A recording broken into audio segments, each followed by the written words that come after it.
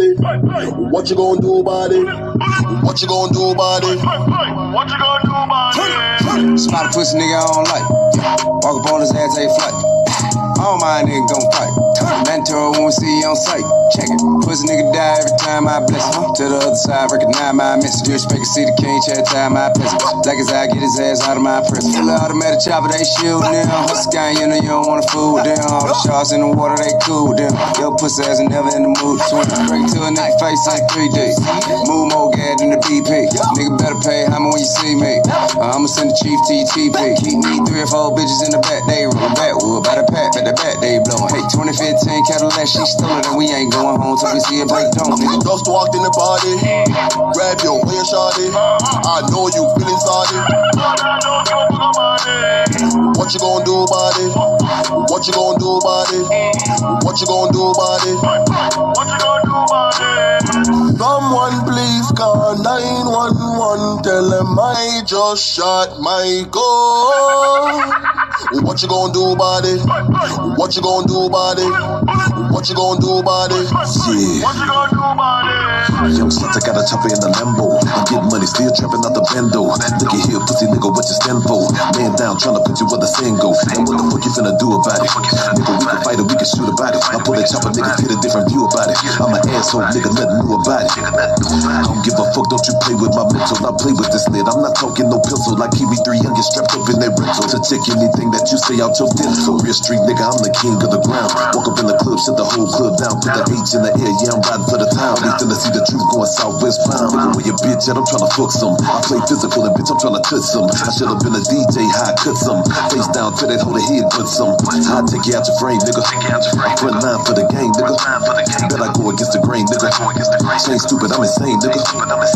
Just walked in the party, grab your way, shawty. I know you feeling sorry. What you gonna do about it? What you gonna do about it?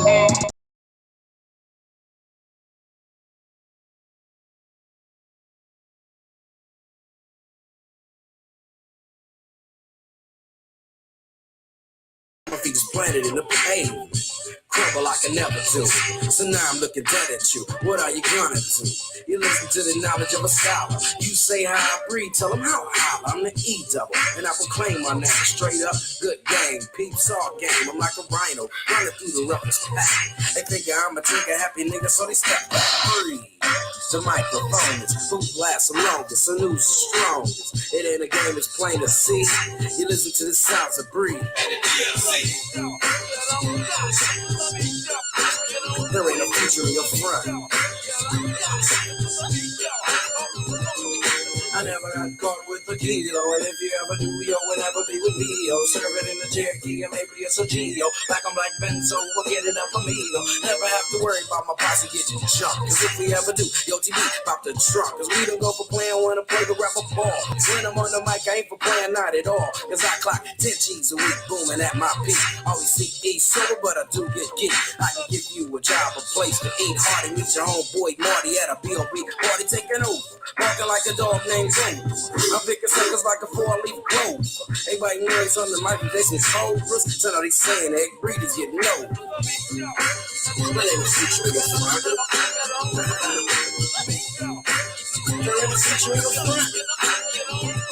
I'm the B, the R to the double E-Z, and down with my homie G-A-S-N-O-E. And suckers cause them static cause they still be disagreeing. I don't give a cause I'm from F-L-I-N-T in a city where pity runs slow. If you ever shoot through my city, now you know. Cause we a strictly business and we also got a pride. And if you don't like it, I suggest you break wide. Suckers study looking for the ammo when he wire.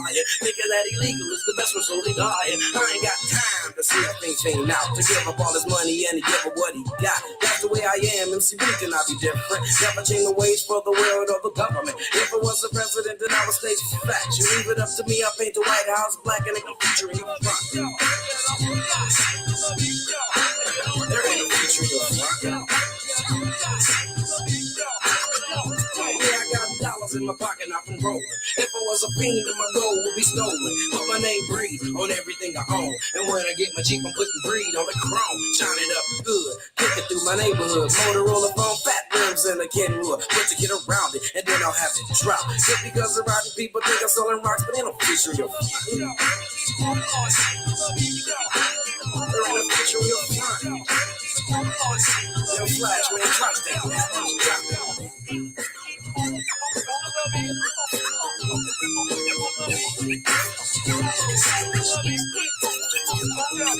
True to the rules of the world. Live my life raw, cause I never liked the law. Got top tens on my ass, few jeans. Selling big gates and tip for tat to the fiends. Got much dollars, but I never break a sweat. Time to move out, my posse saying, you got my back and I got yours. What time is it?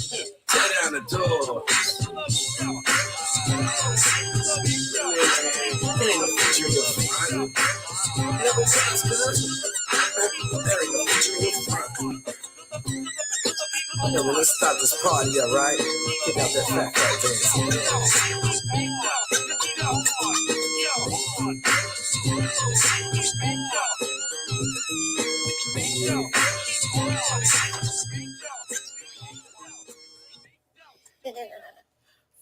Fronting, and fronting, more fronting.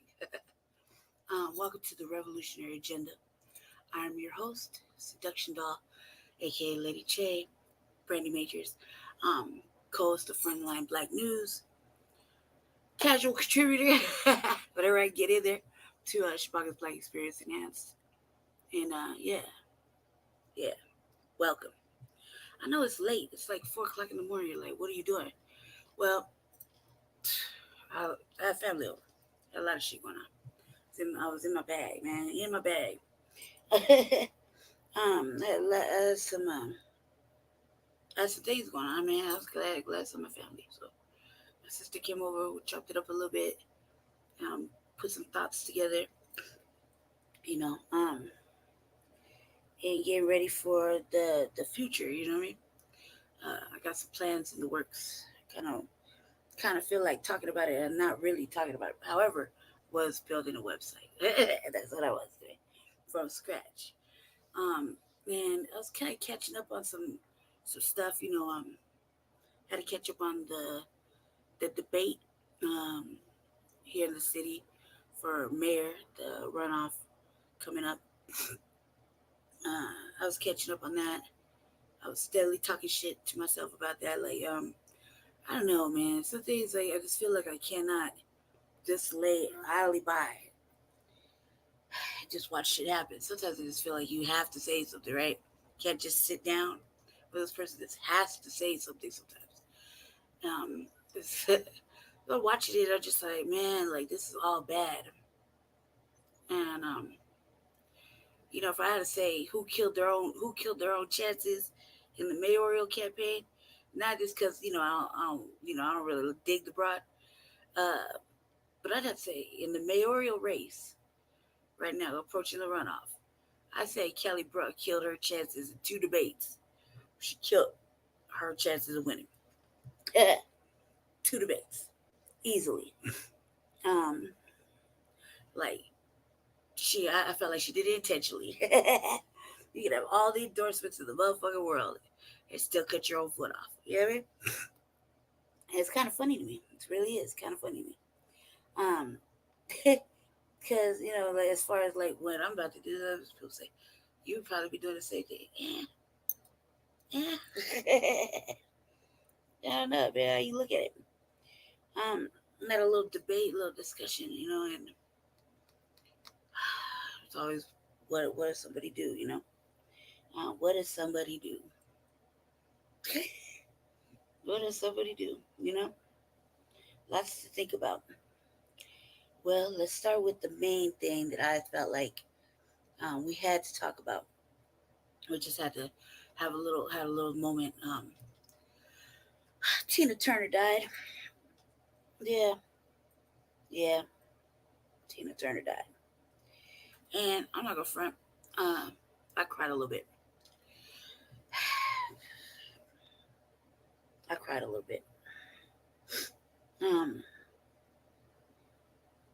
Yeah, why wouldn't he? And I cried a little bit. So much to say. I was just like, wow. Some people you just wish would live forever, you know. But then you gotta let them go. And we're gonna talk a little bit about that. It's very sad, you know. I love Tina Turner. I had thoughts and ambitions. Little fantasies when I was little. Like, oh, what I want to be like. Who I want to grow up like. What I want to do in my life, and lots of things were very certain, very certain. I wanted to sing and dance and be funny. I like music. I like singing and dancing. That was gonna be Jody Watley. you know, I liked music. I liked music. I liked Tina Turner. I liked everything. I thought I was gonna grow up and look like Jody Watley. I don't know why. I felt like I was gonna grow up and be here. What else? I knew I definitely wanted to be a motherfucking lawyer. I felt like, man, I definitely wanted to be a lawyer, a fucking criminal defense lawyer, for that side, for the criminal side. Definitely wanted to be a criminal defense lawyer. Yeah, that was fucking true. That was definite. And I definitely wanted to run all the time, track and field, hurdles. I definitely wanted to just be outside. Then when it came to my friends, I thought I was gonna be carrying my sister's bag with all her hair stuff, and I thought we was gonna make it. She was gonna be doing hair shows, and I was gonna be the hair model because that's what I did. And I was gonna drag her suitcase like a caddy. We would go all over town, all over it. We would see the sights, and that's what I thought too. I was gonna sit still, and floss all these little styles that she always had in my hair. And I would hold her backpack, and we would make bank, and we was gonna do big things. That was the other possibility. I thought I was gonna be a hand model. I had thoughts, so I was just like one of those things. Tina Turner. Who didn't want to sing like Tina Turner? Or shimmy across the legs. That was one of those things where it made me want to wear dress shoes for the rest of my motherfucking life. I think that I probably always wore dress shoes until I got sick. Dress shoes. I walk better in dress shoes than I do barefoot or with actual tennis shoes or boots on. I walk better in dress shoes. Real shit, it's fucking weird. So mom around my big old legs. He's just dancing. Man. So it's pretty sad. So we're gonna listen, see what happens. They'll play a little song. There's so many. I'll play one of mine that I like the best.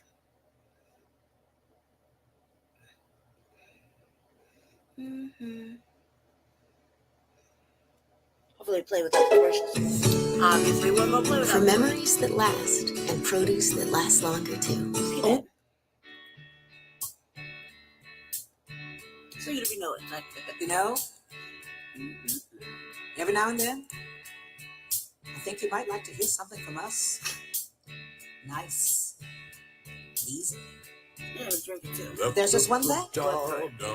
You see, we never, ever do nothing. Nice, easy. We always do it nice, rough. But we're going to take the beginning of this song and do it easy. But then we're going to do the finish rough. The way we do. Proud Mary. And we're rolling, rolling, rolling on the river. Listen to the story. Left a good job in the city, working for the man every night and day. And I never lost 1 minute of sleep. And I was worried about the way that things might have been. You know that big wheel keep on turning. Primary keep on burning. And we're rolling, rolling, yeah, rolling on the river. The river. Ain't a lot of place in Memphis. A popular chain down in New Orleans. But I never saw the good side of the city until I hitched a ride on the riverboat Queen. The big wheel keep on turning. Primary keep on burning. And we're rolling, rolling, yeah, rolling on the river. Say we're rolling, rolling, yeah, rolling on the river. The river.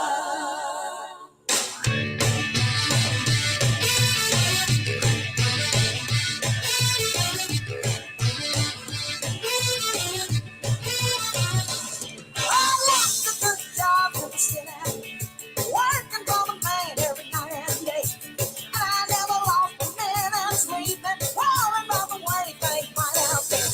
Big wheel keep on turning, primary keep on burning. Rolling, rolling, rolling on the river. So we're rolling, rolling, rolling on the river.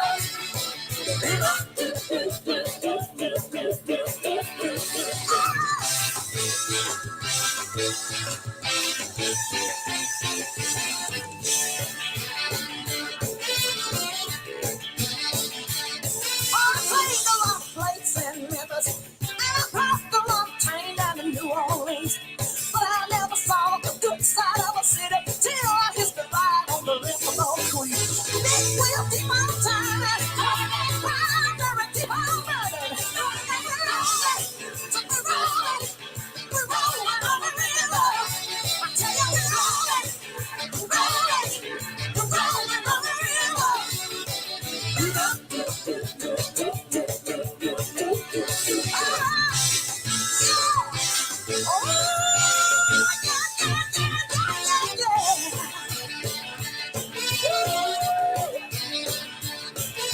If you come down to the river, I bet you're gonna find some people who live. And you don't have to worry if you got no money. People on the river are happy to be here. We'll keep on turning, primary keep on burning. Rolling, rolling,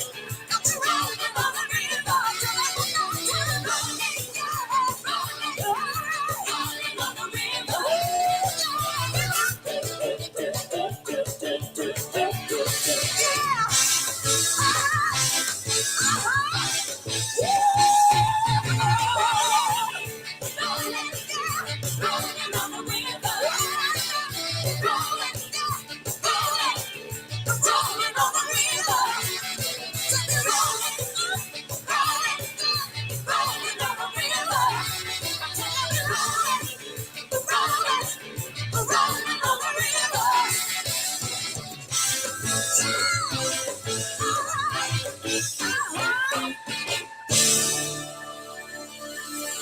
Yes, ma'am. Shout out to my villain, man. Shout out to my villain. We had a little dialogue a little bit today, and she, we both had the same thought. We were like, man, I hope she did that song in heaven, just dancing her motherfucking ass off. If there's such a place. You know what I mean? It's dancing her ass off, her hair and everything. Like, man. Shout out to my villain. Shout out to my villain. Yeah. Now let's carry on. I'm gonna play a little. We're today on the revolutionary agenda. We're to catch up on some new black media, We're gonna play a couple things that are not new black media, mostly like CBS or MSNBC. We're gonna play a couple things in between, and we're just gonna catch up and just listen. I'm gonna react to some shit because I gotta catch up. Sometimes, you know, uh, very, very, very, very, very, very passionate and very angry. So it's not selective. Like I said, it's direct upset. And even though I chose to run for city council in Aurora, which I don't think anybody's really prepared for such a thing, which I don't give a fuck. Yeah, you need to get prepared, and you should feel adequately upset because I'm coming. I'm coming. And black people, I like my little notes. I gotta just implement my little policies. See all that right there? That right there is magic at hand. It's the beginning process of magic, right? But my family, beautiful family, I pray you find the beautiful waters of salvation in this black rabbit hole that I'm about to lead you now. This right here is a proper black agenda on one side. And then on the other side is for the actual city and residents that are, that need need a city council member at large to do the work. Um, however, however, it's always going to be black first. Um, there's a lot of things I have to come to grips with, but these are serious things that they obviously won't allow me to want to do because they're like, no, and because I'm independent and won't toe no lines. Um, but let me see what. Um, I want to say that at some point you just got to be who you are. You know what I mean? And this is the beginning. As I'm building something from scratch, this is the beginning. This is all future policies that I plan on building, and my name is gonna be all over this shit. I'm not letting any of you marks take my work anymore. Anymore. I write in cursive, and I write like all of this. Man, I was just burning off ideas, right? Burning off ideas. Everything I was listening to yesterday at the Black House, I just had idea after idea after idea and thoughts, and I was like, you know what, man, fuck this shit, man. If anything, they're gonna hear this message, so they're gonna hear the message. You know, that's the best we can hope for.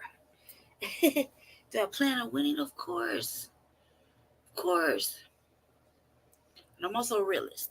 I'm also a realist, and I also know that they never let me have shit.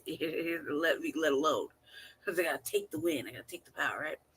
But however, I can't forget about y'all. Y'all are on one side as I write some other shit for them, which is important for them too. Our priorities must be addressed, and they're gonna have to hear it. And what happens? My thoughts to the universe. As I bang my drum. Hold on, let me show you. Put my little drum down. All right, bitches be hating on me and shit. I don't give a fuck. Like honestly, I'm so tired. I'm so tired of explaining shit to people. So I decided I'm not going to. I keep saying I'm not going to, and I'm not going to. You're gonna catch up, or you're gonna be left behind, right? There's things like people scrub the internet and they just take off all their shit. Man, this is just who I am. You don't like it, fuck it. I'm not for everybody. I'm selective. Bang my drum, and I bang my drum. I bang my drum. I pray. I pray that Allah in the motherfucking great fucking universe that dropped this magnificent motherfucker down. That the message is heard and the message spread from what I'm in this little area of Aurora, right? Moved to Denver, then moved to all the way through the state, and every motherfucking state picks it up because it's definitely what needs to happen. And I bang my drum, I bang my drum, I bang my drum, I bang my motherfucking drum. You know what I mean? This is divine feminine energy. I want my shit to go. And I definitely am saying this. I will not allow you fuckers to steal my work ever again. I done watched the whole city steal my motherfucking work. You know, I say that even if I have a mate, my brain is his brain is my brain is his brain. One moving unit. You know, during that, and everything I built was something that came off of him, and the stuff I built just by myself. You know, for the advancement of this B1 advancement of tangibles, advancement. I did it for you. Did it for you. I didn't do it for the off brands. I didn't do it for the. I didn't do it for them. I didn't do it for them. I did it for you. So I would pray, even if they don't let me win, because you know they won't let me just. Right? I feel like I'm telling them I'm taking it. Right?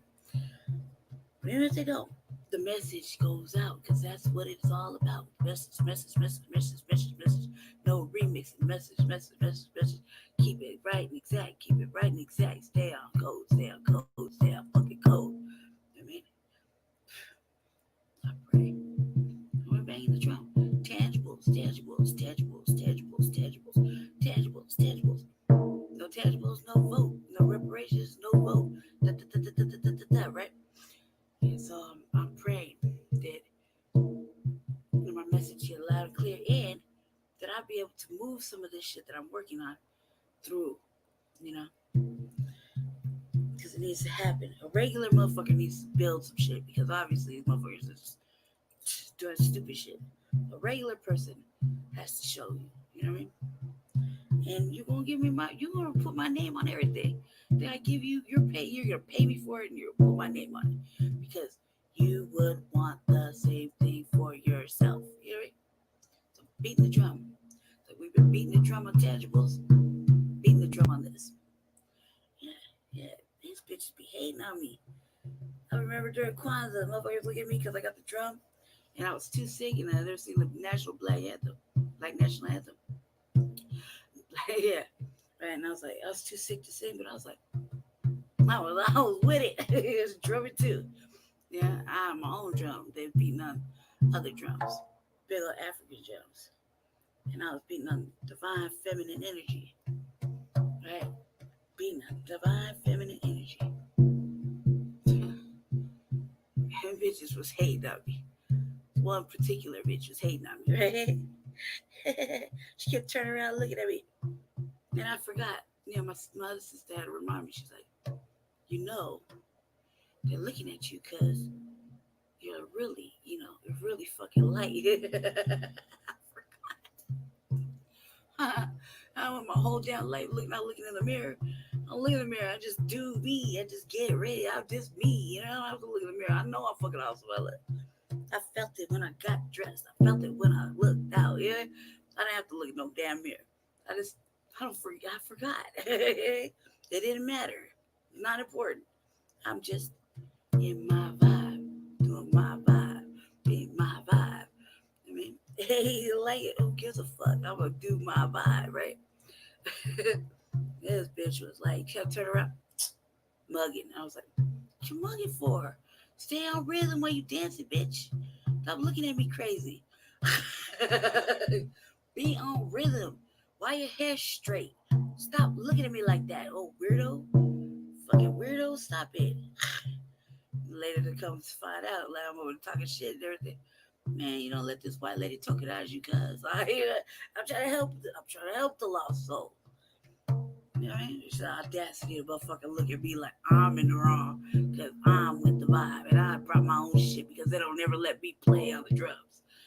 They don't let me do anything because I look like this. So fuck everybody. I'ma do what the fuck I want to do when the fuck I want to. You know what I mean? Don't stop me. Can't tell me no. Who tells me no? I tell you no. You know what I mean? But I want to play on the drums too.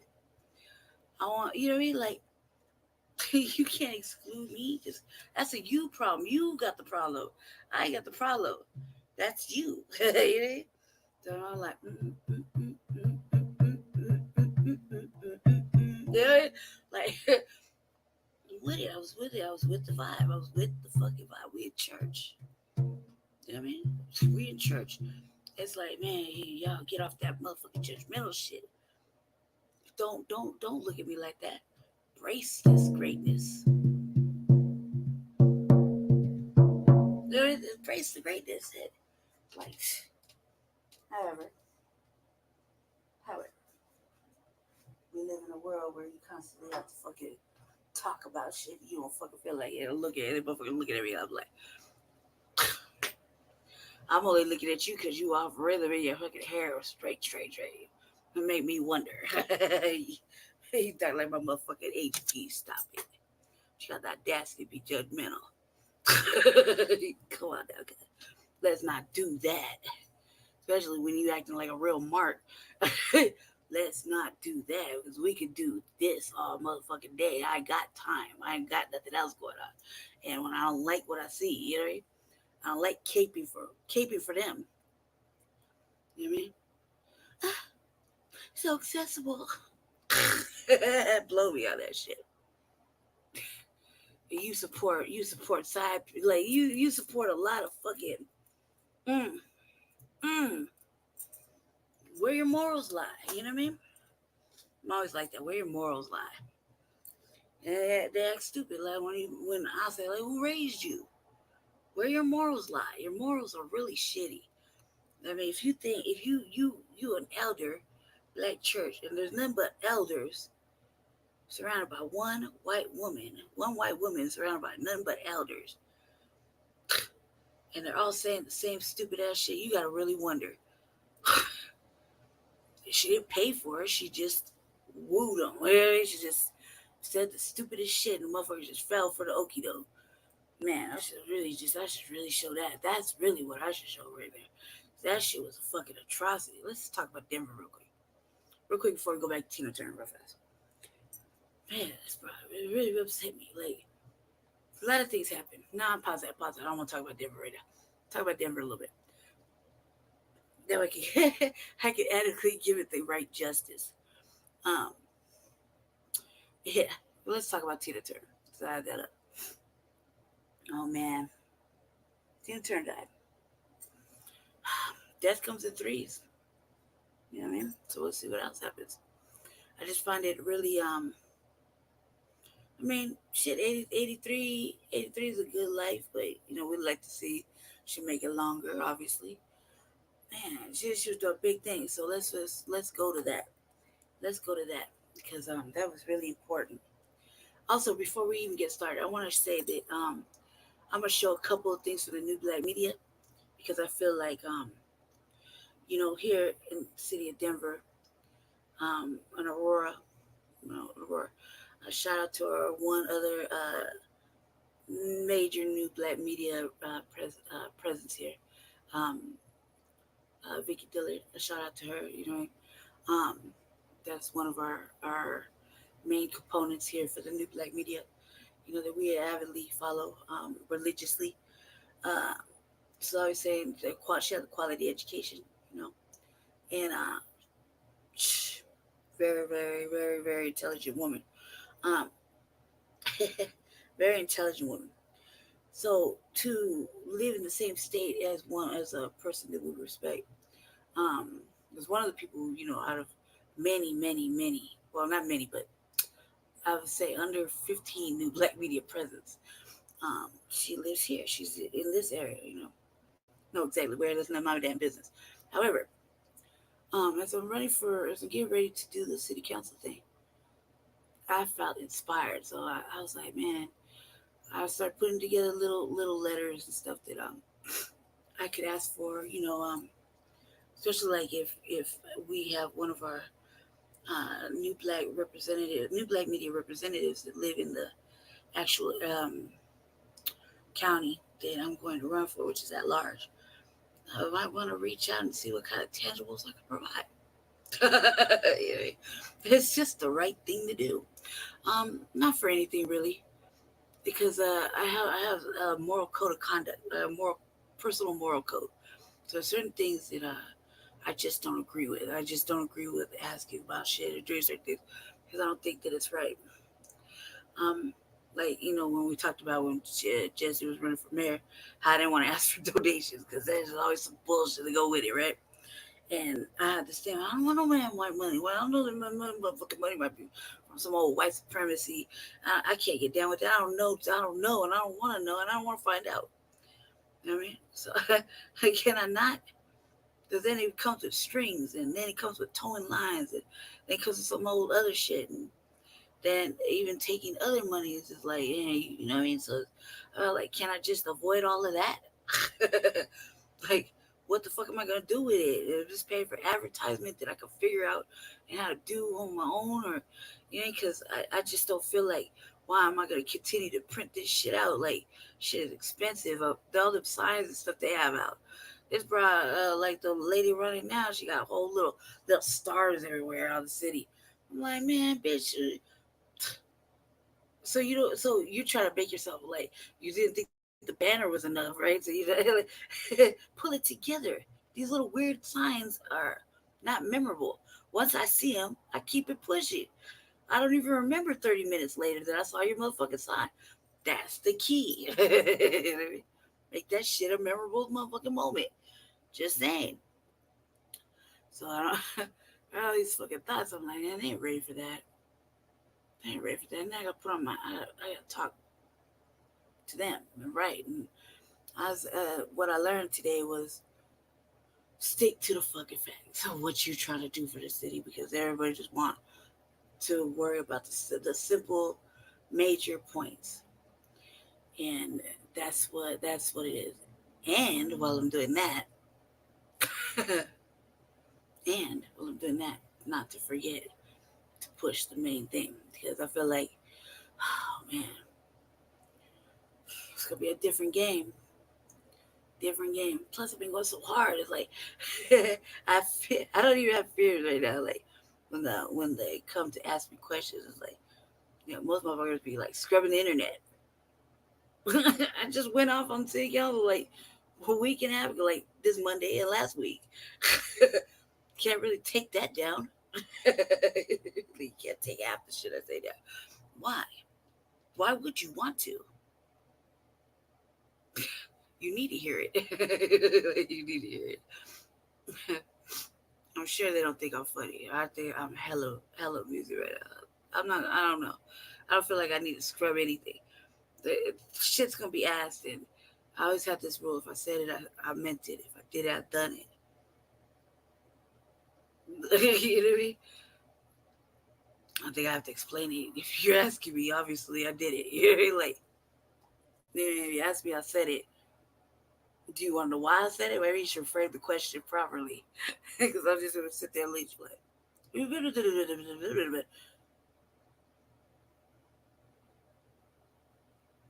And like, you're going with this where? Public knowledge. Oh, so what? Yeah, where you going with that? Word it better, frame it better, because the best book is the Word Guide. You don't know about the Word Guide? Look it up. Shout out to Neely Fuller Jr. The Word Guide. They're playing with the Word Guide. You know what I mean? The motherfucker wanted to be a lawyer and a criminal defense lawyer. You play with the Word Guide over here. So that's like one of the best. That's like one of the best books ever. Word Guide. Very educational piece. Question everything. Let's get on topic. All right. Tina Turner dies at age 83. I know I did that on purpose. And this is like 15 hours ago. CBS News. Let's see what these broads are saying. I'm not really a fan of CBS News unless I'm watching it at the Black House, and he really don't watch that. So he kind of snapped at me for turning it to CBS because I wanted to watch the news. That was just why I like to watch TV when I catch the TV. Turner rose garden with the act started by her ex-husband, Ike, and their classic Proud Mary. But it was not until decades later that she revealed that relationship was plagued by abuse. She agreed to a divorce settlement that left her with virtually nothing. But Turner went on to reinvent herself musically, including recently with a Broadway show and a documentary about her life. One of my favorite Tina Turner quotes, "Sometimes you've got to let everything go, purge yourself. If you're unhappy with anything, whatever is bringing you down, get rid of it, because you'll find that when you're free, your true creativity, your true self comes out." Yeah, she was someone who had seen an evolution through the years. She was born Anna Mae Bullock in rural Nutbush, Tennessee. She was living in St. Louis in the late 50s when she actually met Ike Turner, who was performing at a local club there. But as we have just mentioned, she revealed many years later, after the success of that group, that it was an abusive relationship, at which point she then went on to develop her own solo career, essentially reinventing herself and going on to a very successful career as a solo artist in which she influenced generations of performers after her. She is survived by her children, Craig, who she welcomed with one of her former partners, Raymond Hill. She also has among her children Ike Jr. and Michael, who she adopted. Those were Ike Sr.'s children she adopted when they were married, and Ronnie, who she had together with Ike. Craig, though, died in 2018. Tina Turner, for her part, continued to create art, even after leaving the stage. When she decided that she no longer wanted to perform, she said she devoted so much of her life to just making sure that other people were happy, that she wanted to look more inwardly at trying to become happy herself, leading to a book that she published called Happiness Becomes You. Yeah, and it was interesting. A few years ago, she actually sat down with our own Gayle King at her home near Zurich, Switzerland. I remember this interview. It was fascinating to hear about her reflections on her own life. And in fact, at that time, they spoke of her then recently published memoir called My Love Story. And it's a book that Turner told Gayle she had to be convinced to write. She did not actually think that she wanted to do it, but she told Gayle, okay, this is what she said, I'll do it because there's still a lot to be said.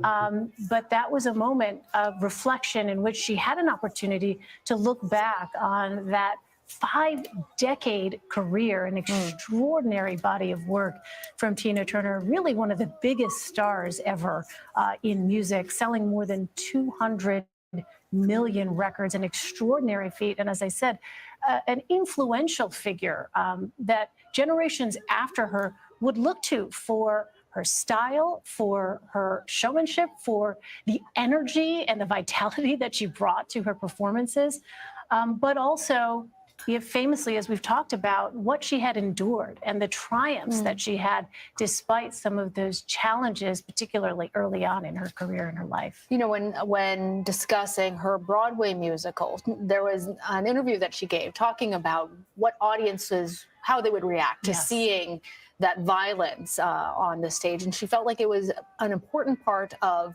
her authentic story. And she brought so much sparkle, so much pizzazz. And when you think about her body of work, Proud Mary, What's Love Got to Do with It, We Don't Need Another Hero, and of course, Simply the Best, there's to go on and on and on. There's so much empowerment in all of those songs. And I think that that's part of the reason why Tina Turner continues not only to have been an icon for the time period in which she was top of the charts, but for so long afterwards. And, you know, not a lot of people actually know that she became a naturalized Swiss citizen. She was living in Switzerland recently, together with her most recent husband. My children were doing a report, Elaine, on her from her beginnings in Nutbush, Tennessee, to becoming a Swiss citizen. And they actually taught me so much about Tina Turner just recently.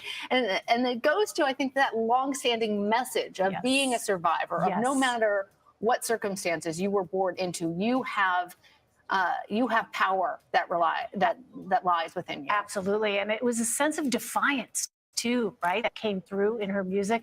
Just absolute staunch strength in who she was, and you could feel that power resonate. And it also had to do with her voice, which is something else that Gayle King asked Tina Turner about back in 2019. And Tina Turner herself told Gayle, I had the strange voice that most girl singers didn't have. And she described it as deep, and it goes even deeper. But that was part of her charisma. That was part of her energy. That is part of certainly what drew audiences to her and contributed to that winning formula through the years for her. Because it's interesting that she herself in the beginning, she told Gayle, did not like the sound of her voice. She thought it was kind of ugly, she said, because it didn't sound like Diana Ross. But then afterwards, she said that she thought that it sounded like the guys. And so it was really interesting to hear about the way in which she came to really find the power in her own voice. And we see a statement from her spokesperson there. Oh, we just lost it. I was going to read it to you all, but apparently it's gone at this moment. Oh, there we have it back up again. It is with great sadness that we announce the passing of Tina Turner. With her music and her boundless passion for life, she enchanted millions of fans around the world. Tina, we will miss you dearly. Of course, this is breaking news.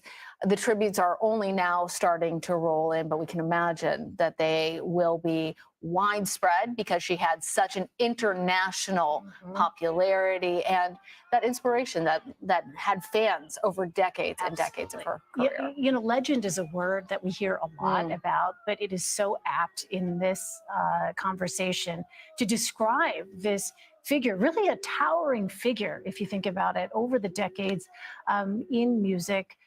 Again, if you're just joining us, we have just gotten word through her spokesperson that Tina Turner has died at the age of 83.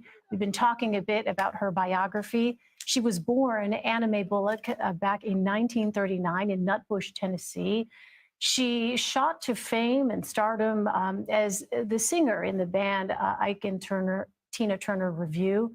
Later, though, as we've been talking about, came to be successful in her own right as a solo artist, as an individual artist, displaying incredible energy, vitality on stage, thrilling millions of fans, selling hundreds of millions of records. Some of her many hits, as we've said, What's Love Got to Do with It, Private Dancer, Simply the Best. And so we are hearing from a number of people with their reflections today. And one person that we are lucky to be joined by with his reflections, Kevin Frazier of Entertainment Tonight. Hey, Kevin, you hear Elaine and I talking about how Tina was a legend. As we're first reacting to this news of her passing, what are your first thoughts? My first thoughts are what a powerhouse she was and how so many performers today owe a debt of gratitude to Tina Turner because her performances were electric. You know, I'm old enough to remember her on TV in the Ike and Tina Turner Revue when she would play on different shows and the energy when they would perform Proud Mary and how, you know, you have to remember at that time, school kids would imitate Tina Turner. You know, it was like this electric person on stage. And now you see it in so many other performers like a Beyonce. You see in her performances a nod to Tina Turner. And then a woman who was in financial trouble, had to fight her way out of a bad situation. And then in 1984, with the release of Private Dancer, took the world by storm. That's an album that sold 10 million copies. Well, you know, I think it's so interesting, as Elaine and I were talking, Kevin, about part of Tina's voice and part of her story is that grittiness, that realness, that for so long when she was part of the Revue, she didn't reveal. But when she felt like she was willing to share the truth about her life, so much more opened up for her. What was it about Tina Turner that you think really resonated with her fans? I think that people, the second half of her career, because in the first half, it was just this groundbreaking artist and this music that everybody loved. In the second half, I think that people saw a survivor who was doing things on her terms. Because if you remember, that album really was a way of her letting out all those inner demons that she had held in for so long. And she began to tell the story. And then let's not forget Angela Bassett's brilliant portrayal of Tina and how she brought to light so many of the stories we didn't know about the abuse she suffered throughout her career. And also, you know, there are other things about Tina Turner we have to remember. How she was a groundbreaker in the fact that she was the first African-American Black artist on the cover of Rolling Stone and the first female. People forget about that.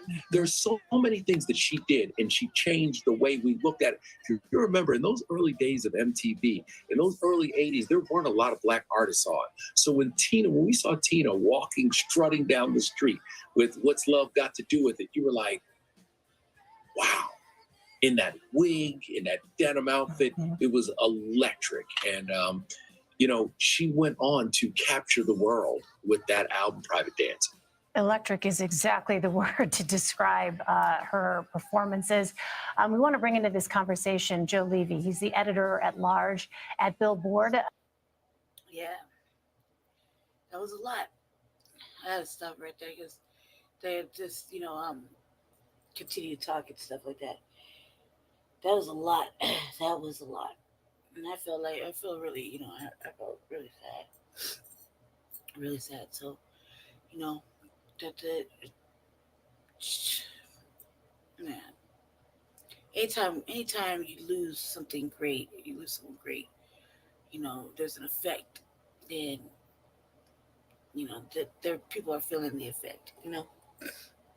So let's move on. See what else I want to talk about. 1 second. Oh yeah, let's get into it. All right.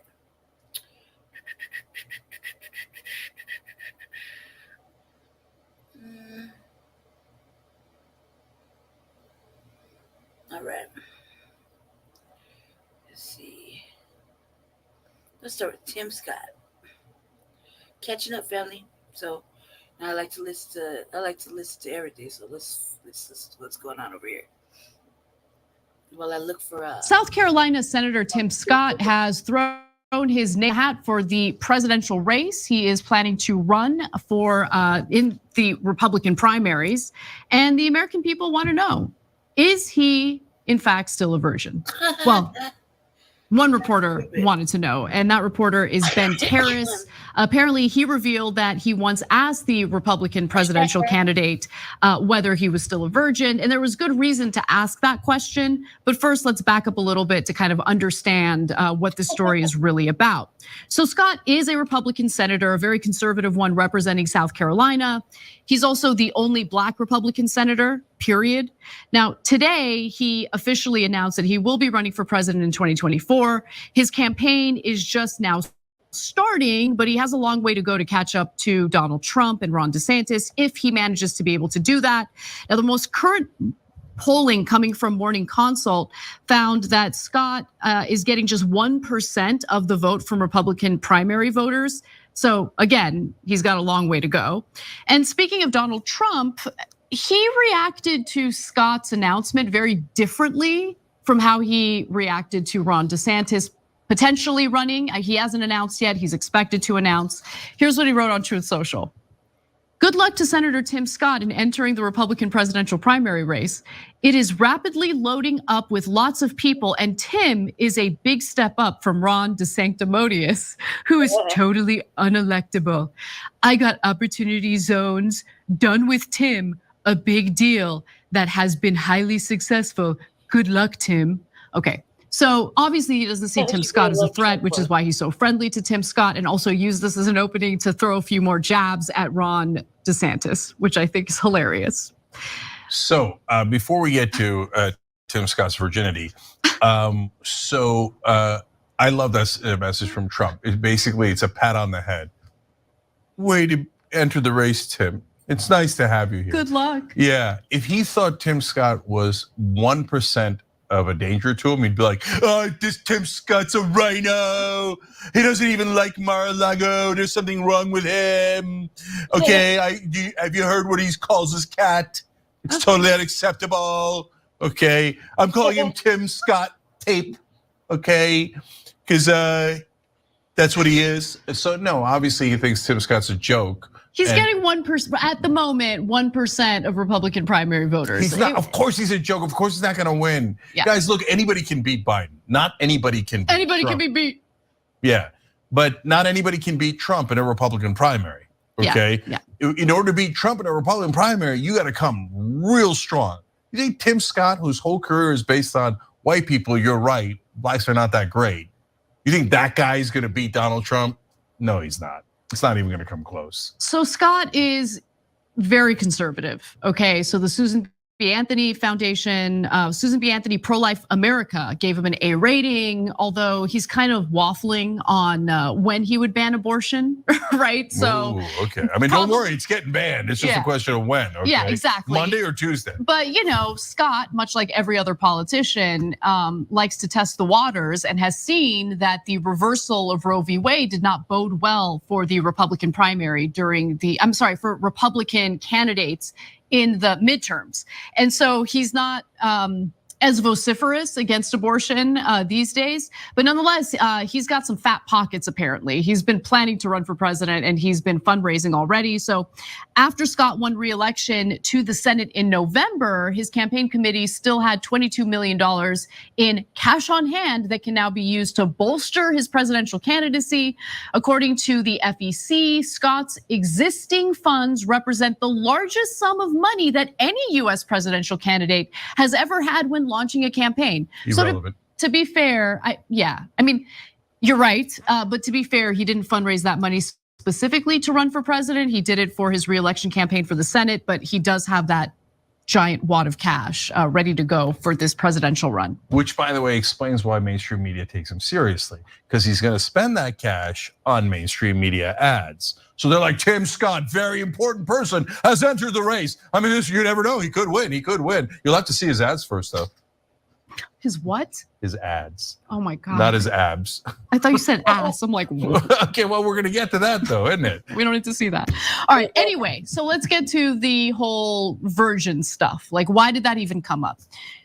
So as a conservative, Scott, especially in like the 1990s, loved to give these speeches about the importance of abstinence, waiting until you're married. Okay, so Scott, who frequently talks about his faith, plans to focus heavily on the evangelical Christian vote in Iowa, the first in the nation caucus state, where he has held meetings with pastors in recent months, according to his advisors. Are we seriously going to pretend like evangelical voters give a damn about being chaste?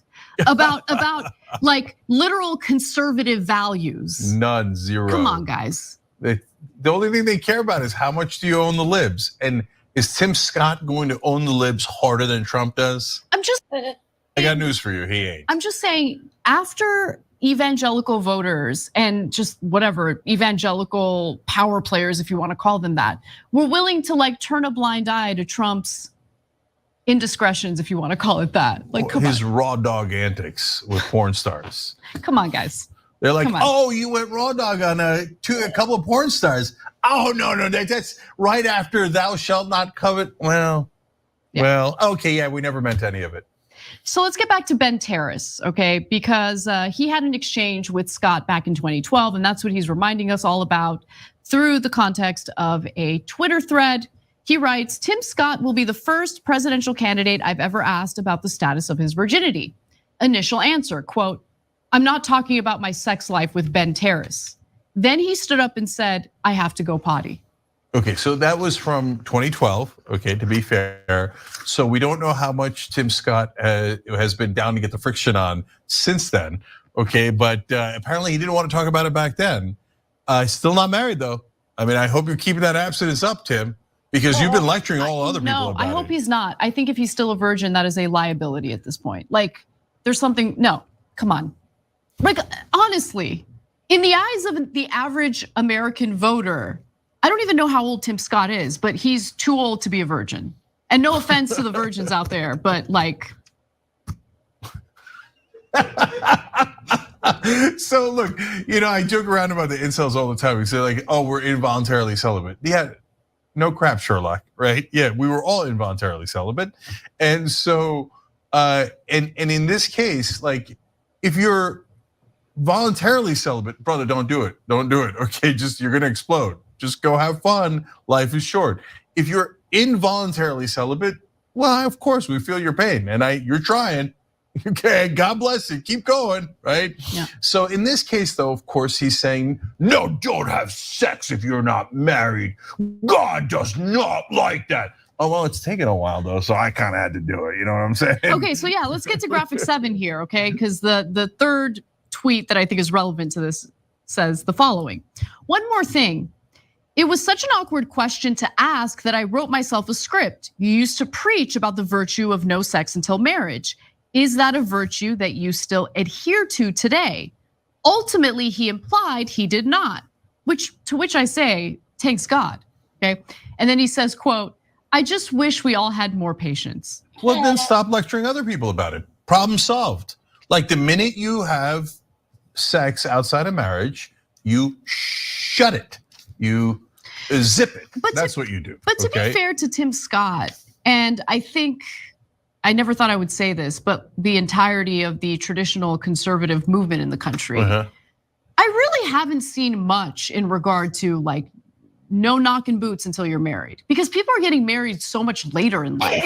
So really, you want like a 35-year-old waiting until they get married to? Well, but that's the thing. So that's why we need more love in the country, okay, not less. And look, I'm not talking about teenagers. Like I get the conservative ideology of encouraging teenagers to remain, to practice abstinence until marriage, even though like it's not gonna work, but nonetheless, okay, I get it in that context. At least why they want that in that context. But we're talking about grown-ass adults. No, well, two things about that. One is Tim Scott is a rare politician who's still hell-bent on it. So, is he really? Like he's talking his whole career. He rose up talking about these kind of issues. That's why evangelicals are theoretically excited about him, although they don't even know who he is. But that's his thing. That's been his shtick for a long time. Like, oh, we're gonna do this the godly way, okay? No gay people, and don't do an abortion because God's in favor of it, but still we're pretending he's not, okay? And you guys, everybody stay celibate. You're not allowed to have sex. And then he goes off and runs off, and of course he has sex on his. And because, why? Because of course, you'd be crazy not to. And Anna, like since I'm a little bit older than you, my whole life, I've heard this ideology like way more than you guys have. You're right, they've kind of let it go recently. Yeah, right? I remember when I was a teenager coming up and just seeing the differences between the state that I grew up in, California, versus like some of these red states like Mississippi that were just aggressively pushing for abstinence-only sex ed, which was a disaster in Mississippi. It had the highest teen pregnancy rate of the country. 100%, not only is it dumb, but it doesn't work. It's counterproductive, at least a more teen pregnancy, because you're trying to deny reality. But I got married at 38.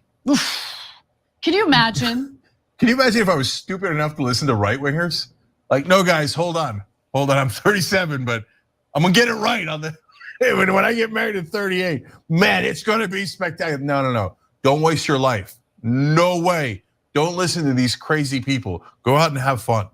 Once you're past 18. Be responsible, by the way, be responsible. Sure, of obviously. Course. But I mean, look, to me, do whatever you want, but be responsible. Let's just put it that way. For right wingers who still abide by this ideology, who still push this kind of, thought process onto other people, just don't be so concerned about what other people are doing in the bedroom. Just mind your own business. And if you're 38, you should not be a virgin. Okay? Yeah, I hope to God you're not. Okay, last thing on this. Is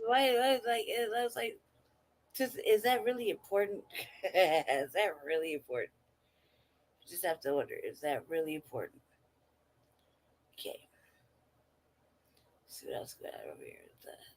Trump. Man, I guess DeCenden's. They call it faith because in the face of darkness, you can see that brighter future. A faith that our best days lay ahead of us. But is it worth the fight? Do I have the courage? Is it worth the sacrifice? America has been worth it every single time. Florida Florida Governor Ron DeSantis' wife, Casey, launched her husband's 2024 presidential bid with the video that you just watched. Her Twitter post on Tuesday night, the night before DeSantis is expected to announce, included the caption, "America is worth the fight every single time." Wow, brave words, brave words. Now, DeSantis is expected to make the announcement through a Twitter Spaces event alongside Elon Musk. The discussion will be moderated by David Sachs, who happens to be a close business advisor to Musk. And Trump has, of course, already tried to hijack DeSantis' announcement by viciously insulting him, which is one of the only entertaining developments in this unrelentingly hellish news cycle. Resorting to his nicknames of Ron DeSanctis and Rob DeSanctimonious, Trump repeated his usual talking points for the Florida governor, saying he desperately needs a personality transplant and calling him a disloyal person and a despicable or disciple of horrible rhino Paul Ryan. Does anyone even remember Paul Ryan anymore? Like, I love that Trump is still obsessed with Paul Ryan, but nonetheless, Trump also turned to one of his favorite jabs and took credit for DeSantis's political success. Look, Rob DeSanctimonious came to me asking for help, Trump wrote. He was losing badly by 31 points to popular Agriculture Commissioner Adam Putnam. Yeah. Let's just pause for a second. Popular Agriculture Commissioner Adam Putnam? I mean, everyone was talking about Adam. Anyway, he was getting ready to drop, Trump continues, drop out of the race, ran a terrible campaign. Ron told me he had one last chance, my support and endorsement, which Putnam and everyone else wanted also. I gave it to Ron, and the race was over. In one day, he went from losing badly to winning by a lot. With 3 large Trump rallies, he won the general election in an upset. Disloyal, because Trump is obsessed with the fact that Ron DeSantis would dare to run in a primary against him after Trump, to be fair to him, did help him win governor of Florida. Yeah. But this is how politics works, big guy.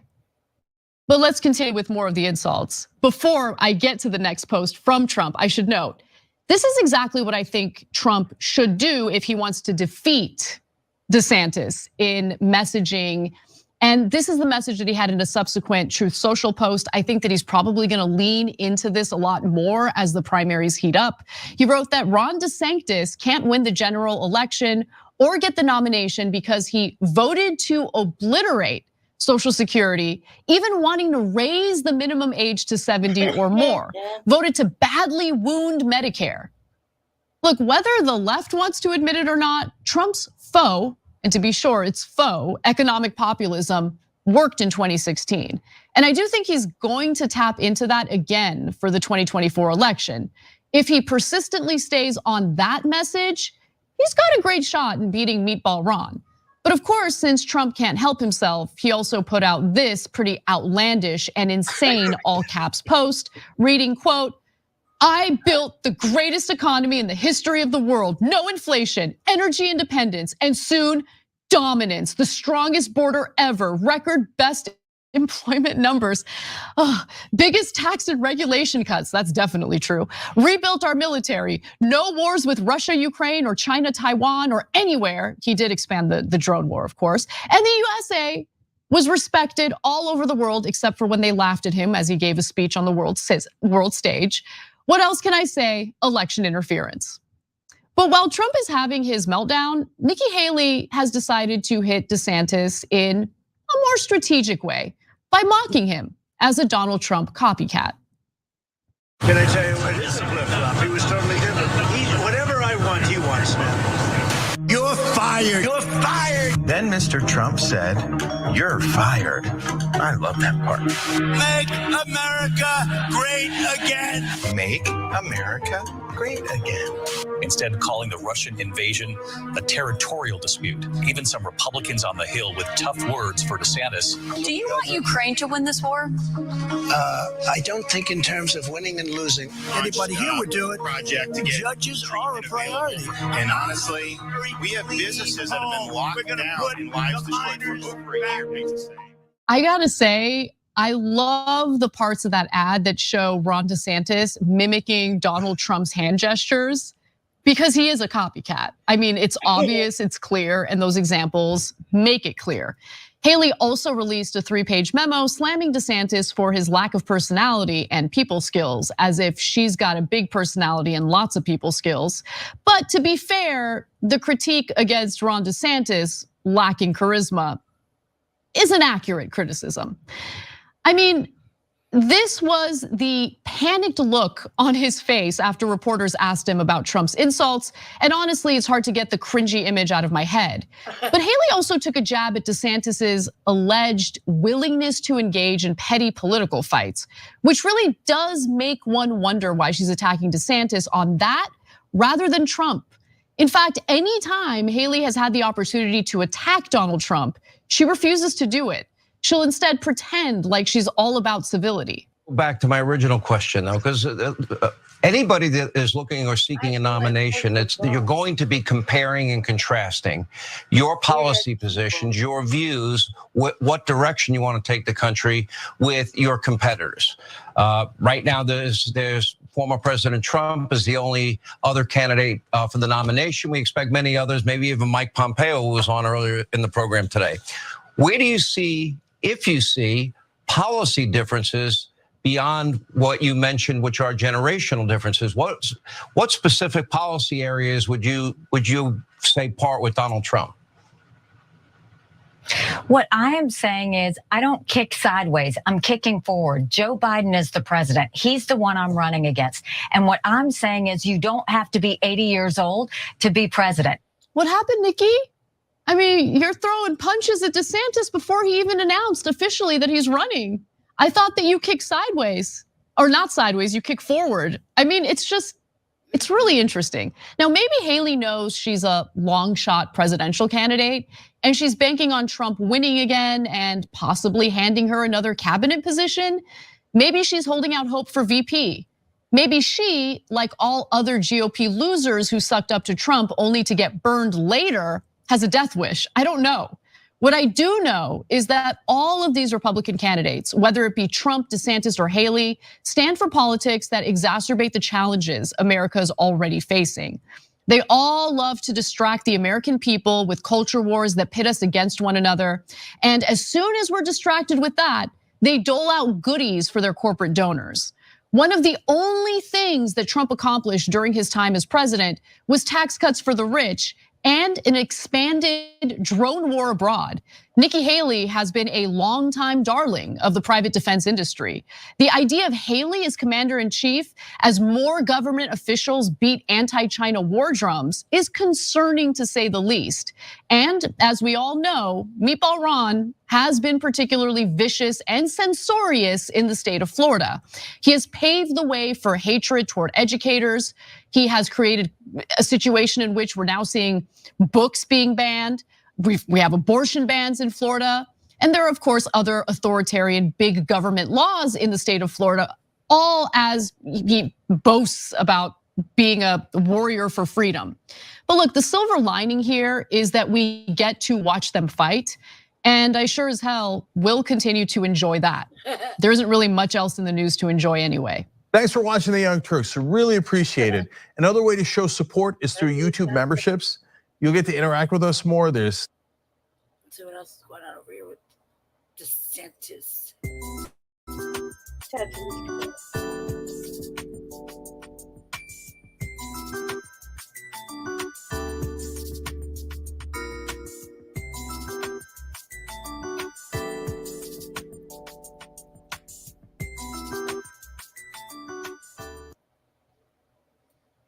Ladies and gentlemen, at this point, I think Satan himself would have to admit he's been outdone by Ron DeSantis. He just has no end. This man, he must have a whole legion of demons on him for real. All right, here's the latest story. DeSantis, $13.5 million police program lures officers with violent records to Florida. He wants police officers that are violent to come and work in Florida. You know, by the time this man gets done with his term, Florida is never going to be the same. It's going to be jacked up for real. So let's get into it. Numerous police officers lured to new jobs in Florida with cash from Governor Ron DeSantis' flagship law enforcement relocation program have histories of excessive violence or have been arrests for crimes including kidnapping and murder since signing up. He's talking about the police that he's bringing down there. Okay, these are the kind of histories these cops have that he wants to bring down there. A study of state documents have found. So he wants cops that have killed, cops that have kidnapped and raped. He wants those cops down in Florida to work. DeSantis, who is expected to launch his campaign for the 2024 Republican presidential nomination this week, has spent more than $13.5 million to date on the recruitment bonus program, which has touted in 2021 as an incentive to officers in other states frustrated by, you know, the mandates. And y'all know what the mandates are. Think 2020. This will all go along with an ensuring we can have the best and brightest filling our law enforcement ranks. Florida Republican Attorney General Ashley Moody said in April of last year, as DeSantis announced a one-time $5,000 bonus for new recruits. However, among the almost 600 officers who moved to Florida and received the bonus or were recruited in the state are a sizable number who either arrived with a range of complaints against them. So he wants the most troublesome cop to come down there and work. So they're saying a lot of these cops got all kinds of complaints against them. They have accrued criminal charges. An online media outlet, Daily Dot, has discovered.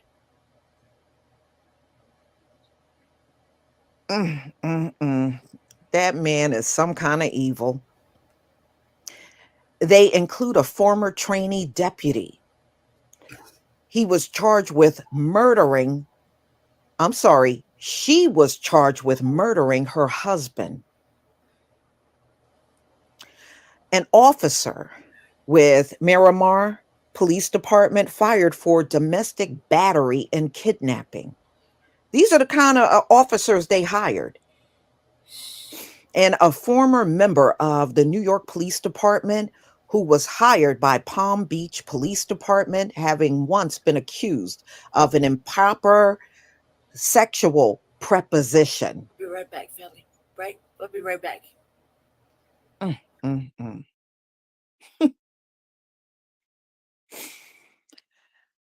That officer, named by the Daily Dot as Daniel Meeblin, was also part of a $160,000 settlement by the NYPD for violence at a 2020 protest against the deaths of Breonna Taylor and George Floyd, in which officers were accused of beating Black males without provocation. And that's the person you hired. A Palm Beach police spokesperson told the Daily Dot that Meeblin, who had complaints against him, including abuse of authority, sexually propositioning a teenager. Okay, so you're an NYPD officer and you did that to a teenager? Wow. Had disclosed his background during the hiring process, according to NYPD watchdog. That's Wow. wild. So they're claiming he's had a good police record since being hired in October of 2022. Well, y'all say that about the worst cops. They could be the worst cops, and you'll say they are just great, and they're not great. There's no greatness in them.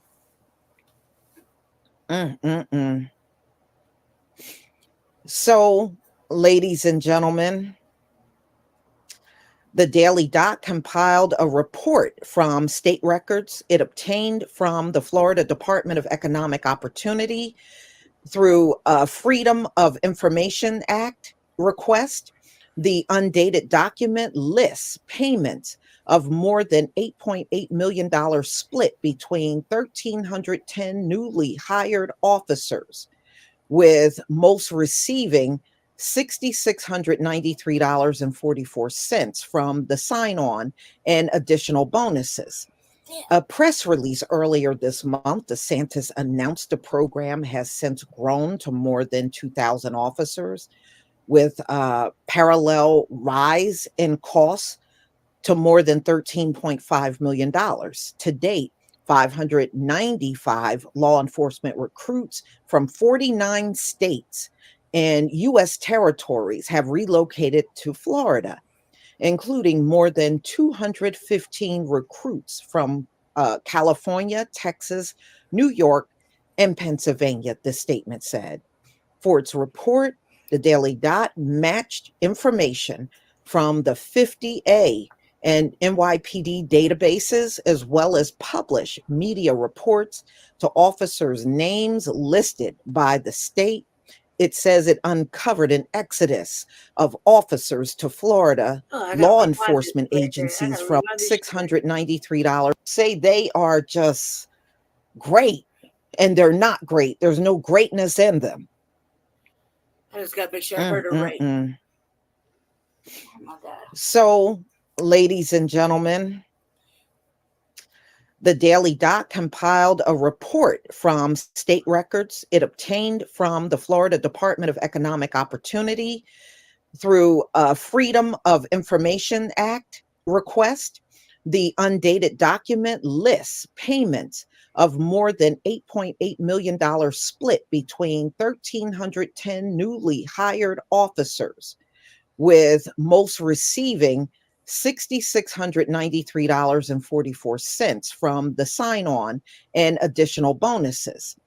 A press release earlier this month, DeSantis announced the program has since grown to more than 2,000 officers, with a parallel rise in costs to more than $13.5 million. To date, 595 law enforcement recruits from 49 states and U.S. territories have relocated to Florida, including more than 215 recruits from California, Texas, New York, and Pennsylvania, the statement said. For its report, the Daily Dot matched information from the 50A and NYPD databases, as well as published media reports to officers' names listed by the state. It says it uncovered an exodus of officers to Florida. Law enforcement agencies from NYPD in wake of a backlash against the department for its brutal handling of racial justice protests in 2020 after the murder of George Floyd. Among them were at least 24 officers whose names match those on NYPD's Civilian Complaint Review Board database, including some, according to those complaints, unlawfully pepper sprayed, assaulted, and pointed their firearms at suspects, as well as used chokeholds and offensive language regarding race and ethnicity. A civil rights lawsuit filed in 2018 against former NYPD Sergeant Hethan Hasmedin alleged the officer used physical violence against a teenager on her way to school. Now employed by Florida. Wow. Minneapolis police department. Wow. So this person beat up a teenager that was walking. That's what I'm looking at. They beat up a teenager that was walking to school.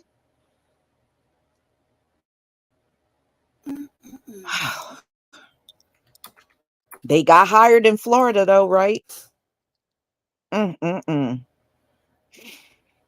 So a former New York officer employed in Florida was involved in 2 deaths. One which led to a $100,000 civil settlement. This is according to the Daily Dot. In October 2022, he was hired and down there in Florida, and he is Justin Burgos. Wow. This thing just gets worse as you go along. Right. So this person was charged with this, Justin Burgos was charged with reckless endangerment, reckless driving, and obstruction of governmental administration for driving his vehicle into protesters. Oh my God. Manhattan calling for the firing of an officer accused of beating a Black suspect. These guys are all hired down there in Florida. None of the police agencies contacted for comment responded, other than the Palm Beach Department. The Daily Dot reported DeSantis' office did not return a request for comment from The Guardian. Look, y'all, all I have to say is right now, people down in Florida, because I got a big amount of relatives in Florida. Most of my father's side of the family live in Florida. And I have to tell y'all, you better watch your back. This man is hiring these people for one reason and one reason only, and that is to go after the melanated people down there in Florida. He's bringing all these cops that got violent backgrounds and all kinds of complaints, years of complaints against them, and they're being hired and grabbed up down there in Florida. Y'all better watch your back big time, for real. Be careful, because I don't see nothing good coming from this. Nothing. All you're doing is letting these cops know with these terrible backgrounds, they are absolutely embraced, and they can pretty much come down there and do whatever they want. And nobody's going to say a thing. What would be the goal to bring people down there to kill off the population that they don't like? But y'all, please tell me what you think about this video. Please leave your comment. But you know what? Let me say this. This just goes to show you, no matter what heinous act some of these police officers commit, you notice they don't take their peace license away. You're talking about rape, murder, cops that have violently beat up on people, and nobody lost their peace license, and they can travel from their state to Florida and still work. But in Memphis, that one incident with Tyree Nichols on video, they lost their peace license. But you notice these cops that are not melanated, those things don't happen to them. They make sure they can go out here and stay gainfully employed in policing. Big difference. Please leave your comment and subscribe. Don't forget to hit on the notification bell. That right there is just like, oh my God. How can you sit right after that? I mean, like, that's he's been doing some really wild ass shit for like at least a year and a half, 2 years. This is Democracy Now!, democracynow.org, The War and Peace Report. I'm Amy Goodman. As we look at the sweeping anti-immigrant crackdown in Florida, led by the Republican Governor Ron DeSantis, expected this week to announce his candidacy for the 2024 presidential race. The American Civil Liberties Union Monday filed a lawsuit against Florida over a new property law signed by DeSantis that restricts immigrants from buying homes in the state if they're born in China, and also targets those from Cuba, Venezuela, Syria, Iran, Russia, and North Korea. The ACLU says the new law, quote, harkens back to the anti-Asian land laws of the past century. Those laws violated the fundamental right to equal protection, just like Florida's does. The legislation takes effect July 1st, along with another anti-immigrant law that LULAC, that's the League of United Latin American Citizens, has called hostile and dangerous, and prompted it to issue a travel advisory for the state, along with the NAACP. The law bans people who are undocumented from using driver's licenses issued in other states and prohibits state ID cards to be issued to them. It requires hospitals that accept Medicaid to ask about people's citizenship status during intake, which could stop undocumented community members from seeking medical care. It also expands requirements for employers to use the federal E-Verify system to check the immigration status of their workers. Immigrant farm workers and others have walked off the job in protest of the new law. It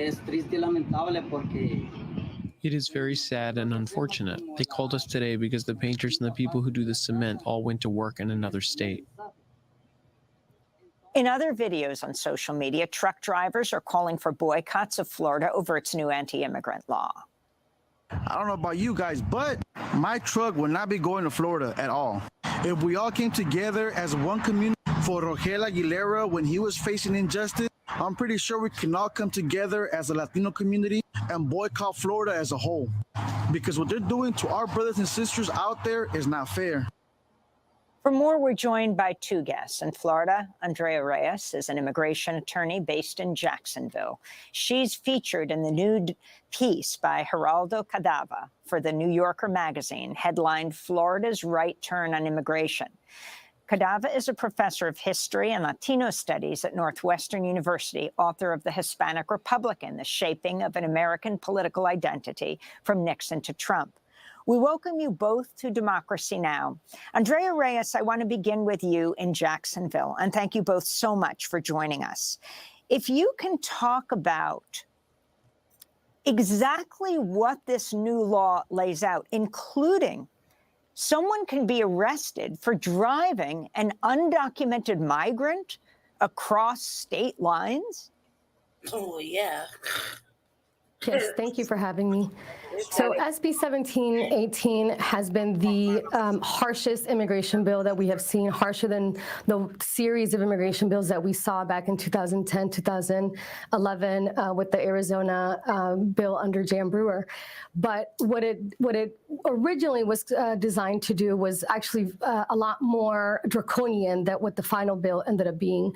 And that's what's created a lot of fear and havoc in our immigrant communities on a state and local level. Originally, the bill was supposed to criminalize anybody that was helping, basically transporting, harboring, housing an undocumented immigrant in their home. They could be subject to up to a 15-year penalty. The final bill provision actually states specifically that a person who drives into the state of Florida, an undocumented immigrant, and really there's a very specific word, and it's an immigrant who entered without inspection. So the state bill itself uses the word inspection, and in federal law under the INA, there is a very specific definition for inspection that does not match the state definition of inspection in the bill. So there's a lot of controversy, and we expect to see a lot of controversy with that specific provision because it is very vague and overbroad. As you stated in your introduction, the bill also does require hospitals to provide, hospitals who receive Medicaid to report quarterly reports to the governor's office and to the legislature about the immigrants that are receiving assistance in their hospitals. However, what's very tricky about that bill is that there's actually there's a provision, and it's specifically written into the bill that allows for the hospitals to select decline to answer. So immigrants are actually allowed, they're going to be able to decline to answer that citizenship question. But of course, right, you're telling immigrants who naturally don't seek a lot of medical attention as it is because they don't want to accumulate the bills, they don't want the attention, they don't want people asking questions about their immigration status. Now they're going to ask those questions despite the fact that they have an opportunity to decline to answer. So inherently, there's going to be a lot of fear in that as well. Another big provision of the bill is that, as you know, there are about 19 states and the District of Columbia that provide licenses to undocumented immigrants. And so there's a lot of immigrants currently in the state of Florida that have lived in other locations or have families in different states, and they've been able to obtain licenses from other states. This bill is now going to make it so that if an immigrant is stopped and they have a driver's license from another state, the police officer can exercise their authority as if the person was driving without a license, which means they can ticket them and or they can arrest them. So, those are like the big three things as well. There's the section for non-citizens who potentially have their bar license right now are not going to be able to continue having their license, I believe, starting November 1st, 2028. So we have a lot of DACA recipients, as we know, who it's not a permanent legal solution to their status, but it does provide some stability through work permits and Social Security for them to be able to stabilize their lives. But so a lot of these individuals who are not U.S. citizens or legal permanent residents will no longer be able to hold licenses. It also creates a provision for law enforcement to have to mandatory cooperate with ICE on any any programs that where an undocumented immigrant might be processed. So there's a lot of things in this provision and in this bill, and what makes it really terrifying is the amount of provisions that it had. A lot of the previous bills that we've seen have focused on 2, 3, 4 items.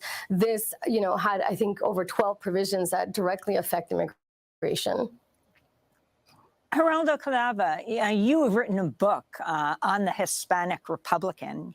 Clearly, you have Ron DeSantis preparing to run for president, and he feels this will help him, whether we're talking about the abortion ban he just signed or when he says this is where woke goes to die, Florida, and the Don't Say Gay bill. And now you have this immigration law that's going into effect. It seems to be pillars of his platform.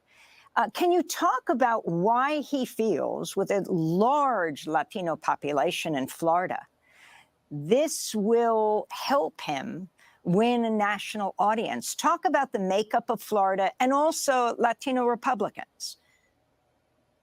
Yeah, that's a great question, Amy. And I just want to say thank you for having me on. I also want to say quickly, Andrea, it's nice to meet you here. I mean, we spoke while I was writing the piece, but we had never met. And so I just want to say that you're the one doing the work on the ground, and I'm just reporting on it. So it's nice to see you here, and thank you for the work you're doing.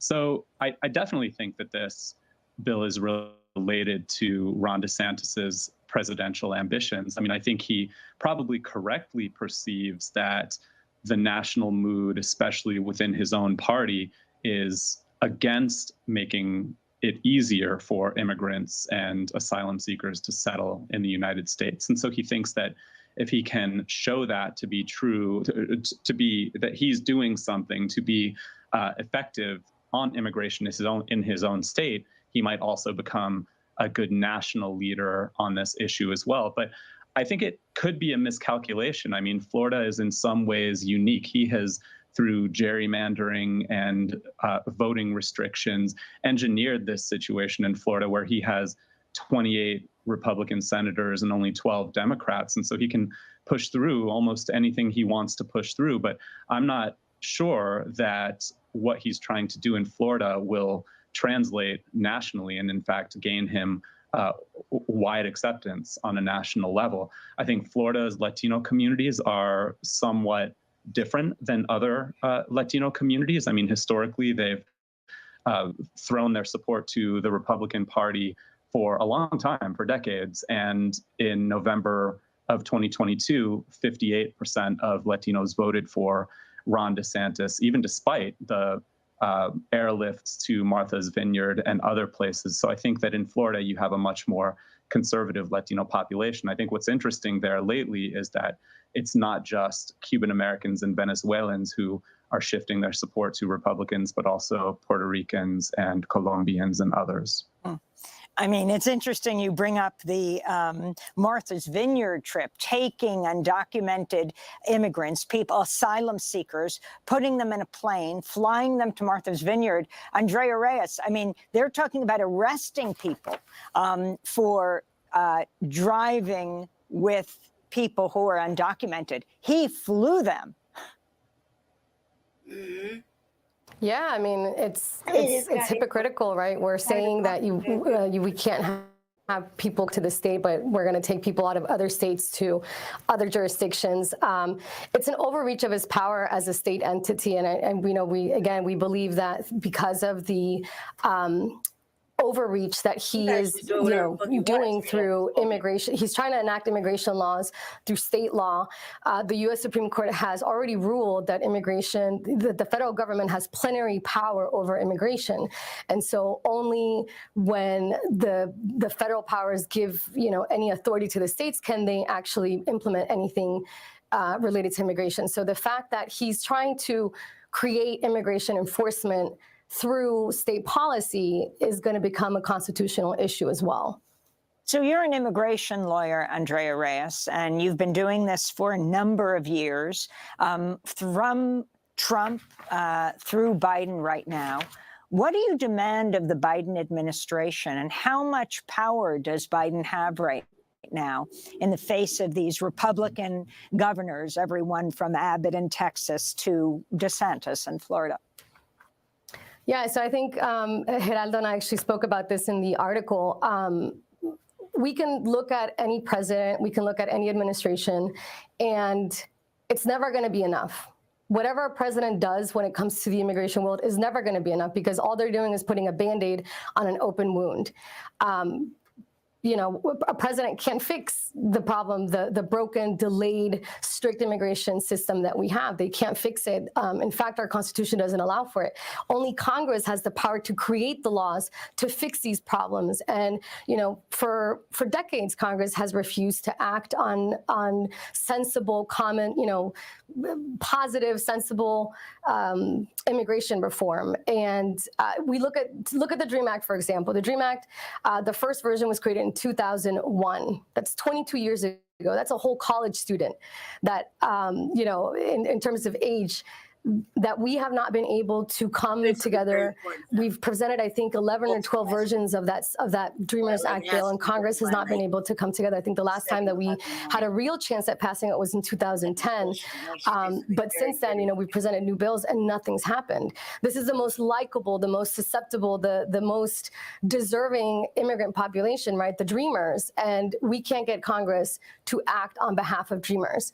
So at the end of the day, people need to understand that, yes, a president, when you go to vote for presidential elections, it matters. Absolutely. All elections matter. But that's the thing. People think that only presidential elections are going to fix their problems, when really, especially for immigrant populations, right, the Congress, the Senate, our senators and our elected representatives are the ones that have the power to build and create the laws that we need to protect us.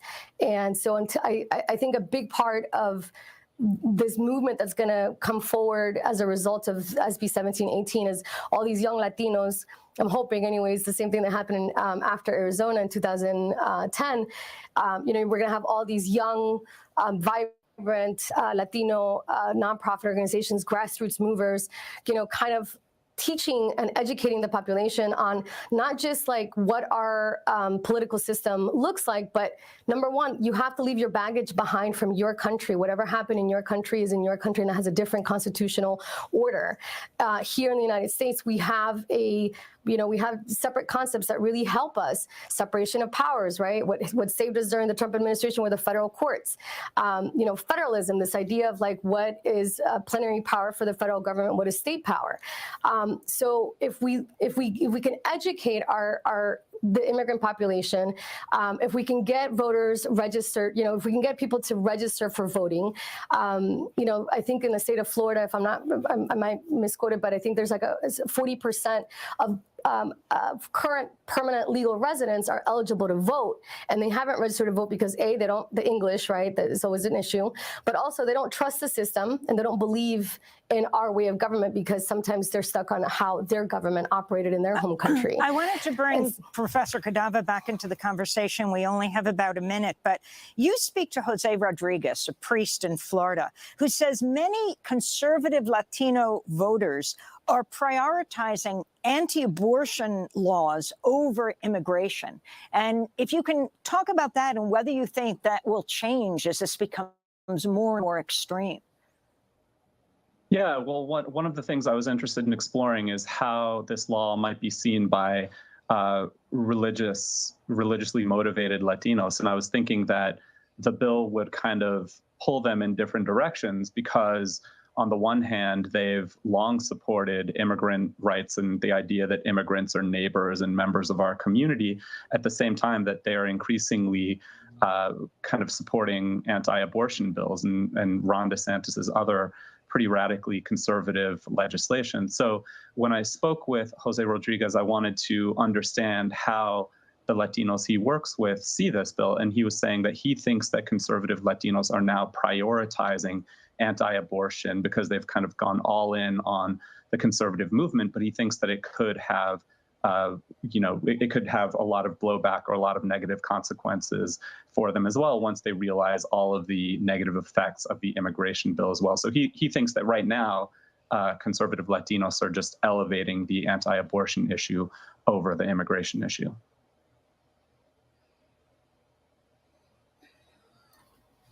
I just think it's crazy. I was just like, God, man. People who live in Denver's uptown neighborhood are down one sidewalk. Agenda, you know what I mean? That's the one I wanted. Okay, wait. Let's all right. Do this one real quick. Because I'm gonna skip through I'm not gonna skip too much through TD hip hop, but so listen, the people of Philadelphia apparently think that they're getting ready to do a good thing, but I don't think they really know all there is to know. Well, not too long ago, they had their primary to where Sherelle Parker, who is a city council member, will be representing the Democrats in the mayoral election that will take place in November. And on the Republican side, there will be a man by the name of David O.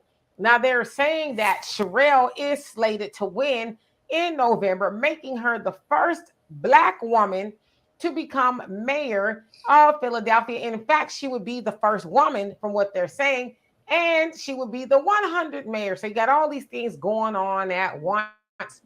And a lot of people are excited about that. But when you really know what there is to know, it's like, why are you excited about that?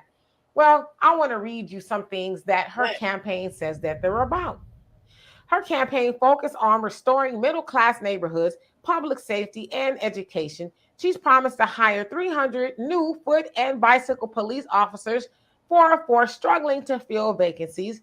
She has also proposed extending the school day from 7:30 a.m. to 6 p.m. And she says she will work with state leaders to more than double the minimum wage. All right, the minimum wage is cool. They need to double the minimum wage, whatever it is there. But I don't know how many people's children want to stay in school almost 12 hours. I know I wouldn't want my child to do that, but whatever. Now, the other thing, she wants to hire 300 more police officers to help with the safety issues there in Philadelphia. I don't necessarily have a problem with that, but what I do have a problem with is the things that her campaign is not saying very loudly, and that's she wants to bring back a constitutional stop and frisk. Well, we know that there's a lot of places in the United States that have gotten away with stop and frisk. Now, of course, stop and frisk was a program that was done by many police departments around the country that just willy-nilly stopped black and brown men more than they stopped anybody else, simply because they look like they might be committing a crime, when in fact they might have just been going to get a donut or something, right? And it said that the whole stop and frisk thing, especially in New York, was a bust. It went over like a lead balloon because more times than not, people weren't doing anything. So they said that even in a lot of cases, that black men were stopped and frisked like 20 and 30 times. That's a lot for one person, right? Mm-hmm. So again, she wants to bring that to the city of Philadelphia. So knowing all that I just said about that stop and frisk predominantly targets black men, and she's a black woman, why would anybody want to vote for that? Now we got to stop getting caught up on the symbolism of, oh, well, is she the first black woman? So what? She'd also be the first black woman that wants to bring stop and frisk to harm black men. That ain't cute. That's not something to be voting for. And they said that half of the Democratic voters in Philadelphia are black. So I want to ask y'all in Philadelphia, do you really want to vote for that? Hell no. Black women that may have a black son or a black husband, a black boyfriend, a brother, daddy, would you want them stopped just because like they're doing something? Yes. And to police officers, black men always look like they're something, even when they're not. So why would you sick them on black men? And more importantly, why would y'all vote for a woman who would do that to black people? I mean, at some point in time, we got to wake up, right? So anyway, y'all tell me what you think of this. And for more insightful commentary, please subscribe to this channel and my channel, The Demetri K Show, here on YouTube. Peace. Mm-hmm. Okay. Hold on a second. Get to that. We'll get to that in a second. I do want to talk about what happened? One second. Okay, I kind of lost my spot. We'll get to that. We're going to get to that. Hold on one second.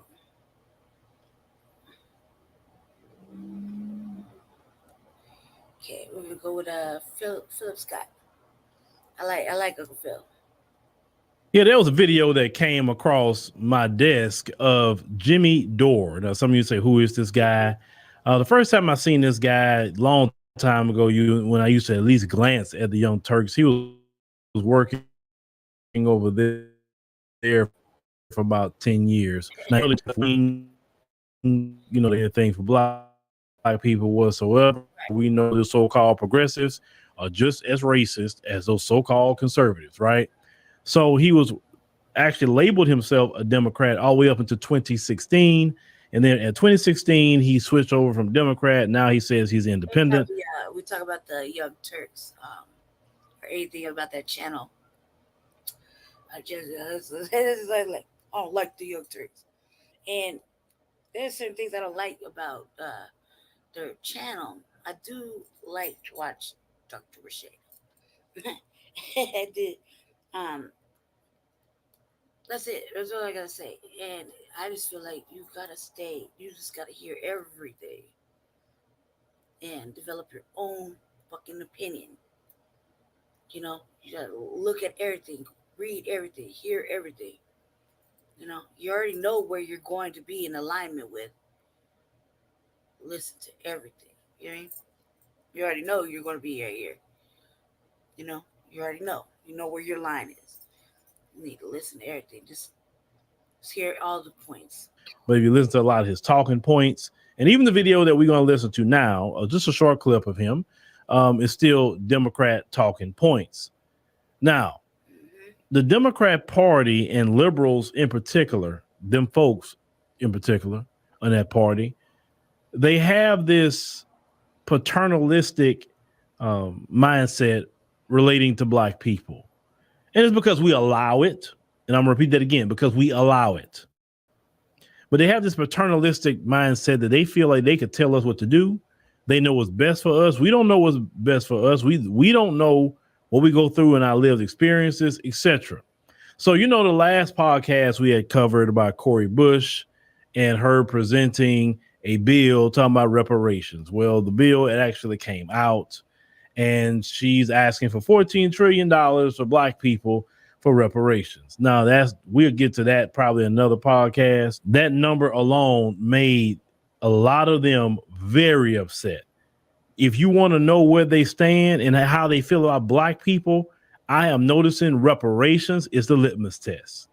If you really want to know what they think, if you want to know their tendencies, where they going in their ideology, just ask them about reparations. Right. How do you feel about reparations? Right. See, they can't fake when you ask them about reparations because the real them come out, right? So someone wanted Jimmy Dore to talk about the bill and talk about what Cori Bush is presenting. Now, I want you to not only listen to what he says, but I want you to listen very carefully to the spirit behind what he's saying. Just listen, but let's go ahead and roll that clip. Jimmy, can you do an episode on Missouri Democrat Representative Cori Bush has introduced new legislation calling for $14 trillion in reparations for Black Americans. Ron Martin, thank you for the rec. How about we call for get them health care and a living wage first? I think I like health care and a living wage for all my brothers and sisters. How about we try to get them a health care and a living wage before we try to get something that's unbelievably divisive? How about that? Can we get them health care and a living wage? Because that would help Black people more than anything. Do you see what I meant about the spirit behind what he's saying? He was so angry. He was angry. Yep. Completely angry. Very angry. That someone asking him to cover that, and he feels in his mind that he knows what Black people need. Yeah. He knows. And he says that you Black people and me, we need livable wages and health care because that's what he said that we need. He don't live our life. He don't have our experiences. He hasn't been through nothing of what a Black person has been through in America, but he feel like he has a right to tell us what we need instead of us saying, no, we need reparations because we have to close that wealth gap and money will make everything right. It is a repair. It's not even a handout. It is a repair of the damage that was done to the Black man and woman of America. And people that's on that other side, because you know, Black folks, you love to vote Democrat. You love to vote Democrat. You love it. And this is how they think about you. He's not wrong. Right there. You don't need reparations. You need a living wage and you need health care. Everything but reparations. But the same people that love to put in regulations on the small business people, the people they could put regulations on to make sure you have a living wage, right? The Amazons, the Walmarts, the Targets, anywhere else, right? They don't do it because they donate to them. So it's just the same old BS. But I want to bring in, before I continue, Brother Malcolm.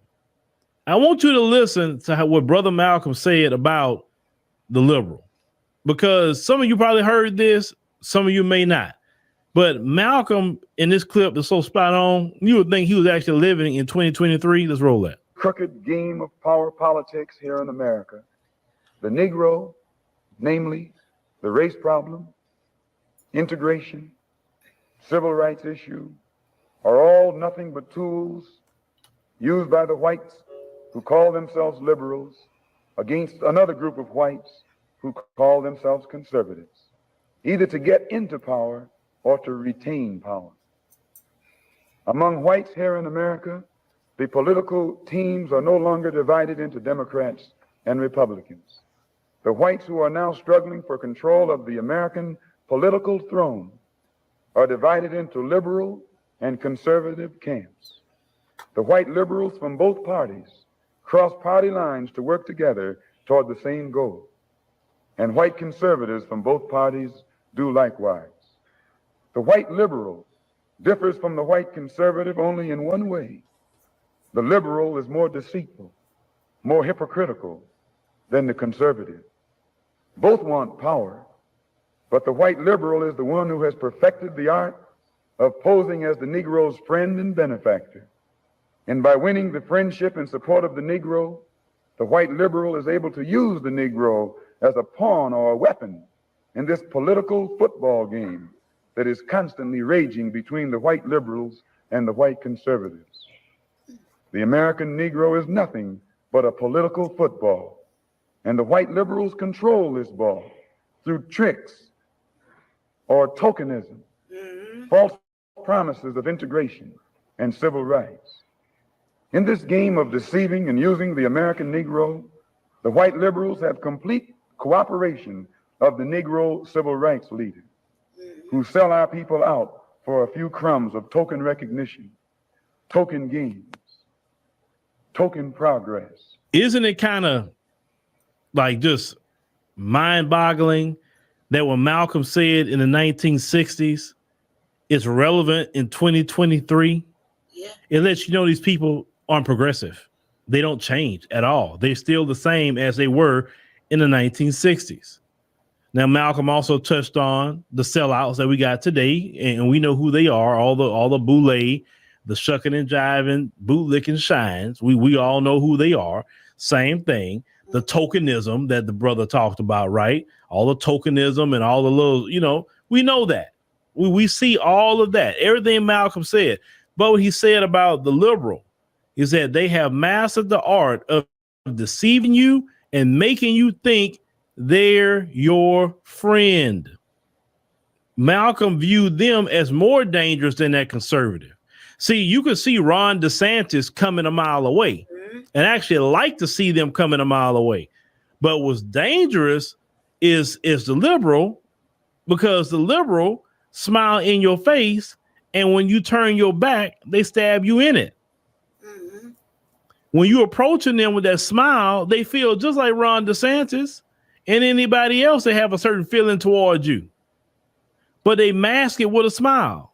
Yeah. And then when it comes to something they can't hide themselves with, like reparations, they get angry and they tell you what you need because you have allowed them to speak for you. Yeah. You have allowed it. You are the only group of people in the United States of America that vote 87%. That's what you did in the last presidential election. 87% Democrat. Even when you have people who's supposed to be shaking things up.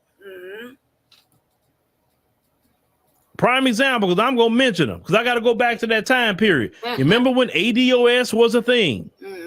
And ADOS was saying, oh, we're going to get reparations, we're going to shake things up, whatever. And then when the Democrat Party was not listening to them, and they had said at the time, okay, since you're not going to listen to us, okay, we're going to do this. We're going to vote down ballot. And they made sure to say Democrat. How are you hurting the Democrats when you're voting still for Democrats? I just had a comment from a white person recently. And the logic makes more sense than anything.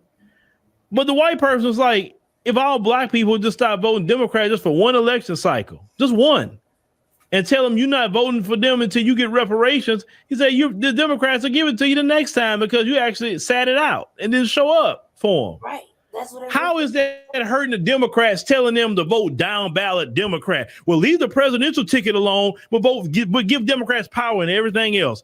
I rode on that then, I ride on that now. That is not a good strategy. If you got the juice, then you tell the people, nope, since Democrats not giving us what we want, oh, Republicans gonna give us something? Oh, you're not gonna give us anything? Right. No problem. We sitting it out. Right. Then they want to get mad when you call them out about that. That was a dumb strategy. You still gave all your votes to Democrats. Yeah. And then they want to say, we built that party. You didn't build a thing. White liberals built that party. You just showed up like dummies to go vote for them over and over and over and over again. And what did black people get out of the Democrat Party? Not a freaking thing. The Democrat Party, based on how you vote, Black America, the reparations should have been done a long time ago, based on your votes. You are loyal to these people like they gave us reparations. Where the loyalty comes from. So much so that you will argue another black person down, call them a sellout, raccoon, and anything else because they don't want to vote for the Democrat Party. Right. Where does the loyalty come from? Yeah. But Malcolm told you they have mastered the art of deceiving you and acting like they're your friend. They use certain language, equity, hate speech, inclusion. And then after all that inclusion and hate speech, who benefits from it? The Asian community. They get a whole bill. You have been suffering for hundreds and hundreds of years with white supremacist terrorism, and they the one get the hate crime bill, not you. Even when you have a congressional black caucus who outnumbers the Asian caucus on the Hill. All your congressional black caucus members voted for that and didn't even include black folk on that bill. Then the bourgeoisie, like Malcolm was referring to, like Boulay Martin, will come behind and say, it's not an Asian hate crime bill. Y'all don't know what y'all talking about, because he gets his check from selling you down the river. Joy Reid get her check from selling you down the river. Al Sharpton get his check from selling you down the river. Yeah. It's just that simple. Of course, he's going to come behind and say that's not what it is, but that's exactly what it is. Mm-hmm. Black folks even sneeze wrong around an Asian person, they are getting hate crime charges. Yep. It's happening all over America. Indeed. Did you vote in the tune to 87% to give another community something else? You did. 87%, but the LGBT is more protected than you. 87% immigrants could just come across the border, didn't have to suffer in this country, didn't have to fight for anything, didn't have to deal with dogs, water, swinging from trees, fighting folks, didn't deal with nobody firebombing their communities, nobody burning down their whole cities, nobody running them out of their house. They didn't have to deal with any of that. You did, and they get all the benefits, and you sit by and you don't say much or nothing. You may complain here and there, but you take no concrete action against the Democrat Party politically. No. Because the way a lot of you still talking, let me see if I can predict this. I will say next election, 2024, and I hope I'm wrong what I'm about to say. I would love to be wrong. Right. The Democrat Party is going to get 80% of the vote. 80% of the black vote. Jesus. Easy. And I would love to be wrong. Trust me, I would love to be wrong on this. Right. Please make me wrong. And if it'd be like 78%, well, Phil was 78%. No, that don't mean nothing. To me, a good statement to the Democrat Party would be 0, but let's say 10%, 20% of black people voted Democrat. That's it. That would actually make a statement. And if black people had some respect for themselves, which we really don't, they would say, we're not voting for you because you're playing games without reparations. And we're not going to vote for you till we get it. It's just that simple. We're going to be single issue voters like other people can be single issue voters. And you could try to shame us. It don't matter. We're not coming to vote for you until we get our reparations. See, the problem, a lot of you say you want reparations, but you don't want reparations, bruh. I didn't figure that out. You really don't want reparations because you're not willing to do what it takes to get reparations politically. You're not willing to do it. You're not willing to tell them I want reparations or I don't want to hear nothing talking about. Some people are willing to do that, but the majority is not willing, brothers and sisters. Let's call it what it is. They really listen to what Jimmy Dore tell them to do, then actually have a mind of their own and have some respect for themselves and say, doggone it, if we don't get reparations, we finished in America, because they're already hauling everybody else in from other countries, putting them in the black cities to try to push you out. Chicago, black folks, they're trying to push you out of the city and put the other people in your spot, in your neighborhood. Right. That's what they're trying to do, and that's what they're going to do with the assistance of black politicians. Mm-hmm. And one thing that Malcolm did not talk about was the black liberal. The black liberal is worse.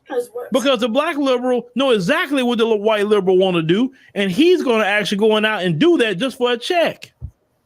He's worse. This is why I tell y'all, vote on policies, not people's color, because that's the game they play. Oh, all they want is black representation. Okay, let me give them my people. So then we have a black face representing white supremacy. But you will complain, you will talk about the immigrants, you will talk about this, that, and the third. But what are you gonna do? Right. And you act like that voting for these people is a life or death situation. You act like if we don't vote Democrat, oxygen gonna be turned off, and we're not gonna be able to breathe, and we gonna die. That's what you act like. You act like if we don't vote Democrat, we're not gonna have a morsel of food to put in our mouth because we didn't vote Democrat. You act like if we don't vote Democrat, we're gonna lose all our jobs tomorrow. We won't have a place to stay because we didn't vote Democrat. That's how you act. You act like if you don't vote Democrat, God himself is going to say you're not coming to heaven with your ancestors. You're not coming because you did not vote Democrat in that election. That's how you act. You act like the Democrat Party is God himself, and you wonder why the black community is in the position that is in. Didn't the scriptures teach, have no other gods before me? Yep. And you have put them folks, and definitely the Democrat Party, before God himself. You're more loyal to a Democrat than you're more loyal to God the Father. Yeah. You're more loyal to their principles and their degeneracy that they teach that's against the scriptures than God himself. And this is why Black America is where it's at. And this is why Black America is constantly going down to the toilet. You want to know why everybody else is passing you? You want to know why people can come across the border and in 5 years get past you? Yeah, some of it is other people helping them in racism. But a lot of it is you don't want to do for yourself. You're worshiping the folks. You're worshiping their party above God himself. Some of you are teaching others that not to do for self, but to depend on this government, to depend on the Democrat Party. And you know who you are. And doing the most. Actually condemning people for saying we need to do for ourselves, get together, unify, do what other groups are doing. You say that's silly, that we need to be dependent on government. And how has that worked out for the black man and woman of America? Did the black people depend on government to build Black Wall Street, or did they get it out the mud and do it themselves? Did black people build Rosewood on their own, or did they depend on the government to do it? Like 50 degrees in here right now. But with the when black people have done great things, we did it on our own. It's worse. We didn't look to them folks for nothing that we tried to do. The worst thing that we have done is take ourselves out of the process of being creative, being more courageous, and unifying, and laying all our dependence on the slave master.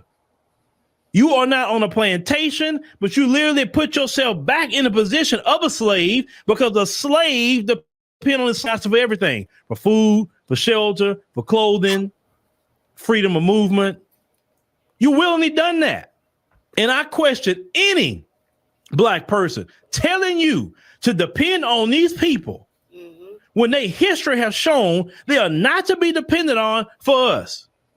No matter what political party it is, both of them agree to oppress the black man and woman of America. Yep. Both of them agree to that. One is more deceitful and act like they're your friend. The other one's just going to be up in your face with it and say, I ain't fooling with them. I'm letting them know how I feel. Yep. That's it. It is asinine to tell black people to depend on these people.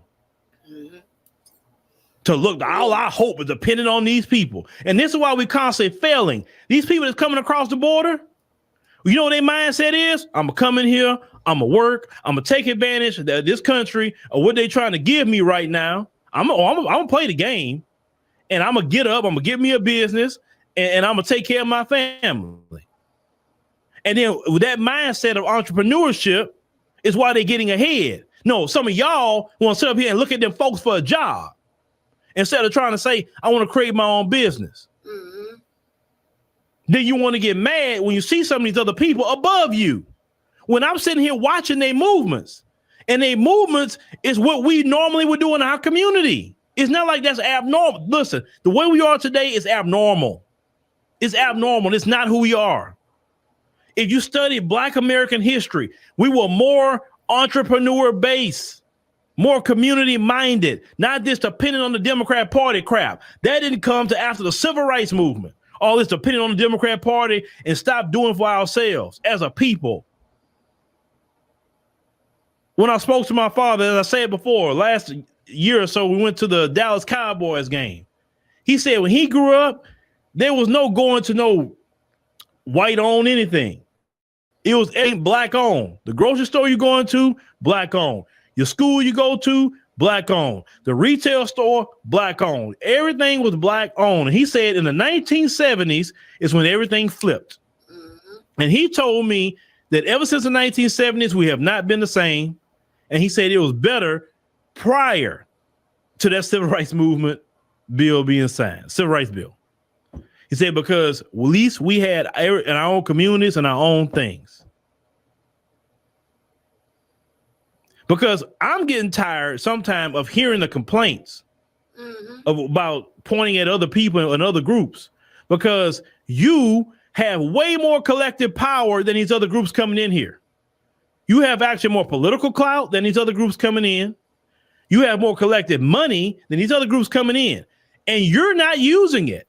You're literally leaving a war chest there, and you're sitting up here not using your political clout and letting people just coming across the border mobilize and actually get past you.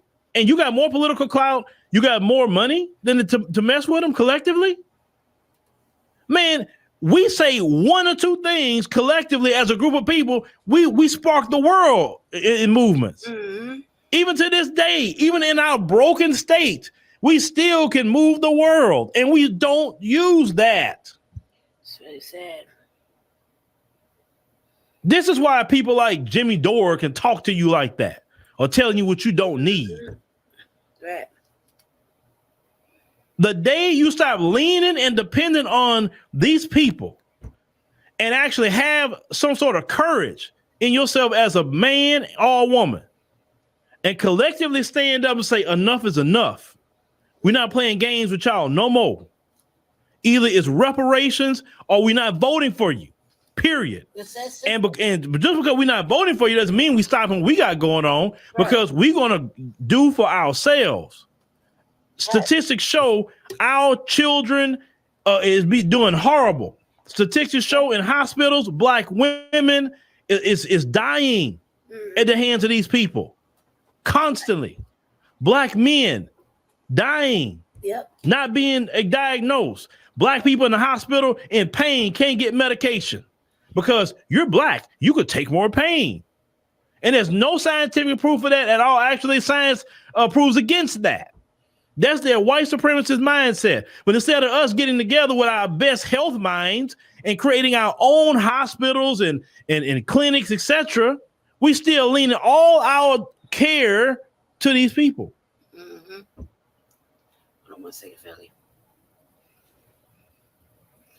This is why we're in the condition that we're in.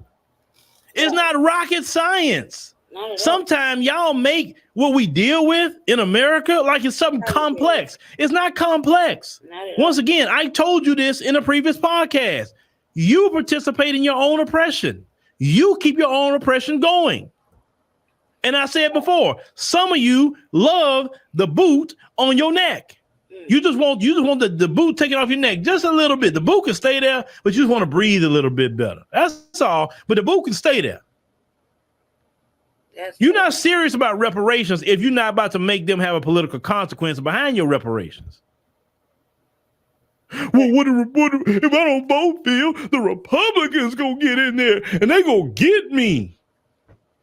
They getting you now. The Democrats getting you too.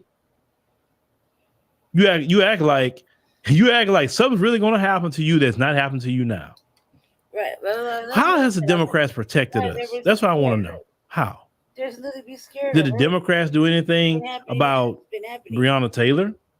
Right. What about George Floyd? They didn't do anything about that. No, they didn't. The Democrats have put in an anti-black hate crime bill, and they could have done it. They could have. You so scary. You thinking somebody gonna like, because you know why you scary? You're scared because once again, you look at them as your God. Yep. And you scared to piss off your God.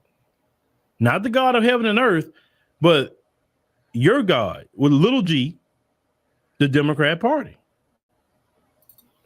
That's all. And I guess I can't relate to you in a lot of ways. I can't. I'll never will relate to that because thank God he's freed my mind and allowed me to see what it really is. You would never not be oppressed when you dependent on the white supremacists. You will always be oppressed. That is your place. Your place in America is to be oppressed. As long as you depend on them, you will be oppressed. So if that's the lot in life you want, then hey, have at it. I don't want your lot in life. You can have it. You're gonna have to.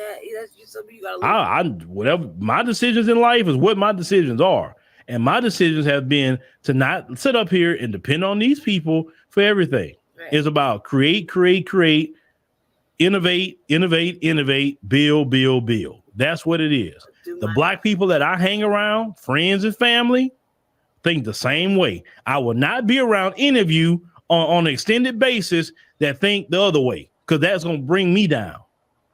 Because I need black people that's going to, hey, push me up when I need to be pushed up. That's family and friends. That's right. That's right, Uncle Phil. That's right. And then if we create. That's right. Yeah, I mean, he's right. He's absolutely right. He's absolutely right. I mean, just like I think it was maybe, well, me and Jess would be making these hot boy statements. I like to call them hot boy statements, because you only have yourself to blame when you want tangibles. You want something to happen, and you say you want this, but you don't really want it. But you just won't say that. So you just would have came out and said, "Hey, I don't want you to do this work for us. I don't want you to. Shit, that would make our lives a whole lot motherfucking easier than to continue to fucking wasting our energy over shit that you really don't want. You really don't fucking want."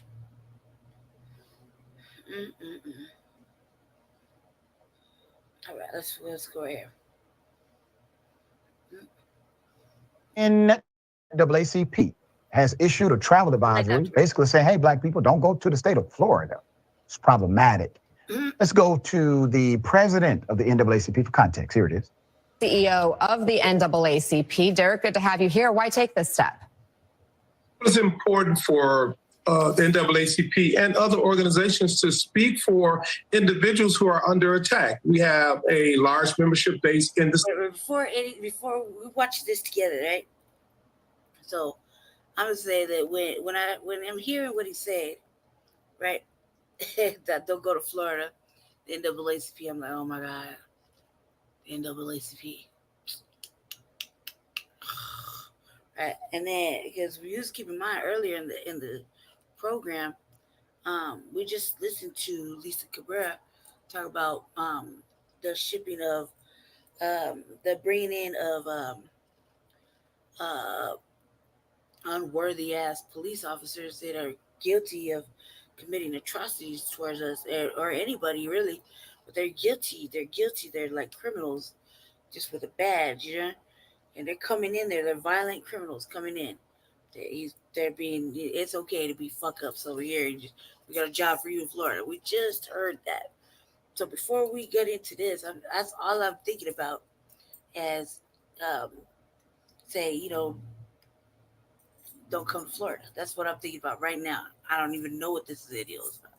We have to learn together. state of Florida who feel besieged upon. And unfortunately, the governor is using his platform to advance some of the most regressive, racist policies in his attempt to become the president of the United States. You have an individual who's leaning towards running for the presidency, and the nation must be aware and be cautious that if we decide to move in this direction, it would take us backwards to the Trump years or to the 1950s. And so this is for individuals across the country to be clearly aware of how harmful this individual would be if, in fact, he occupied the White House. NBC News reached out to the governor's office, haven't received any response yet. Have you?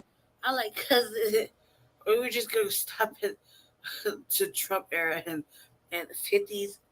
Like there's never been any other villains. You know what I mean? Like, live in a state of racism, white supremacy. Like, this is we're at war. Come on now. It's acting like this is a brand new thing that's happening. You know,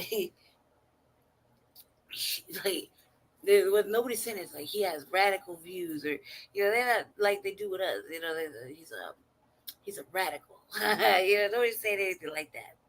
That's what's even more shocking, that they're not doing this.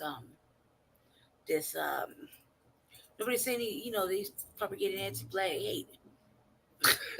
He's the culprit. He's right now he's number one on the list for anti-black hate. You've been contacted by Florida officials, and prior to this, I'm wondering, did you try to address your concerns directly with the governor or other state leaders? Well, our state NAACP leaders and other leaders of the Legislative Black Caucus in Florida and many officials in Florida, including corporations like this, have reached out, made appeals, but it's gone on deaf ears. He is appealing to the lowest common denominator of humanity. He's seeking to amplify the voice of a small minority of individuals who lack any integrity or morality in terms of their neighbors and other individuals.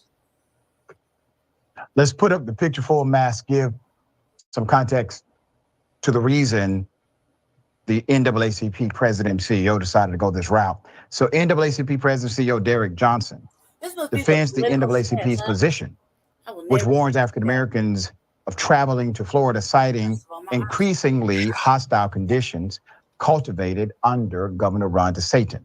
The NAACP joined the League of United Latin American Citizens, a Latino civil rights organization, LULAC, and Equality Florida, a gay rights advocacy group, in issuing the travel advisories for the Sunshine State. Now, I want you to remember, there are multiple groups that signed off on this advisory, where tourism is one of the state's largest job sectors. The NAACP's board of directors tells tourists that before traveling to Florida, they should understand the state of Florida devalues and marginalizes the contributions of and the challenges faced by African Americans and other communities of color.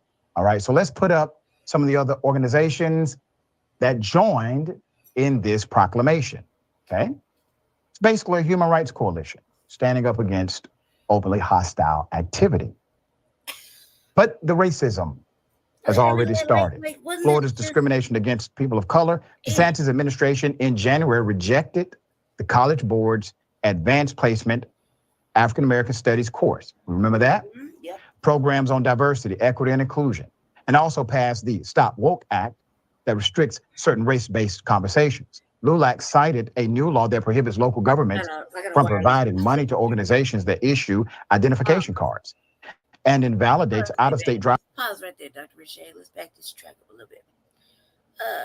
When I remember, if I remember correctly, when old boy from the NAACP said, if you're black, don't come over here. Here, basically, in bullet points. Yeah? And then, so as we're reading this, I'm working out something. When we reading this now, it's like said, there's all kinds of agendas right here. The NAACP joined the League of United Latin American Citizens, a Latino civil rights organization, and Equality Florida, a gay rights advocacy group, in issuing travel advisories for the Sunshine State. Man, this is my opinion, and this is my opinion. Anything black people do or say, you got to throw in everybody else. Everybody else is being targeted. Everybody else is being offensive.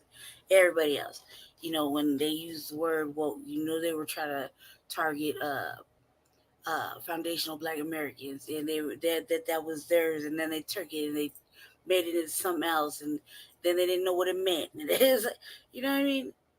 And then we had an influx, and then all of a sudden, Latinos are like, I don't want to drive my semi over there. Let's just stand and do this, and we'll do that. You know what I mean? And you have an elder saying, "Hey, look, black people don't come over here." That's how it was like. Black people don't come over here, basically. And now it's like it's everybody. It's everybody, And that's how I find the one with Uncle Phil where he's like, just as an anger baby doing this, and that. You know what I mean? It says, okay, let's continue to read real quick. It is issuing travel advisories for the Sunshine State, where tourism is one of the state's largest job sectors. The NAACP's board of directors tells tourists that before traveling to Florida, they should understand the state of Florida devalues and marginalizes, broad ambiguous terms, the contributions of, and the challenges faced by African Americans. And that's where it should stop. And other communities of color. And marginalizes the contributions of and the challenges faced by African Americans and other communities of color. All right, so let's put up some of the other organizations that joined in this proclamation, okay? It's basically a human rights coalition standing up against openly hostile activity. But the racism has already started. My thing is, everybody always has to throw their agendas into something that is just merely was at first the way it was said was directed towards black people. So just like everything else, there's always an agenda in other groups and their agendas, other groups and their agendas, and it's intentional. It's like you can't you can't do this for you. No, we have to be a part of it. We're just as and it's just a lot of bullshit, and then it's also just another fucking distraction. Florida's discrimination against people of color. DeSantis' administration in January rejected the College Board's Advanced Placement African American Studies course. Remember that? Mm-hmm. Programs on diversity, equity, and inclusion. And also passed the Stop Woke Act that restricts certain race-based conversations. LULAC cited a new law that prohibits local governments from providing money to organizations that issue identification cards and invalidates out-of-state driver's license. Again,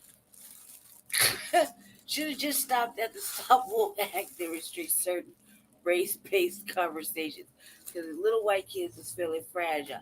They don't, oh my God, we don't want them to know. The little devils want them to know what happened, and they're generate their people had done what they continuously do, and they're just so young and fragile. They never experienced anything. Ooh, white tears matter, Stop right there. No, here we go with the fucking propaganda.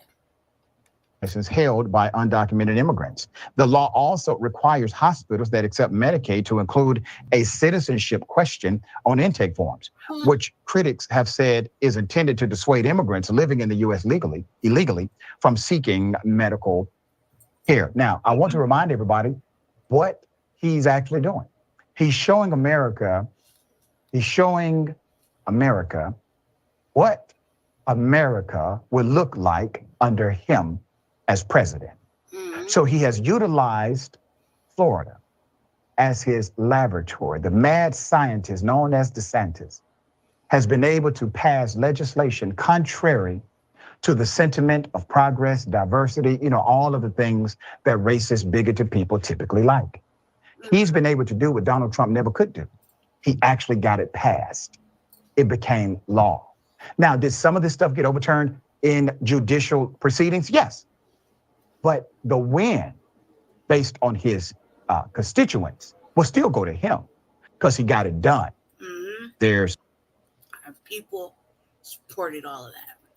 More discrimination against LGBTQ communities, recent efforts to limit discussions on LGBTQ topics in schools, the removal of books with gay characters from school libraries, a recent ban on gender-affirming care for minors. And just keep in mind that when I started this conversation, it was all because I remember as an elder talking about black people, even right here. NAACP post Florida travel warning for black Americans. Look at all this other shit they talking about. New restrictions on abortion access and a law allowing Floridians to carry concealed guns with no permit contributed to Equality Florida's warnings. Now, remember, all of these bills are red meat bills. That's what they are. Nobody's checking for legislation like this. It solves no real actual problems. The guy's not solving problems. He's simply creating hostility. Same thing Trump did. But that hostility carried the power wave of Trump all the way to the White House. So he's taken a page out of that book. Yes, his style may be a little different, but the sentiment is the same and in some ways even more dangerous. Yeah. Reaction from the GOP. Tulsi Gabbard said this.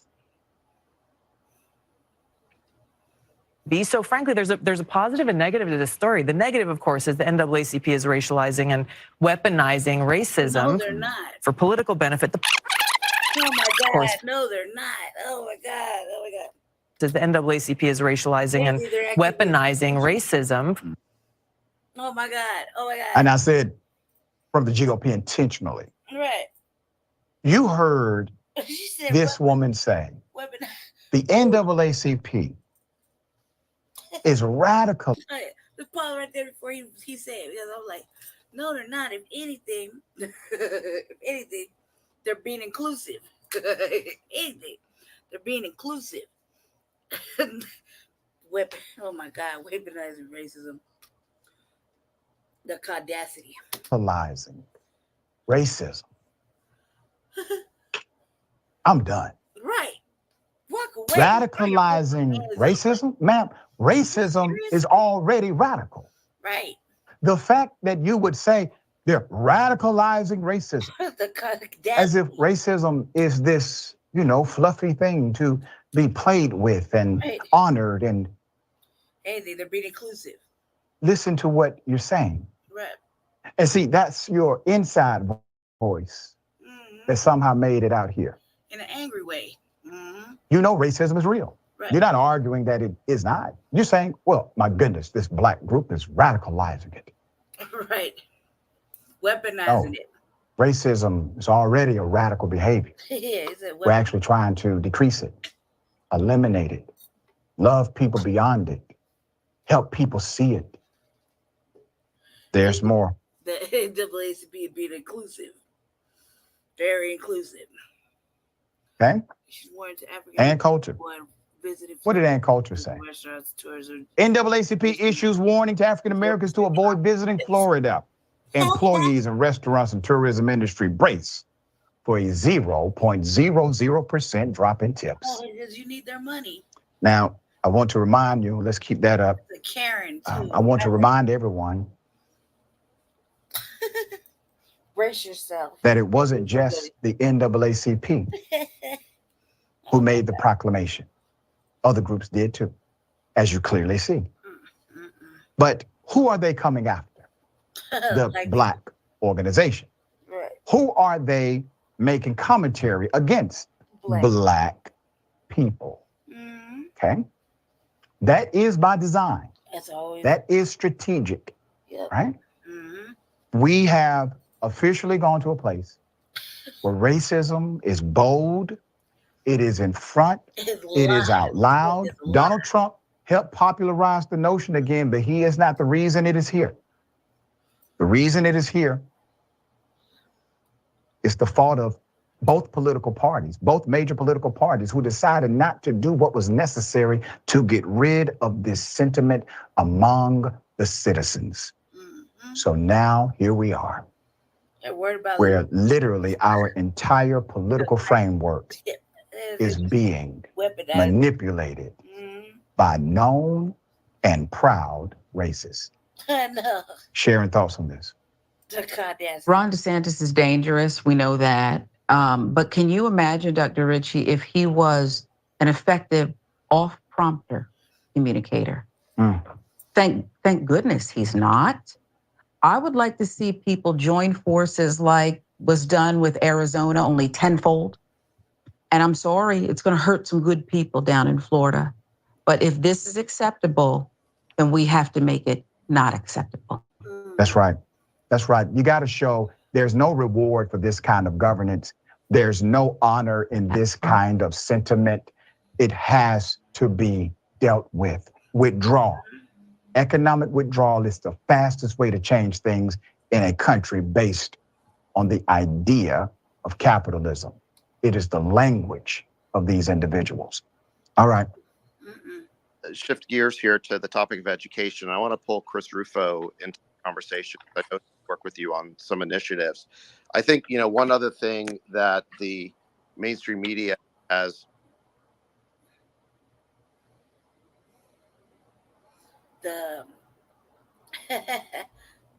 I just can't right now. I can't. It's fucking stupid. Like, are you serious? Like, I threw my hands and I was about ready to walk out the room. Like, a contest.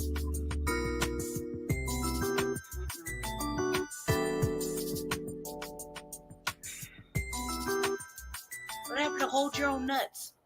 You know what I mean? Hold your own. Ladies and gentlemen, this man that you're looking at went to a city council meeting in Tampa, Florida, and he demanded $3 million in reparations for all Black residents of Tampa, Florida.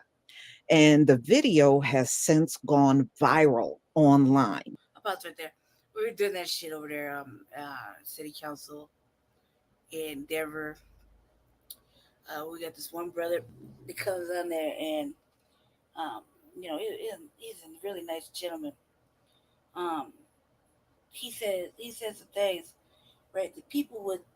A majority of people would think he's lying about it, or he on drugs, or there's something wrong with him, right?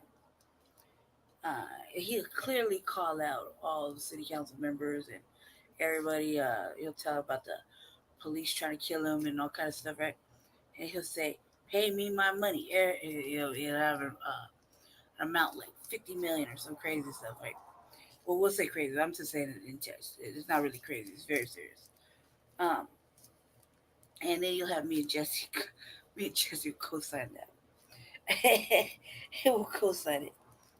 Yeah, I did it like 2 weeks ago, and then again, that's him because, we talk to him. We talk to him in passing, on the bus sometimes when we catch him.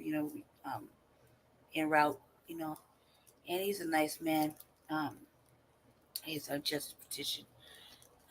When he was trying to get on the ballot, he is a nice man, and the things that he has gone through are very, very traumatic, and he has no qualms. Like, we don't have no qualms telling them where to get off and what to do and calling it out by name. And, and he records himself every single time doing it. And so he'll be like, and I'll be like, pay Vincent his money. That was like 2 weeks ago. And you pay what you owe. And I was going in, right? Because the city council lady here, and she's a Latin lady, and normally she does the work. She was doing the work for the unhoused. She was neglecting Black business owners and a lot of Black people. However, she was doing some of the work for the unhoused. It's like double-edged, right? And me and Jesse, you know, we're avidly standing up for foundational Black Americans and the unhoused, right? Elders, pretty much Black first. We also have affinity for unhoused people, you know, and they're out there, you know. So it's not very difficult for us to choose our moral stances on what we feel like we need to stand on, you know. Well, when they try to have like this, if you watch on Facebook, I was going off. This broad had a little debate. They had little debates because we're in runoffs right now. So city council, they had a runoff. Certain ones, like I think it was District 9, I believe 9. That 9 was in a runoff. I think like 2 more in a runoff. 8, 9, something like that. They're in a runoff too. Well, 9 was in a runoff, and the lady has a seat already. It's only logical they're gonna give her seat, right? But she decides that she wants to ride the wave. And I say they ride the wave because California, it has a task force, whatever, and like earlier in the month, that last task force meeting where Brother Tariq and I think it was Black Voltron. I'm pretty sure it was Black Voltron. Don't quote me on it. It's been a long night. Where there, Jesse had called in. I was in the chat. Shabaka was trying to get on the call. It was a very heavy meeting, and so that meeting made the news again. And so the people in our city had seen that news. Then, like maybe 2-3 days later, if I remember correctly, this broad wanted to have a discussion about reparations, and she tried to remix reparations. Look, all this work we've been doing with this task force, everybody's put in a lot of work. Everybody to try to get the language right, to try to address things that they've, a lot of trauma bonding, a lot of trauma, just there's a lot of things going on in these task force meetings, and just to try to get it right, only for it to be like a game, like I'm still holding on to like Newsom just being a fuck up, like like no, he's not trying to go further in his political career in my mind, right? However, she's trying to remix it. So she's trying to say in an article that reparations for Black and brown business owners, tax the white business owners more and give it to Black and brown business owners. And I'm like, oh, no, trying to have an event. They made it private. And again, when you have, it's supposed to be a Black event, right? To talk about reparations for Black people. To have a dialogue, right? It basically turned out to be like a little study session. What pissed me off the most was they invited Jesse. Jesse's the only candidate who really had a black first agenda, right? Laughed at us, and they turned the whole motherfucking community against us. These are Black people, right? Black people galvanizing the white people to come do bad things to us and talk shit to us, call us bigots, and I don't know what else, right? Stock our areas and this really lowball shit. But when you have something so serious that it's supposed to be for the Black community, business owners, Black people, period, and we don't really have what is considered an actual reparations office. They may say that's what it is. It's really a grant. I think it's grants for Black business owners. However, it's not specific. And there's white people behind it. Like there's a lot of white people behind a lot of things, right? So it's not Black anything. It's like really the Black people are there that are really, in my mind, are not, not really doing black things. And when you're there to get a small business loan for your black business, but there's no vetting, it's not like for foundational black Americans. It could be for any kind of small business black owner, any kind. It's like immigrant, an immigrant that has a small business. It could be for any. It could be for anything, right? And you have a lot of white people that are sitting on a board. That's not reparations to me. That's not. It's grants, and you know what I mean. Things that you can easily, and you can't easily get it, but it's available for you. You know what I mean? Not like it's a difficulty. You just got to fill out the paperwork or find somebody to fill it out. Figure out what you need to do to get that. And it's a grant. They're grants. Okay. Now, not explain it. The website leads you to some more. There's. They say there's white people behind it. There's white people behind it. So,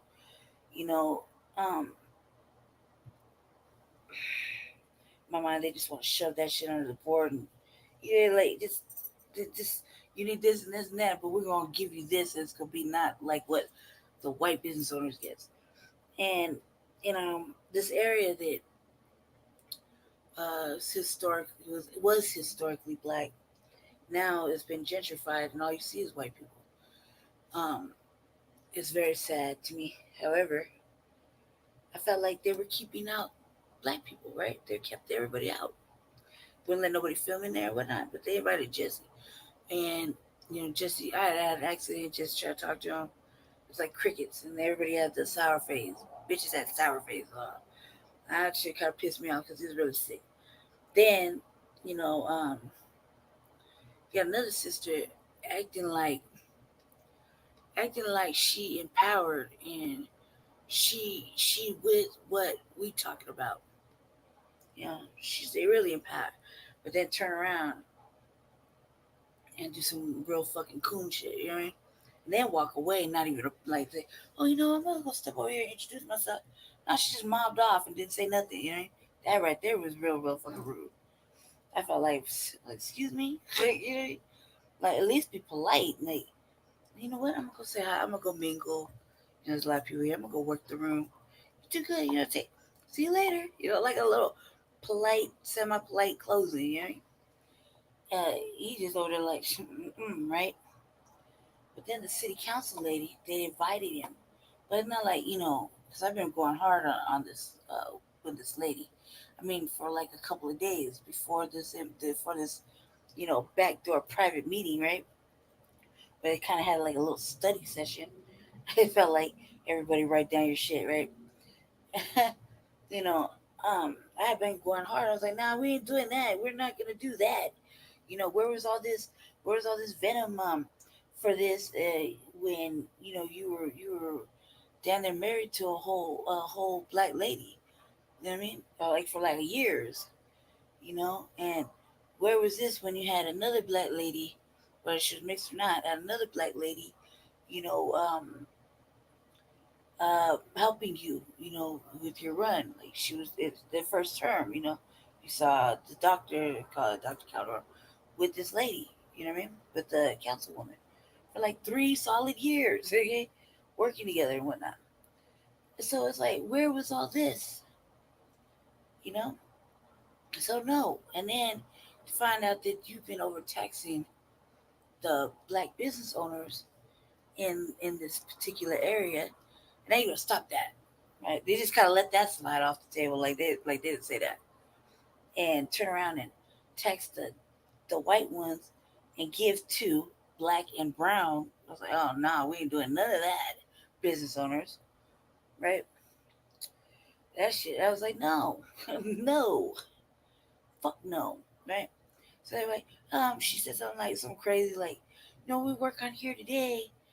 I'm gonna take back and work with my, work with the, I forgot what she said. I forgot the term. Basically, go back and work with, the council and whatnot, and create some stuff, and blah blah blah blah blah. We're gonna get this handled, and basically big like pretty duck talk. And it was lies, basically, because me and Jesse had been watching people steal our shit for like the last 8 months. And everybody laughed at this. They were like, no, you can't have an all-black cabinet. You can't have this. You can't have a black first lady. Right? And they literally dragged them for like 8 fucking months. It was horrible. So much that, the way the ending was pretty motherfucking devastating. And they had come off that. It was very devastating. And it seemed like, because it wasn't about the laws. It was about the bullshit of, we're a community and we're supposed to support each other. We're supposed to you're supposed to support each other. The community stands with the community. Yeah, you got a motherfucker that's actively doing good works and sits on major boards to better the fucking city from racism and et cetera, et cetera, et cetera. And you shit on him. And I wasn't going to stand either. So, he came in. Hold on a second. Hold on, fam. One second. Hold on. One second.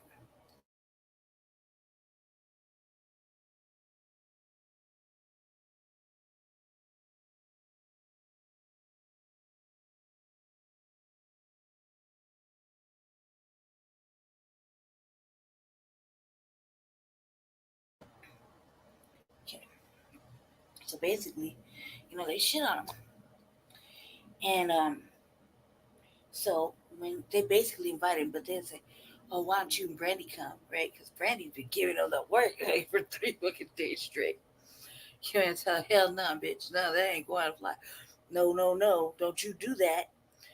Don't make us not like you, cuz you don't have to do this. But your seat is already damn near guaranteed. You just riding the wave. Stop that. Stop it. You stop. Like, you just try to save her life. You know what I mean? Like, don't do that. And she's like, I'm getting death threats. I'm like, man, enjoy the motherfucking club. We actually have people fucking under us. Dude, come on now. You already know what it is. But don't do this. Don't do this, Try to give her a chance. I was like, no, fuck no, we ain't gonna let that happen.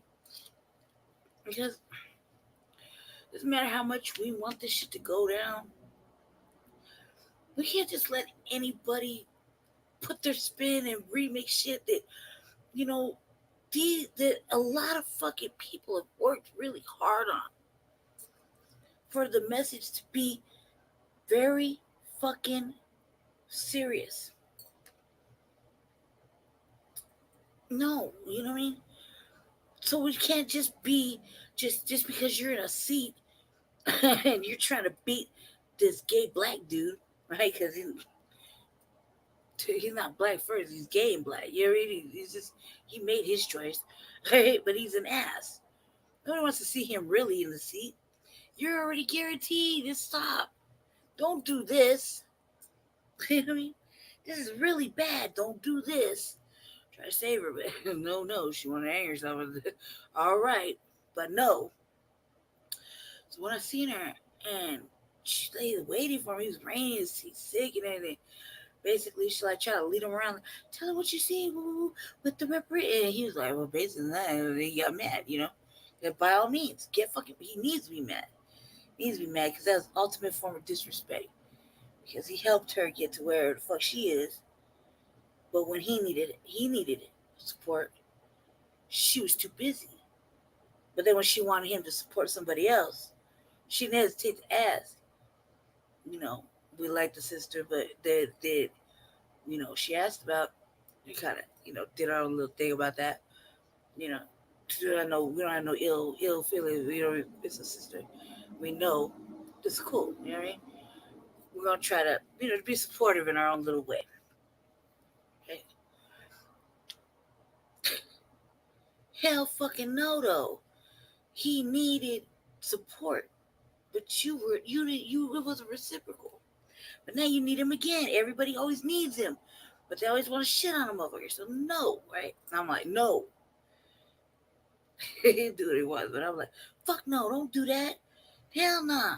I'm mad because hey, I'm the one who's been talking shit, right? You would think they were gonna solve that problem. You should just invite the dog, you know what I mean? Maybe she'll calm down. And I said, Jesse, why don't you come? Blah, blah, blah. And I said, I'm about fucking with him. Like, oh, you just go. You just gonna leave. Yo, you ain't gonna take your main mother one with you? Me. He can go you. Fine. Go have fun then. Like whatever, right? Yeah, but it wasn't fun. You know, you see, they, obviously checks and balances. You're gonna check the fuck out of somebody because it's real. It's serious shit. Like this is really serious. It's not a game. It's fucking serious. Everything that has to do with doing constructive fucking fighting, race and white supremacy is fucking serious. Not a game. And it's like a insult to intelligence to be like, you just remix it any fucking way you want and you're just supposed to sit there and take it. What do all these people do all this work for? What do all these people do this work for? So that can happen? There's more leapfrogging and motherfucking ignoring and we're just going to add this and do this and it needs to be inclusive. No fucking way. Right? So I was going him. Naturally, they didn't want to invite me, so I was like, whatever. He invited me. But I was too sick to go. When I said that, and he's like, he asked the question, he's mobbing around, he's not helping, nobody. Because he knows already any fucking thoughts. Because these cognitive dissident coons and coonstresses, right? What the fuck they know about being on code when they actively caping for white people or doing the most and wishy-washy and fucking, you know what I mean? They're not reliable. They're committing acts of treason, you know what I mean? Real fucking acts of treason. So no. And you laugh. No, this is like a game to y'all. This isn't serious. Maybe you have pretty black faces, okay? But you're committing acts of treason. You're not codified. You really don't. You know what I mean? It's just like Uncle Phil said, right? You don't even know what the fuck that means. He had to literally break it down, and still without giving away, because you feel like do your own fucking work. He's put in. He does his work. You know what I mean? He's serious about it. Do your own fucking work, right? I don't want to just steal shit. Then there's white people sitting at tables. Everybody's writing down shit's like a study and no economics and no money. This is some education and some weird ass off-brand fucking usual motherfucking nonsense. Let's study a little bit more. Study what? No. Fuck no. What have we been doing? That's not what we're doing. And she's like, just tell them. Fuck that. I was ballistic. Made a whole fucking live about yelling and everything. It was really fucking bad. And I said, nah. The time I hear this shit or see this shit, first of all, you kept black people out. You got a secret meeting, right? And everybody's like, we just want to sit at the table. But you don't fight for the seat at the table if you really wanted to sit at the table. And you're not trying to make your own fucking table. And it's weird. But you don't allow them to keep you out. So you don't know what's being said. You don't know what decisions are being made for you. You don't have an opinion because they kept you out. So they can make opinions. So they can go right and sell it off like it was their big, bright-ass motherfucking idea. Knowing goddamn well they didn't do no work. They didn't do no studies. They didn't do no fucking research. They're not invested in this shit. Right? They want to take it when it's already done and run off in the sunset, right? No, I wasn't gonna let that happen. And I was like, no, we'll wait for the proper motherfucking foundational Black American representative for our city to push this along. That isn't gonna be wishy-washy, non-inclusive. It's gonna be inclusive. It's gonna do it the way we've been fucking working on all this fucking time. Can't just put it in your hands because you're trying to do something ugly. You're trying to advance your political fucking agenda and add some other shit and remix this over shit and fuck shit up more.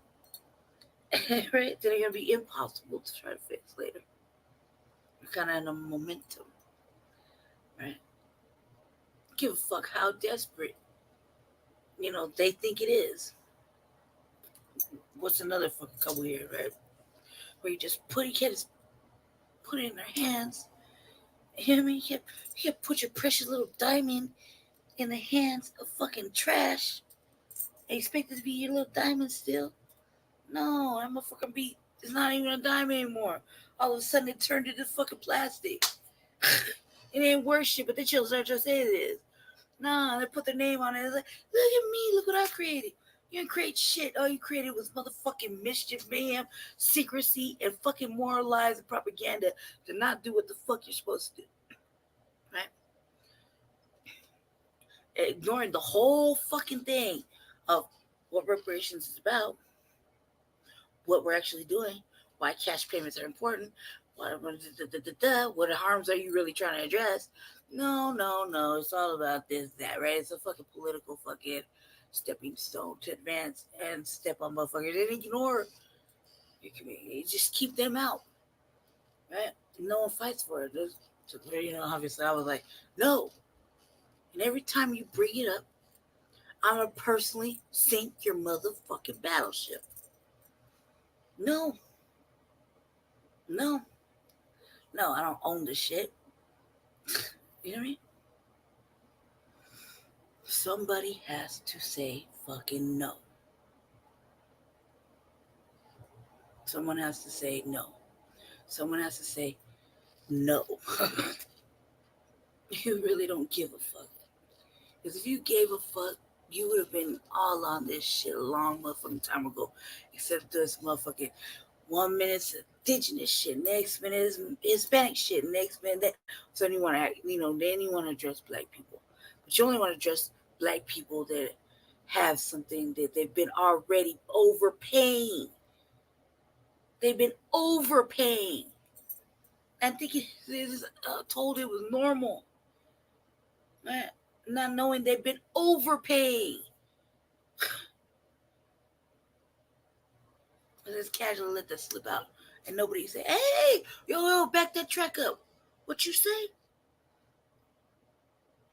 They may not like me, man. As long as somebody gotta say it, somebody has to say, fuck that, stop it. No.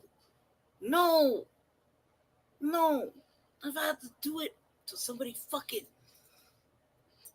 is fucking on the right track and will not bend, will not be inclusive, will not be broad and ambiguous, will not be on some fucking tip of fucking agenda seeking and, oh, you convinced me. I guess we will add that. Oh, why don't we just stand for the Asians and whoop-de-whoop-de-wham?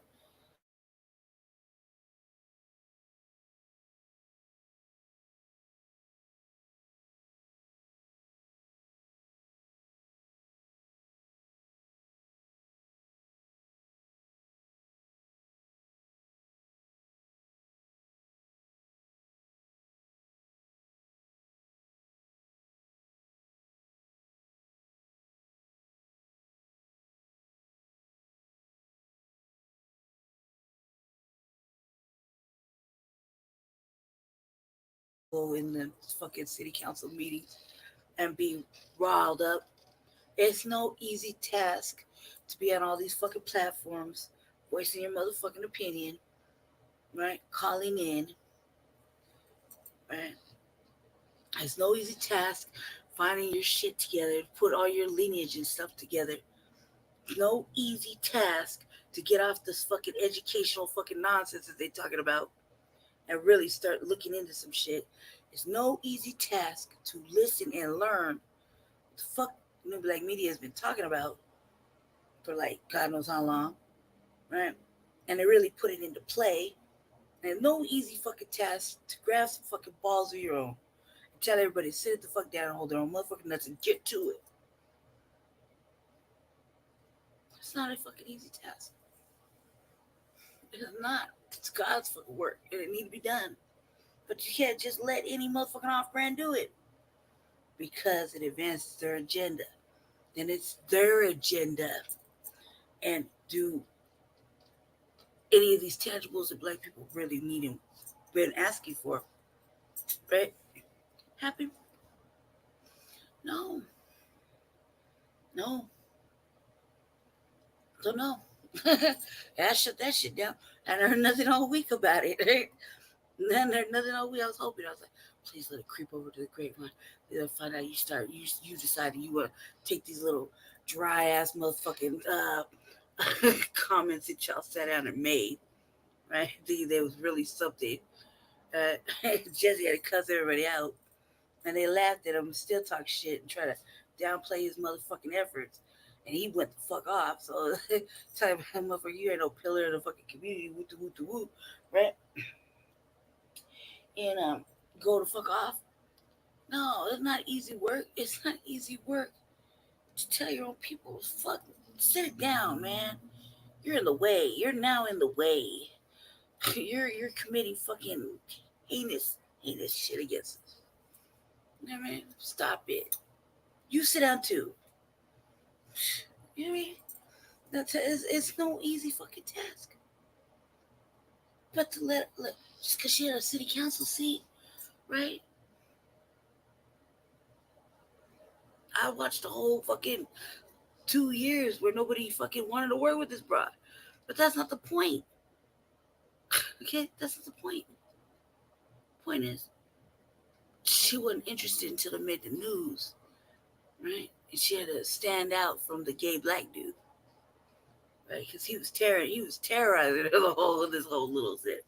I mean, he was talking shit there, just trying to be peaceful, and and there's all these putting hate stuff on me. The whole campaign, man. Didn't you not know that? I didn't know, man, until like Jesse briefed me before I ran. Like, if they're gonna do this and that, and raise all this money, they'll put all these people up against me. And sure enough, that's what happened. You know, and it was horrible. In my opinion. I don't know how the fuck we were gonna get through. Got through it. But now we're at this stage. I meant to say, now we're at this stage. I'll just take this back and we'll create something and you'll just know that you put in on this. Bitch, no, you left the rest of the community back there. You weren't streaming this. You didn't say black people in 5 points on the east side in Denver. Please tune in. Please type in. Please call in. Please show up and give your opinions on what you think. Please. No, you did some old scandalous ass shit. Oh, not on my watch. Not on my job. Why? Because the work is too important, too much effort has went into it. And we can't stop now. It's not done yet. We knew it wasn't going to be fucking easy. They can't just give in, and we can't just let anybody do it. Because then it's not foundational black Americans. It's everybody else. And this shit's still left in the dark, still left outside, fucking cold, with no protection, no salvation, no motherfucking nothing. Right? Still being left in the motherfucking cold and forced to move to another motherfucking state, or be a resident, or whatever the fuck they are. You know what I mean? It's always something. I don't know. Hell no. So I've been shut that shit down. I've been shutting it down, right? Because I got nothing else going on. But I was like, no. We'll just wait. Who's going to be mad at me for saying this isn't the right one? This is not, if you read this, and you heard this, then you would know this is not about foundational black Americans. It's about something else. And they're not trying to do this. And they fucking just skipped over the lineage-based part and skipped over cash payments because, you're not smart enough to know what the fuck to do with your money or your ancestors' money, or you don't know how to balance, or you don't know what the fuck to do. You're just gonna give it back.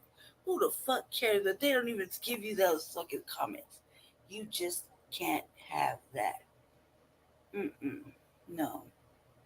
I'm 2023 too. Like, these little simple comments are just that simple. Why they can still get away with it, why everybody's allowing them to get away with it, it's fucking beyond me. So I'm like, shit, you think in 2023, motherfucker ain't learned how to put their money in the bank on cards or fucking invested on motherfucking assets or something? You know what I mean? Put it in some savings. They haven't been watching shit. haven't been listening. They ain't got the ear to the financial motherfucking paper. They're not asking questions to people who are smarter. You know what I mean? They're not looking into shit. Just everybody's a big dummy, man. Like, you don't know what to do. We need to hold your hand with everything. Man, fuck you. Miss me with that shit. Nobody holding my motherfucking hand for nothing. You want me to hold yours? Lead you down the motherfucking black rabbit hole to salvation where the water's good? Shit. You're not holding my motherfucking hand to fucking stupidity. You know? It's wrong. So I don't have the entire thing. I just have a clipping of it. But it's enough for you to hear what he said and you know, and how he explains things to the Tampa City Council. I'm going to go ahead and play the video, and I'll be right back with the rest of my commentary.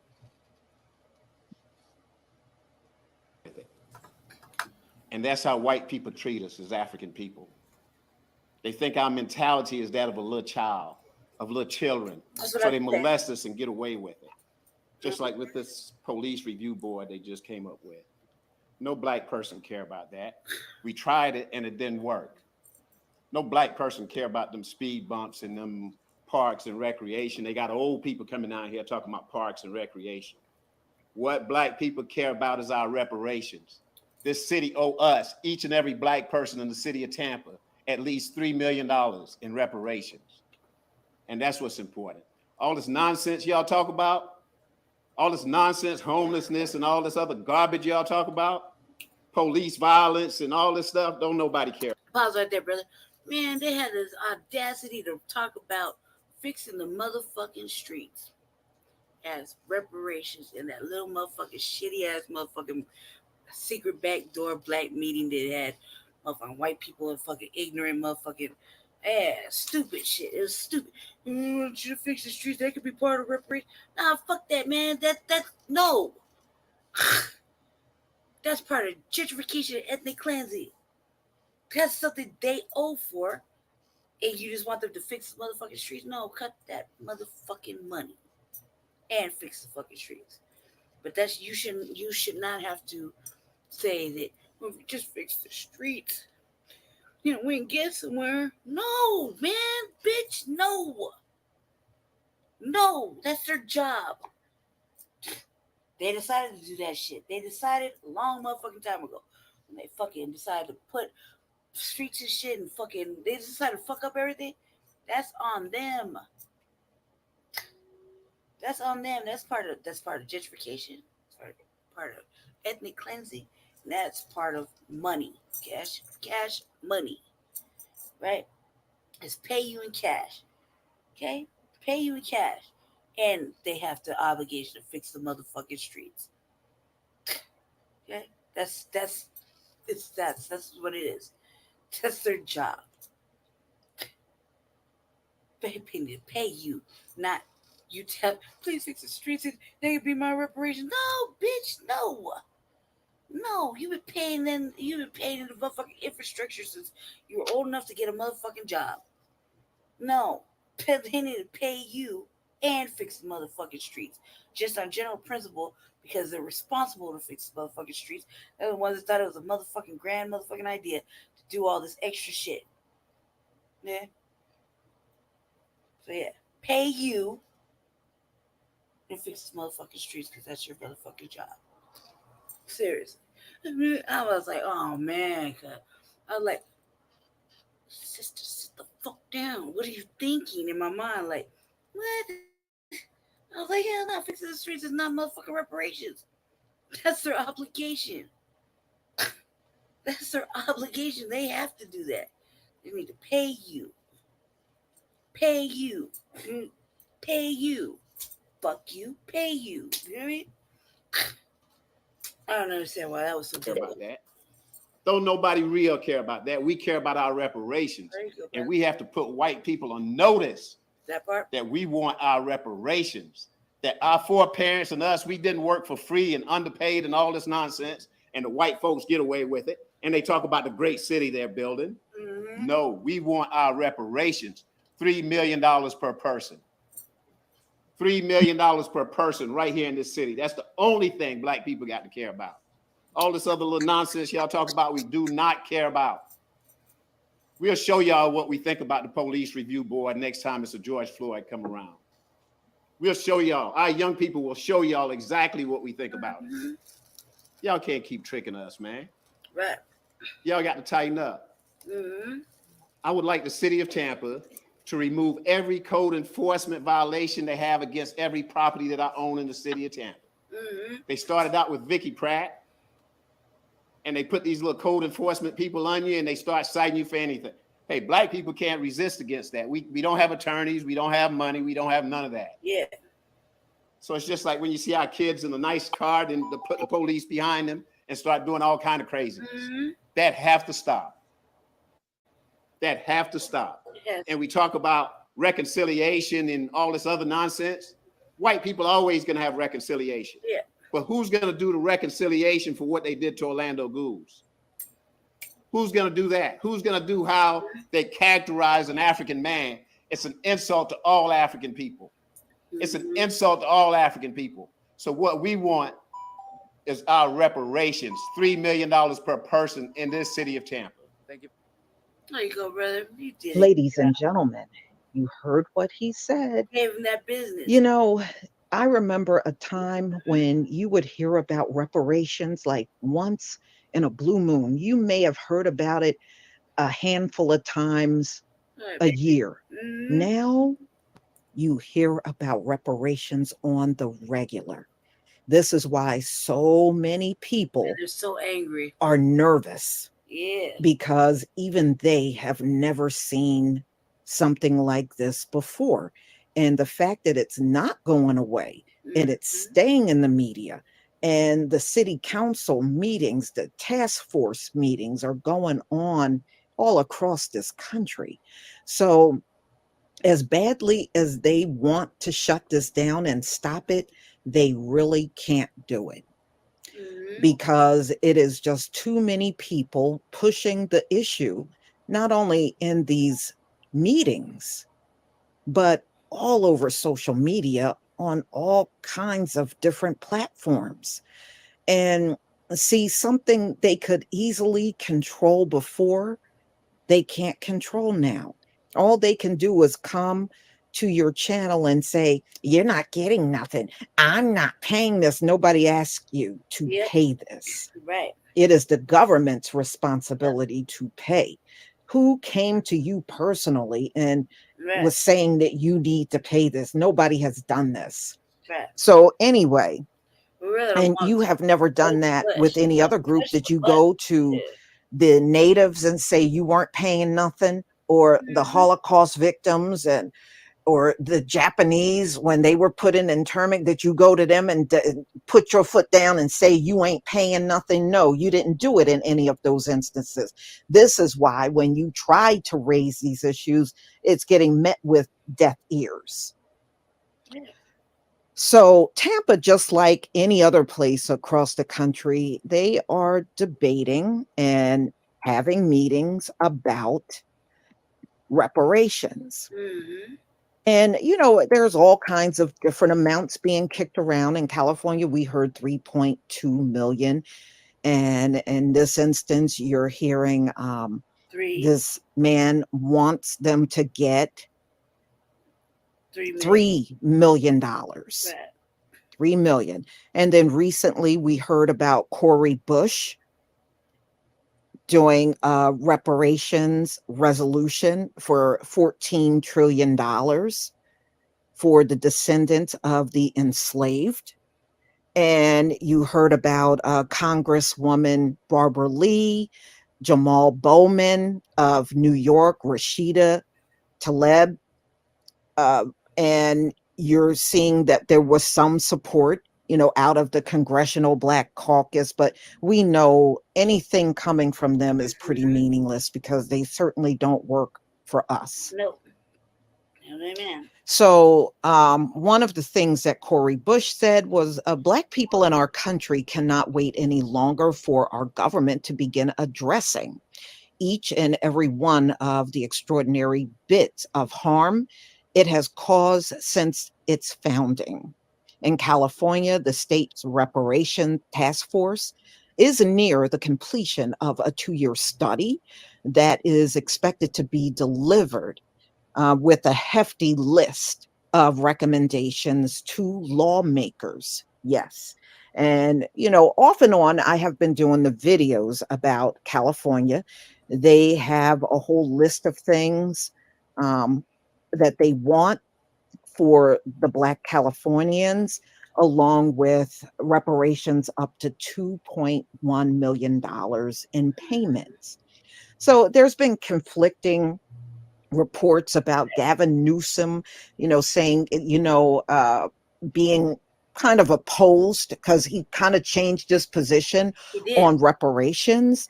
And then, you know, I'm hearing reports that no, he thinks there should be cash payments. And it wasn't just one news source. It was actually multiple news sources. Absolutely. Making him sound like he was flip-flopping on the issue. And pause right there. I took that very seriously, and in my mind, he's still on that committing political suicide because, you know, it's one thing we have black people being the enemy to black people. It's another thing when a whole white man don't want to go further up in his political ladder, right? Because everybody's like, oh, Gavin Newsom gonna try to run for presidency or whatever the fuck, you know what I mean? And in real life, you doing this it should be the firm stance that we ain't fucking with the Democrats. Okay? No reparations, no vote. I mean, for the last 3 years, that's seemed to be the heavy fucking message going on in the Black House and at the Dollhouse. No reparations, no vote. No tangibles, no vote. You know what I mean? We don't do symbolism. Fuck an apology. No reparations, no vote. That's pretty simple for me to understand. I don't know. I'm lost. Why nobody else get it, right? No tangibles, no vote. You know. And when he was pulling that wishy-washy shit, had somebody else speak for him, and he's like, "Oh no, you know, I didn't leave it completely off the tip." He is, you know, play with your dick, don't play with us because you was playing.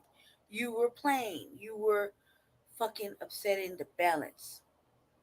And you know, like I was saying on one of my shows the other day, don't fret, black people. Don't fret. I'm from California. I get it. Yeah, I'm from California. I understand. Don't fret. Don't get crazy. You know, just apply that pressure. Apply that pressure. You know, it's a game right now. They don't think that black people are serious on that they think they, you know, oh, we always got black vote. No, black vote is for sale. Black vote is for sale. And the black vote is for sale for one thing and one thing and one thing to be done right. You know, no symbolic gestures. The reparations, the way it's been discussed, how it's been laid out as a lineage base, cash payments. Talk about other shit later. It's cash payments first. You know, lineage based, foundational Black Americans, descendants of child slavery. Very fucking simple to understand. No deviating from that. So Gavin Newsom playing with his own motherfucking noose. Okay, like, hey, that's on him. However, it's like he look. You ain't gotta do all that, politicians. You ain't gotta do all that. Just say, hey, I don't intend on going any further or doing anything for you. Simple. It's very simple. You gonna play these fucking mind games? Cool. You out there running. We ain't gonna vote for you. Right? And this is a time where you gotta say, hey, look, this is a democratic thing that's been happening with Gavin Newsom. Oh no. You felt a little pressure? Shit, when you have to see nothing but beautiful black faces outside talking about, fuck you, Gavin. You see me in nightmares just everywhere. Beautiful black people just like, fuck you, Gavin. Man, you ain't going nowhere, cuz. Can you imagine? I gotta change everybody's mind. Real shit. Just keep applying that pressure. Because all he's seeing, all he would have to see is black people. Man, you really let us down. Why'd you do that? Why'd you do that, Calvin? Yeah. Why you set up even a task? Why you get our hopes? Why you keep fucking with us? Like, you know, just keep applying that pressure. Because once you take the black vote away, doesn't matter how much influx, they're never getting ready to vote. It'll probably be illegal as fuck. And half the votes will have to not count. That's just off top, right? Because it'll be illegal as fuck. If they try to fast track all that shit, right? The other thing too would be like, it would be a total motherfucker recall, recount. It ain't going nowhere. First of all, you shouldn't vote for him, period. Why? Because this isn't a game. This is not a game. Right there, that little speed bump, he's playing. All that fucking work. It was a game. No. We knew it wasn't gonna be like quick, fast. Should have known it was gonna be a fucking marathon. However,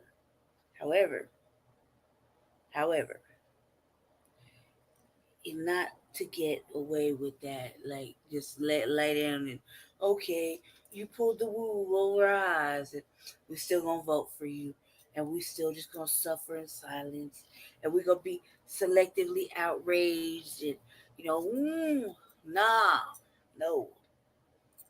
This is the time to stand on that. Because if you don't stand on it, then you make everything that everybody has went through for nothing.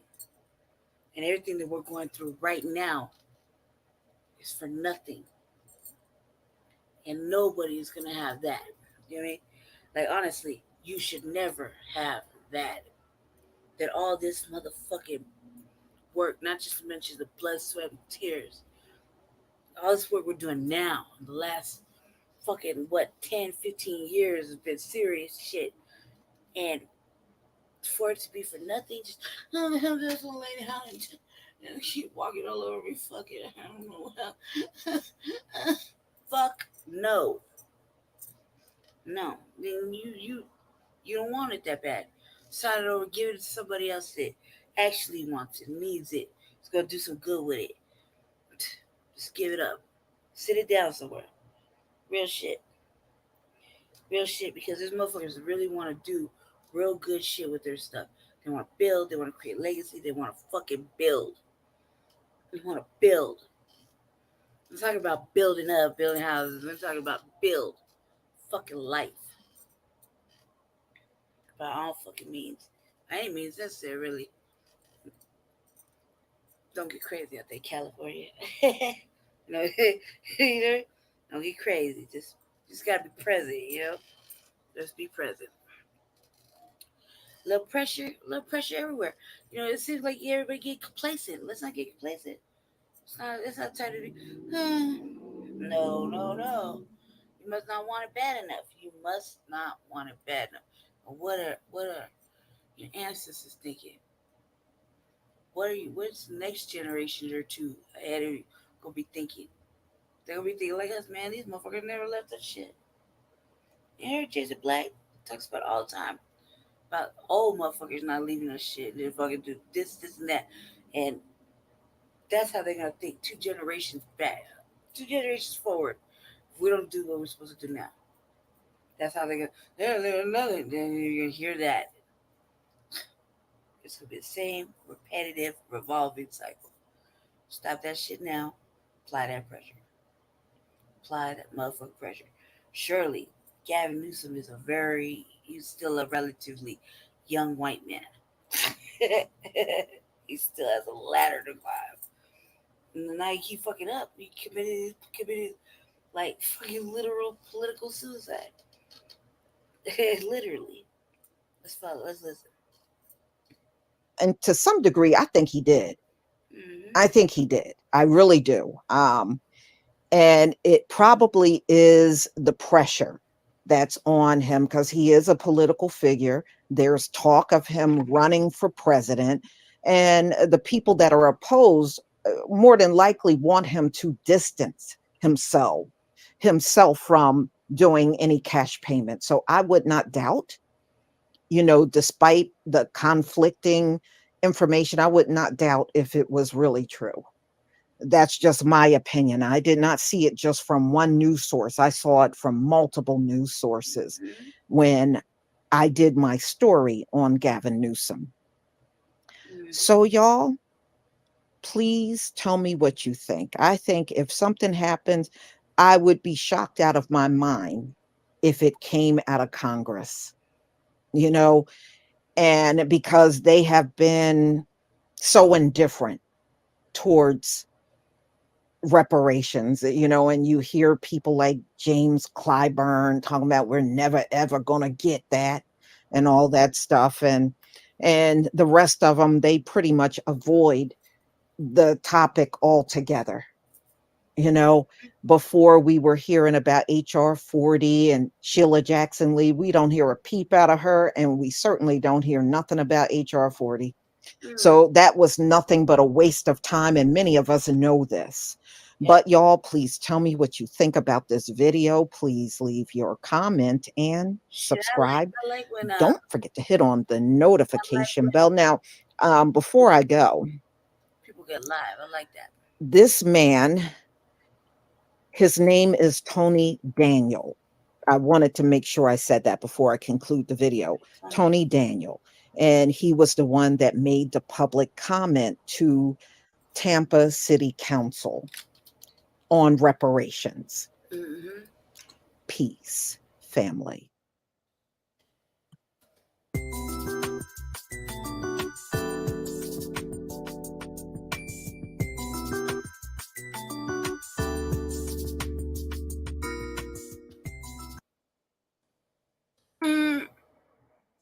So today was the big day. The day the man who is widely seen as the strongest potential competitor to former President Trump in the 2024 Republican primary. Today was the day. He wasn't doing shit. He's like, let's see. His shit was a fucking joke. But it's okay. Rough start. Let's see what happens. Like rough start. How you gonna recover from that? Now let's focus on I want to go to T about that. Let's go to real quick. We're gonna go to Professor Black Truth. Shout out to Professor Black Truth. And shout out to Lisa Cabrera. Has a good ass education today. Here we go.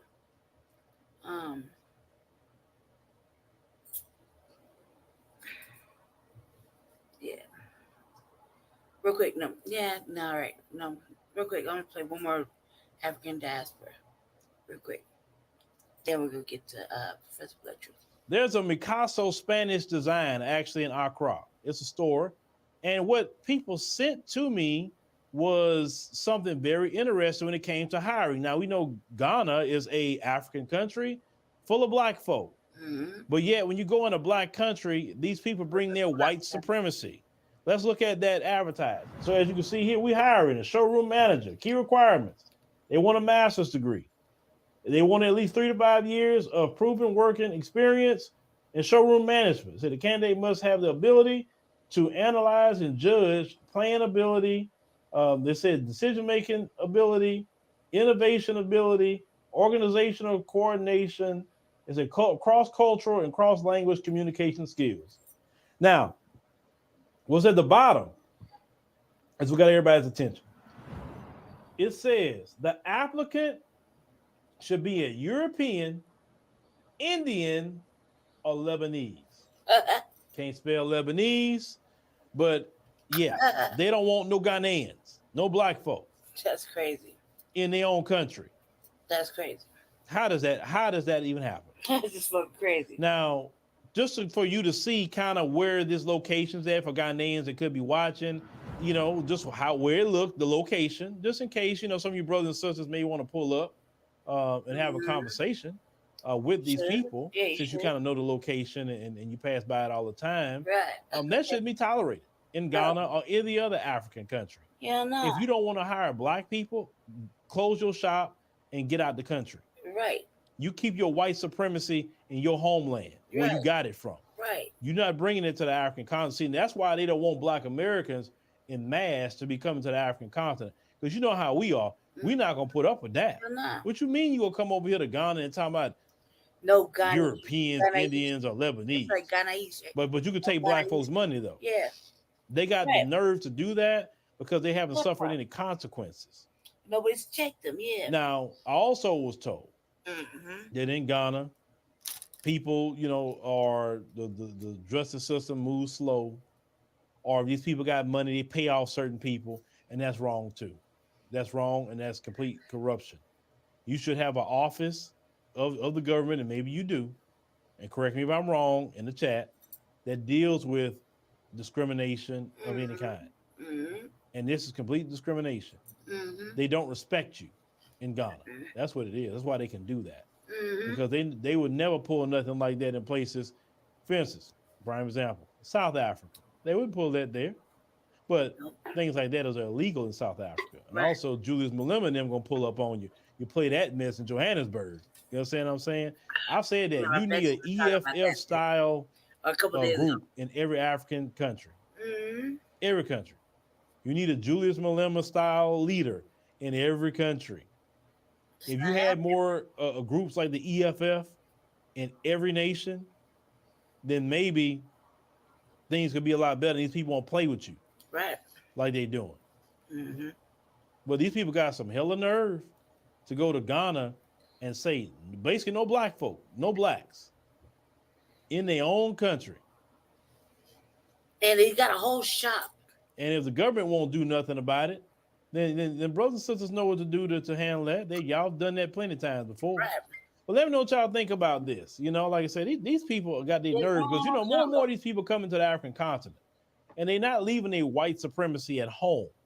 African people all over the continent, you need to check them the moment you see them do this. Yeah. Don't let them play games with you like that. Don't let them bring their racism to your countries. It should never be tolerated because remember, they'll never let you do nothing to them in their own homeland. So why in the world are you sitting up there allowing them to put that out there? Now, they did pull the advertisement after the backlash, but no, to me, the store needs to shut down. Yes, that's it. You're done. Out. Right. You sure shut down, you're banned from Ghana. That's the right way to do it. That makes sense to me. And if you don't hurry up and get yourself on out of here and get to the airport, you're going to jail. Get there, yeah. That's how you show strong leadership, and you want to defend the people of your country. But let us know what y'all think, about this because, this is utterly ridiculous. But at the same point, I will be in Ghana in October. October 1 through 8. We still have that trip coming up, and I can't wait. Trust me. If I saw something like this and I was in Ghana, you better believe I would pull up to that store and ask them, what the hell is that about? You don't like black folk? Well, what is your problem? I sure would have rolled up on them because you're not going to be treating black folks like that in front of me. So I tell people all the time, I get even more turned up when I'm in the African continent than I am here. Because at least over there, I know I'm the majority and I got more backup over there than I would have here. But if you have not signed up for that trip that's coming up, you have the link in the pinned comment. You can click that, make a deposit. Like I said, there's only a few spots left before that closes out. It'll be October 1 through 8. And we'd love to see you guys on that particular trip. One of my goals is to get out of this program. What are my personal little goals? Like, man.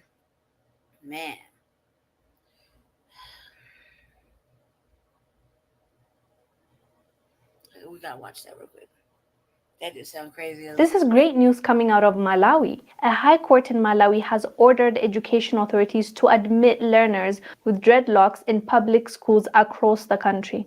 This ruling comes after a petition by 2 Rastafarian young boys that were refused admission to a school because of their dreadlocks, and they took them to court, which is what should be done. Like, it is so hard for me to understand how this is happening in Africa. Majority of the population is Black people, and we're still discriminating against people's hairstyles like dreadlocks. And it's not just Malawi. This happens in other African countries as well. We've covered a story a few years back of Rastafarian students that were refused admission in a Ghanaian school. Parents are suing the school for not letting their kids enroll because they have dreadlocks. Unless and otherwise they shave it off, they said they will not allow them to enroll. So they're taking it to court, and rightfully so. And this does not happen only in Ghana. The sad and unfortunate thing is it happens all over Africa. There are 4 African countries that actually allow you, like South Africa, Zimbabwe, Kenya, and also Malawi, I believe. So those 4 countries allowed it because, again, same kind of story. People went to court and sued that company or school for that, and the courts were like, oh, okay, you're right, like we should not do this. This is discrimination against, you know, religious belief or even culture. So Rastafari, they want to grow their hair. Are you going to ban them because of their religious beliefs? That's nonsense. And culturally, some people, their culture wants them to grow dreadlocks. They should be allowed to.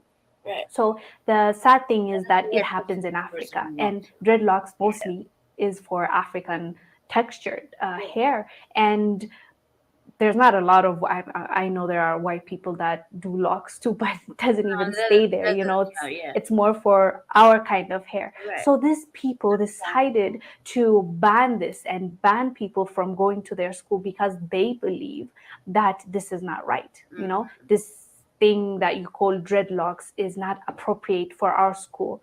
Make it make sense. What do you mean by it's not appropriate for our school? It's a person's preference. If I want to lock my hair, I should be allowed to. Why shouldn't I be allowed to do that? You know, and this comes from that trying to fit in with the Western world, with their haircuts. If their haircuts is like this, then Black people should cut it like that. Like, it just comes from that, and it's sad that we don't recognize that. And the sooner we recognize that, the sooner we can do better, the sooner that we can be ourselves, you know, instead of trying to look like somebody else. We've actually interviewed the young boys and one of their parents. So like, you cannot tell me that this is not a problem that needs to be fixed. It should be fixed. First of all, you're discriminating against a religion. These people believe in growing their hair and they should be allowed to do so. But outside of that, if someone thinks they want to grow their dreadlocks, who are you to tell them as a school or a company, no? Do you tell other races of people not to grow their hair out? If the answer is no, then there's an issue there that needs to be addressed. Anyways, family, let us know down below what your thoughts are about the new Malian court order when it comes to dreadlocks. I am Wangel Zalalam. I'll see you on the next one. Bye. Yeah. All right. Yeah, that's fucked up. All right, real quick. All right, let's go to Professor Black Truth. Shout out to Professor Black Truth. I'm gonna start out with this one. Let's keep in mind, family, we're still catching up because your girl has been not catching up. I've been going through some things and working on some things. Family and fellow soldiers, I'm the professor, and this is the moment of truth. The killer of Jordan Neely is making the rounds in the white media. They claim he gave an interview with Rupert Murdoch's New York Post, but it was nothing more than a press release. The entire goal was to give him a platform to say whatever lies and other talking points his lawyers fed to him and make sure that nobody questions or contradicts him. The white right media is posting false headlines saying Daniel Penny breaks silence. That's a lie. The white media has been in constant contact with his attorneys since the lynching happened. For weeks now, he's been allowed to say whatever the hell he wants. They knew who he was, where he lived. The white media knew everything about him. But along with the New York police and the DA's office, they fought to keep this killer's identity a secret because they wanted this to go away. Daniel Penny has been issuing one false statement after the next through his attorneys since the very beginning. He hasn't broken silence because he hasn't been quiet. Now, if the headlines were honest, they would read, Daniel Penny confesses to killing Jordan Neely, admits his victim never even touched him. Because that's what this so-called interview was. It was a confession. He attempts to pathetically lie by omission, and he can't even get that right. Quote, I can tell you that the threats, the menacing, the terror that Jordan Neely introduced to that train has already been well documented. Again, we get an avalanche of weasel words, and you can tell that these words were fed to him by his attorneys because he makes sure not to talk about what actually happened. He never actually mentions his own behavior. He doesn't deny that he killed Mr. Neely. He doesn't deny anything. Instead, he tries to justify it, but to do so without actually saying what he's justifying. Shouldn't he have been walking the News Corp media whore through his actions step by step? If he was innocent, shouldn't he have been saying, let me tell you what happened step by step. Let me explain every minute of this video to you. For the last few weeks, his attorneys have been lying and claiming that Jordan Neely attacked people on the train. Well, notice how Daniel Penny didn't even say that word. He wouldn't dare say it. Shouldn't he have been repeating the BS about, oh, Jordan Neely was attacking people on the train? What he meant was verbally. But of course, now that people have called him out on it, he can't use that word anymore. He can't claim that he had been beaten or physically assaulted or even touched by Mr. Neely. He can't claim battery. He can't claim assault. He can't claim anything. Yeah. He and his lawyers tried that talking point about attack. He was attacking people. They tried that, and then people pointed out, nah, mostly the black media pointed out that Mr. Neely never laid a finger on anyone. So we see that they've had to abandon that talking point because it's been exposed. The killer doesn't say anything about anyone being attacked or physically threatened on that train. If Daniel Penny was heroically saving people from this threatening, menacing, terroristic, whatever, then shouldn't he be telling us all about how Jordan Neely was beating people? That Jordan Neely pulled a knife or a gun or a brick or anything? Shouldn't he have been saying that, well, Jordan Neely was strangling people on the train. He was kicking people. He was slapping people. Shouldn't he be telling everyone how Jordan Neely was hurting people on the train? But he doesn't. Given a chance for an interview with a friendly so-called news outlet, he doesn't say anything. Instead, he just deliberately misuses words like menacing and terror. Who the hell was terrorized by a 110-pound hungry, near-emaciated man who was ranting gibberish? And if everyone was so scared, why was it that you had a number of people who jumped on Mr. Neely? If everybody was so terrorized by him, why did everybody jump on him? Seems to me Mr. Neely was the one who was being terrorized. But if Mr. Neely's alleged reign of terror on that subway was so menacing and so terrorizing and so threatening, then why didn't Daniel Penny call the police? It's not as if Jordan Neely was doing anything to stop him. Jordan Neely was simply walking back and forth. Jordan Neely hadn't attacked Daniel Penny, hadn't punched him, or even laid a finger on him, or anyone else on that subway train.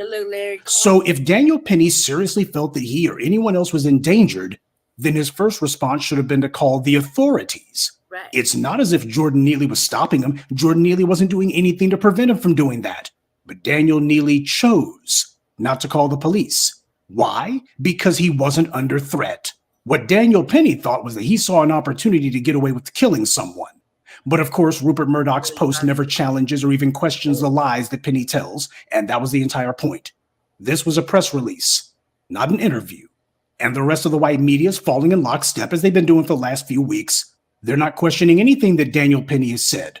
They're not questioning any of his statements. Here he is actually making some empty gibberish about that incident where he lynched a man on a train, and the white media is not picking apart his words, not saying anything about it. They're not examining it. They're just repeating it and just moving on. They have made it a point to deliberately ignore all the facts and the video and to instead claim that his chokehold was just a headlock, or that his strangling this man to death was him restraining his victim, even after the medical examiner said he strangled Jordan Neely to death. The killer also repeated another talking point from his lawyers. There are numerous witnesses from all different walks of life who have absolutely no motive to do anything other than to recount what actually happened. They are uniform in their recollection of events. Well, he's certainly right about that. Absolutely nobody disputes or disagrees that the people on that subway train told him he was killing Jordan Neely. Not one person on that train contradicts that. Not one person on that train says that that didn't happen. It was caught on video. The other people on the train were telling Daniel Penny that he had to stop strangling Jordan Neely because he was going to kill him. They could see what he was doing. They told him to stop. Nobody contradicts that. Nobody says that didn't happen. Absolutely nobody contradicts or disagrees that Jordan Neely had not hit anyone, he hadn't slapped anyone, he hadn't touched anyone, didn't lay a finger on anyone. He didn't have a weapon, and he wasn't reaching for one. Everyone is in agreement on that. Everyone is uniform in their recollection of those events. But now you got Daniel Penny trying to rewrite what happened, and the white media attempting to help him. At worst, Jordan Neely was making a public nuisance, but he was no threat to anyone. The only threat on the train that day was Daniel Penny. The only menace on the train that day was Daniel Penny. The only person who harmed anyone on that train was Daniel Penny. The only one who attacked anybody on that train was Daniel Penny and his two accomplices. This pathetic puff piece by Rupert's little propaganda mill is laughable, but it does show that even they know that their propaganda hasn't been able to trump the public consciousness. The message of the black media has been getting through. I mean, when you got to put in your headline, "I am not a white supremacist," yeah, what that means is people have been seeing what the black media has been saying. The white media thought that by not mentioning Daniel Penny's name, they were creating this void of silence. Why? They won't have anybody to actually call for punishment against. Instead, what they did was they set up a huge void that the black media has filled with the truth. So now here they are trying to counter-program. And to do it, they try to show literally every little picture of him standing next to a non-white person, but the best they could do was a trip he took to Mexico. That was before he started lynching people on the subway. And it's no accident that the main talking point that this guy got from his lawyers that he's trying to recite is that, and I'm not making this up, he actually said, "The system failed us." Oh, he's blaming the system. Really? Daniel Penny cannot claim the system failed him in any way. He never attempted to call the police, despite the fact that Jordan Neely never laid a finger on him, never touched him, did absolutely nothing to prevent him from calling the police or moving to another subway car. Daniel Penny chose to stay where he was. He chose to not call the police. He chose to sneak up behind his victim. He chose to strangle Jordan Neely, and he chose to ignore the other passengers on the train who told him to stop. Jordan Neely is dead, not Daniel Penny. Daniel Penny was allowed to commit his crime, to lynch a man in open public, then go home with no charges. And then this animal was allowed to be on the loose for almost 2 weeks before public pressure forced the sniveling, corrupt DA to do his job and charge this piece of trash with manslaughter, not the murder charge that he actually deserves. And then a corrupt judge gave this animal bail instead of detaining him pending a verdict, which is what he should have gotten. The system failed over and over again to punish the killer. But of course, as we, the black community, know, the system didn't fail at all. It worked exactly as it's designed. Far as Daniel Penny is concerned, the system failed to protect him from consequences. The system failed to protect him from being, "I should have just been able to go home. The system has failed me." No, it's being forced to do something it wasn't designed to do, which is to hold white supremacists accountable. Now, obviously, this cowardly killer is deflecting onto the authorities, but he's using the same talking point that the white media has been using. Ever since this lynching occurred, the so-called liberal part of the white media has been putting out a united chorus of New York's heartless policies towards the homeless is what killed Jordan Neely. This is about the homeless. This is about how New York City treats the homeless. Oh, it's legal to kill the homeless now. This is what you've been hearing from your white so-called leftists and liberals. They have been doing everything they can to make sure this is not about race. Not because they don't think that this is going to be helpful to putting this animal in prison, but because they don't want to have to set that precedent. They do not want to have to continue to tear down and to go after the very white supremacy that they themselves depend on. Right. Your white so-called liberals are showing where they've always stood against justice. The white media so-called liberals have been the main ones who blame some anonymous, unspecified system for Jordan Neely's death. The city of New York didn't sneak up behind Jordan Neely. Daniel Penny did. The city of New York didn't grab Mr. Neely from behind in a stranglehold. Daniel Penny did that. The city of New York did, however, tell the killer to stop strangling Mr. Neely. Passengers on that train warned him, "You're going to kill him." See, the city of New York did try to prevent the death of Jordan Neely. It was the killer, Daniel Penny, not the city of New York, who ignored the passengers' pleas to release the victim. Instead, this killer continued to strangle Mr. Neely until he was dead. The only failure was the system failing to punish Daniel Neely for his crime. But there's also something else that needs to be noted. It's dangerous for Black people to echo or to repeat these white media lies. Carolyn Neely, who is reported as Jordan Neely's aunt, has been quoted for weeks now as having said, "The whole system just failed him. He fell through the cracks of the system."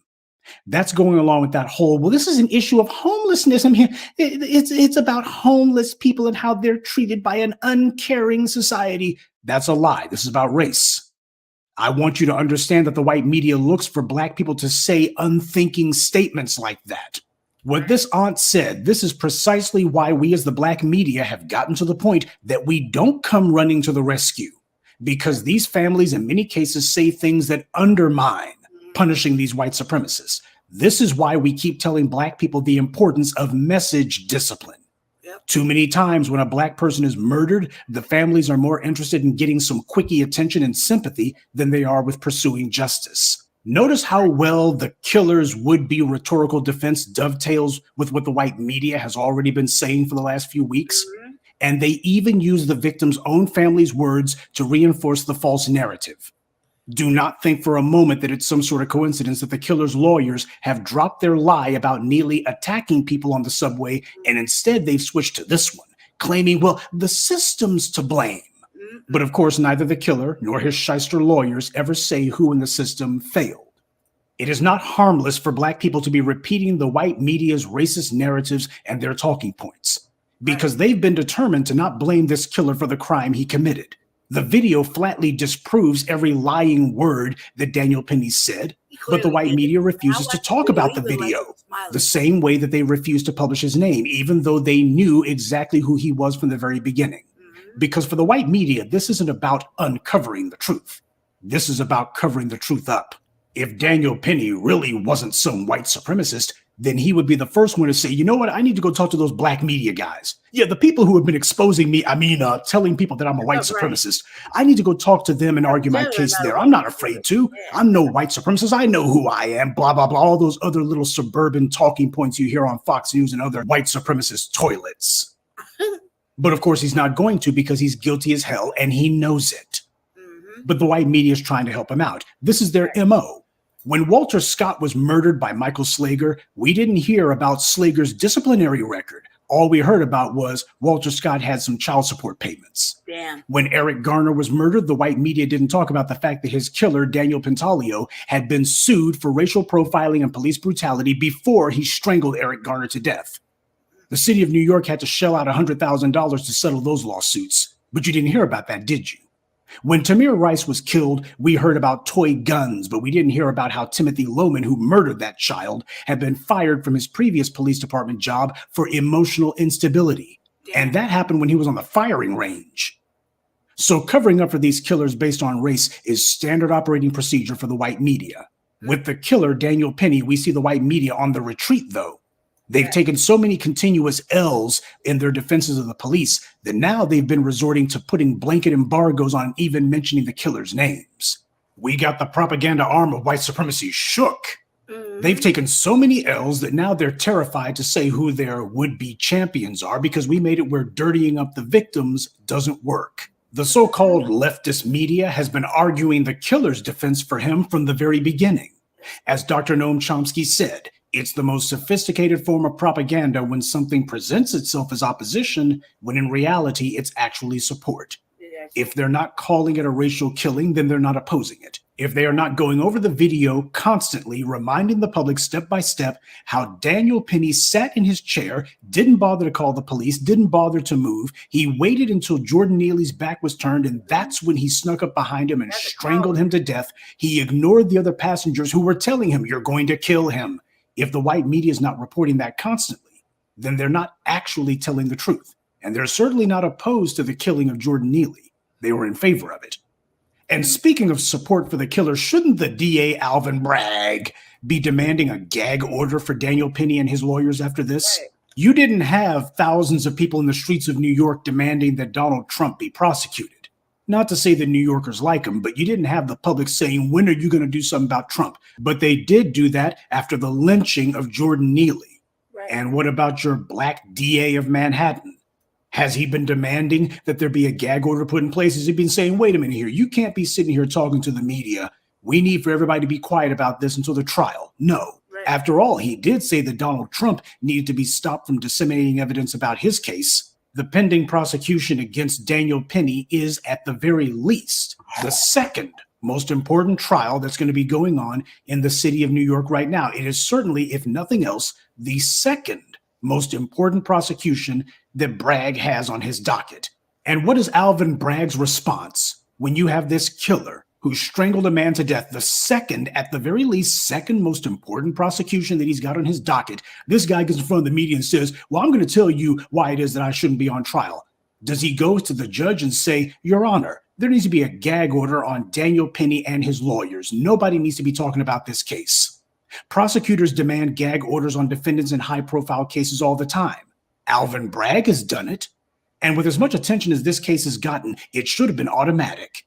Why would the DA want to allow the killer to sit here and try to prejudice and influence the public? The jury is chosen from the public. Why does he want for Daniel Penny to be allowed to talk to the public and say whatever the hell he wants, and the DA is not even going to say boo? It's because Alvin Bragg doesn't want to win this case. He didn't even want to bring charges in the first place. He was trying to figure out, could he slither his way to some sweetheart plea deal? That's why he made the charges so low. Not because that was the most he thought he could get. He knew he could get second-degree murder, but because he made up his mind, well, these white wealthy interests in New York who I want to bankroll my inevitable incompetent bid for governor or for the Senate, they don't want anything done about these little white supremacist killers. When a black person is harmed, they want nothing to be done. And well, it's all about me, you know. It's no different than Daniel Cameron out in South Carolina. It doesn't matter if you've got a Republican prosecutor or a Democrat prosecutor, even if they're black. All of them see their job as looking out for themselves and securing their own position over black people's dead bodies. That's how you get the confidence of all of these white supremacist donors. Doesn't matter if you're a Democrat or Republican, you want those donor dollars to flow, just make sure they understand you will do absolutely nothing to protect a black person or anything to make sure that there are consequences for harming a black person.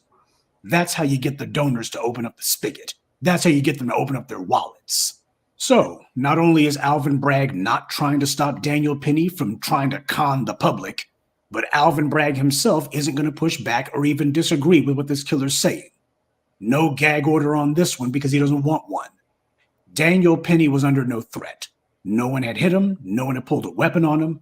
He waited until Mr. Neely turned his back, which is the purest evidence that he was under no threat. And then he snuck up behind his victim and strangled him to death. But clearly the bastard's been feeling the heat because he's trying to deny that he's a white supremacist. Yeah, all that white media propaganda hasn't been working, ain't washing. And just like with Kyle Rittenhouse and Betty Shelby, all these other creeps, the white media is happily giving them a platform to say whatever they want, no pushback, not even basic questions. And notice the white media is not saying anything like, well, Daniel Penny needs to stop giving interviews. Why? Everything he's saying hurts his case. Or look at all this stuff he's saying. This is how he's making it worse for himself. Oh man, he's just making a confession here. They're not saying, oh, look what he said. The prosecution can definitely seize on that. They're not saying anything like that. So you have the most high-profile homicide case in the country, and the white media is not interested in picking it apart or asking any questions about it. They just want to repeat whatever the killer says. Oh, well, sure, that's because there is no racism in the white media. They're not racially biased at all. This guy confessed that he killed someone. Right. And he also confessed that he had no physical threat against him. Right. He hadn't been touched, hadn't been assaulted, hadn't been battered. Nobody laid a finger on him. He admitted that he was under no physical threat at all, that he hadn't been attacked, and that he wasn't going to be. He admitted that he willfully killed Jordan Neely, not by accident, but because he chose to get out of that seat, chose to strangle the man, ignored everyone else when they said, you're going to kill him. He admitted that he didn't regret the crime that he committed. That's what the headline should be. But the white media is trying to protect him, so they're not going to do that. One more thing, the white media is also trying to make this cowardly killer out to be some sort of Marine hero. They're still trying to push that boulder up the hill. Well, a hero is the last thing he is. They never talked to any of the soldiers that he was deployed with. Notice that? I guess they're still looking for somebody who has something complimentary to say about him. I guess they're having a hard time finding any of these buddies from the Marines who are willing to stick up for him. Though they did let the killer claim that Growing up in the wake of 9/11 and the terrorist attacks in my community, full of firemen, first responders, police officers, it was like I needed to serve my community in some way. Let me tell you something. This punk is 24. That means he wasn't born until 1999. He doesn't remember 9/11. He was only about 2 years old when that occurred. He didn't join the Marines until 2017. And he didn't join to serve the community. He joined so that he could get the GI Bill. He's in college right now. In fact, he was in the process of attending college at the time that he strangled Jordan Neely to death. This creep is no patriot. He's an opportunist at best and a common criminal at worst. But the white media is trying to put some sort of heroic or justifiable slant on what was a cold-blooded killing. Now, regardless of how you may feel about the family of Jordan Neely's remarks, we nonetheless have to speak on this lynching, because clearly the white supremacists are desperate to see this killer walk free. People used to tell us that the police who murdered black people would never be held accountable until they were. They said that animals like the murderers of Ahmaud Arbery would never be punished until they were. What people need to accept is that there is no final victory. Justice is not some one-and-done event where all you got to do is punish some white supremacist one time or force the system to behave according to the dictates of decency one time, and then you get to walk away and play Nintendo full-time. You don't have to do anything else. That's not how the real world works. As long as there is freedom and justice, there will always be some bottom-feeding demonic white supremacist trying to destroy it. That's the reality. They want to destroy freedom and justice because they are weak. They are corrupt. They are satanic and evil. They cannot exist in a world of freedom or justice. They need a system that spoon feeds them every crumb of their daily bread. What's called for is for us to be in charge. But first, we have to put the bastards on the run. The reason that they're so invested in helping murderers get away with it is because the highest expression of white supremacy is the ability to kill black people with impunity. If you are able to commit the highest crime there is, to take someone's life, and to do it without any consequences, in fact, to even be praised for it, why, that makes you supreme. That makes you godlike. That's what the white supremacists are after. That's what drives them. That's the part of their twisted little minds that white supremacy appeals to the most.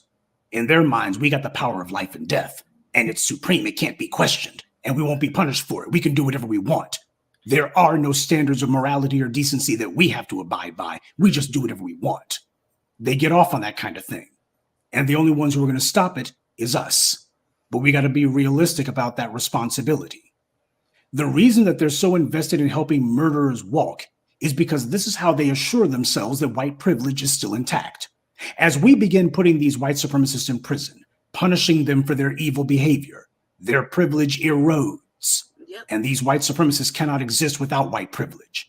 Does anyone seriously believe that a mouth-breathing, knuckle-dragging inbred like Daniel Penny would have gotten into the Marines, much less been allowed to stay in the Marines, were it not for the fact that the Marines are full and overflowing with other white supremacists? Absolutely nothing about that creature says heroic, intelligent, or even manly. He's a two-bit punk. But under white supremacy, being a punk is protected. Under justice, however, it wouldn't be. So why am I following this case? Because we need to be keeping tabs on this one regardless. And why is that? Because the white supremacists want this. They know that the Kyle Rittenhouse trial was rigged from the jump. See, in Kenosha, Rittenhouse killed 2 white men and shot a third.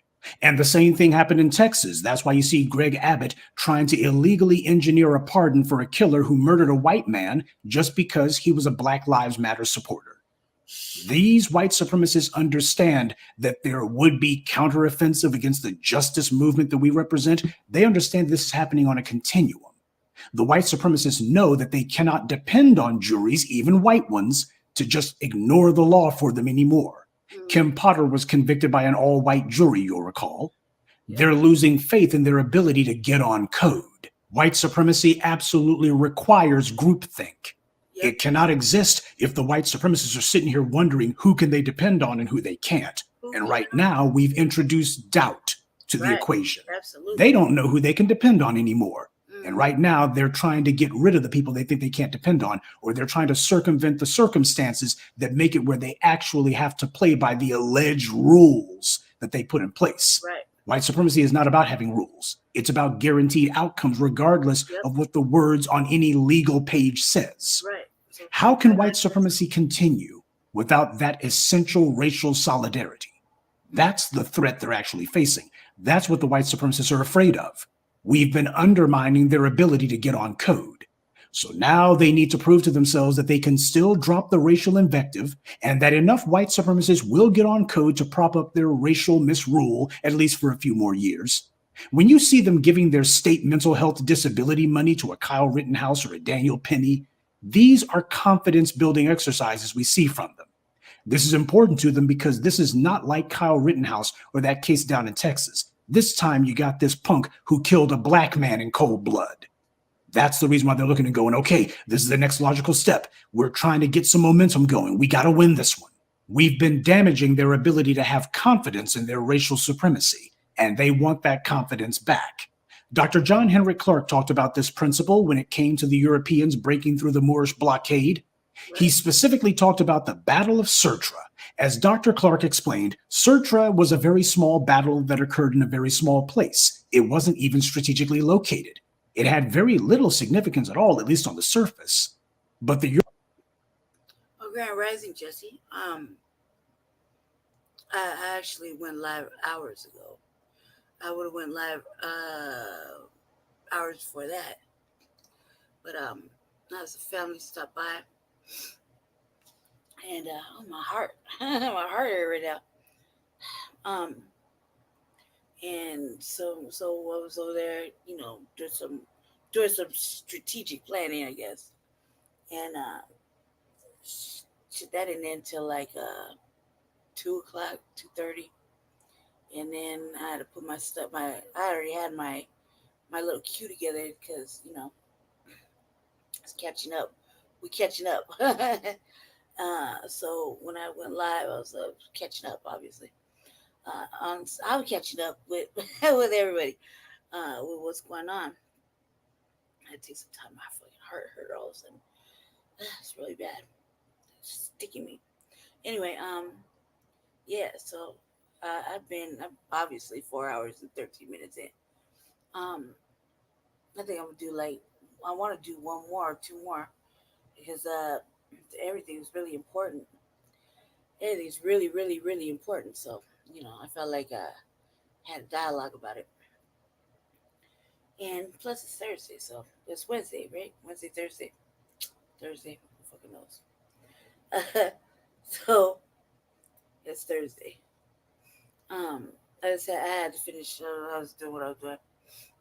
Anyway, let's get back into it. Yeah, I felt like it was really important. I'm catching up with the people, so reacting to everything I'm seeing. And I learned a lot today so far.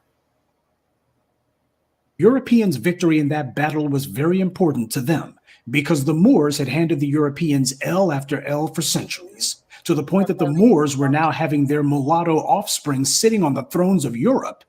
The Moors had gotten their mulatto and even fully black brothers and sisters into positions of authority in Europe's monarchy and their governments.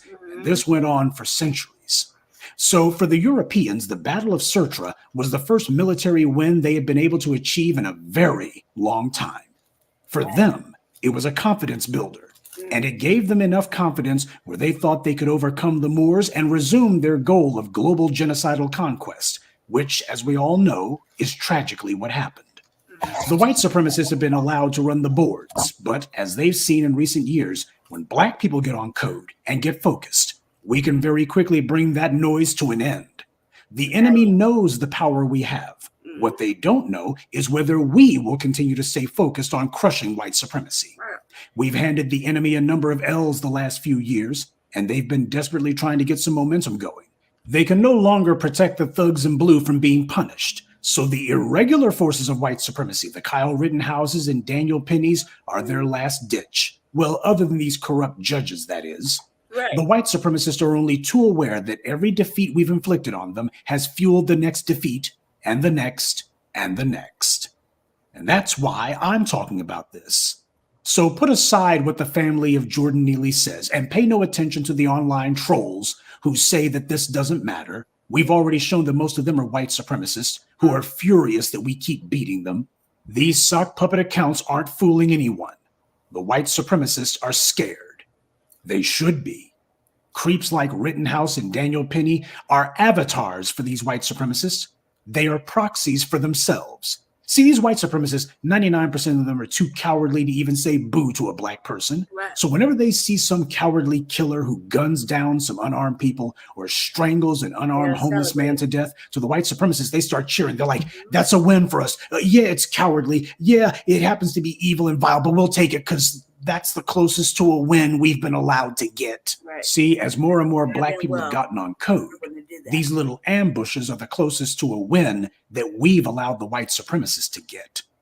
When animals like the murderers of Ahmaud Arbery go to prison, that scares all the white supremacists because it means that all of them are now subject to going to prison. When trash like Amber Geigers and Derek Chauvin go to prison, you notice that afterwards a whole raft of these racist killer cops go to prison too. The white supremacists understand something that a lot of black people don't.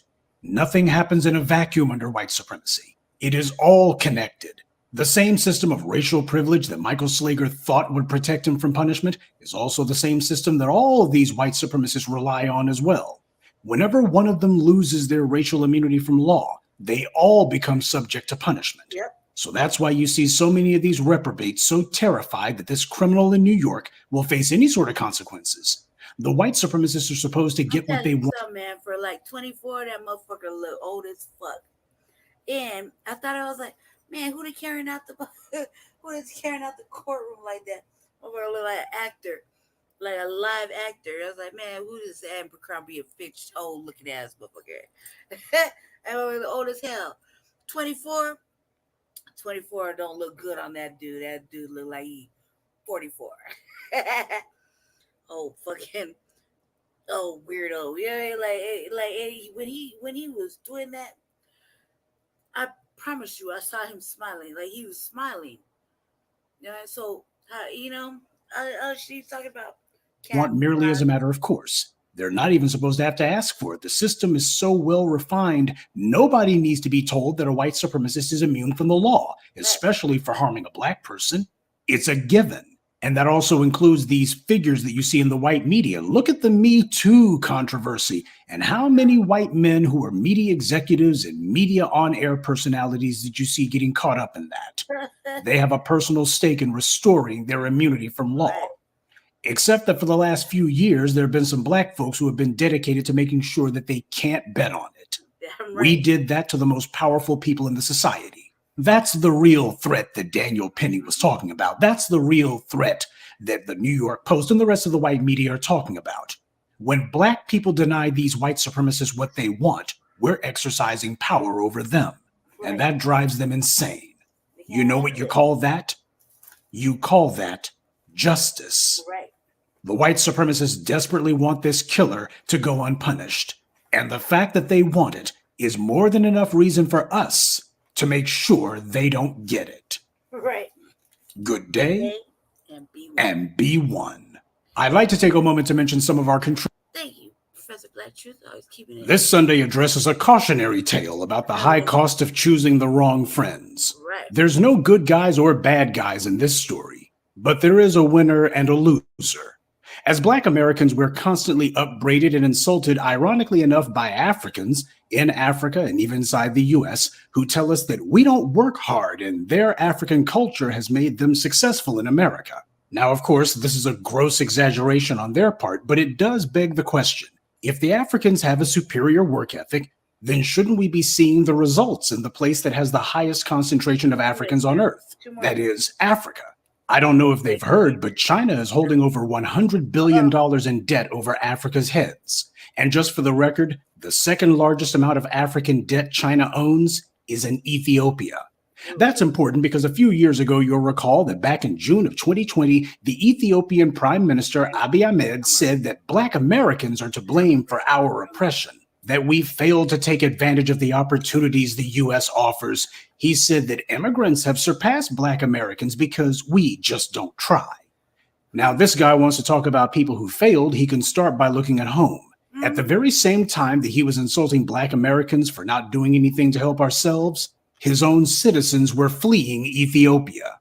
Just a few months after he called us failures, his own citizens began fleeing the country that he is in charge of.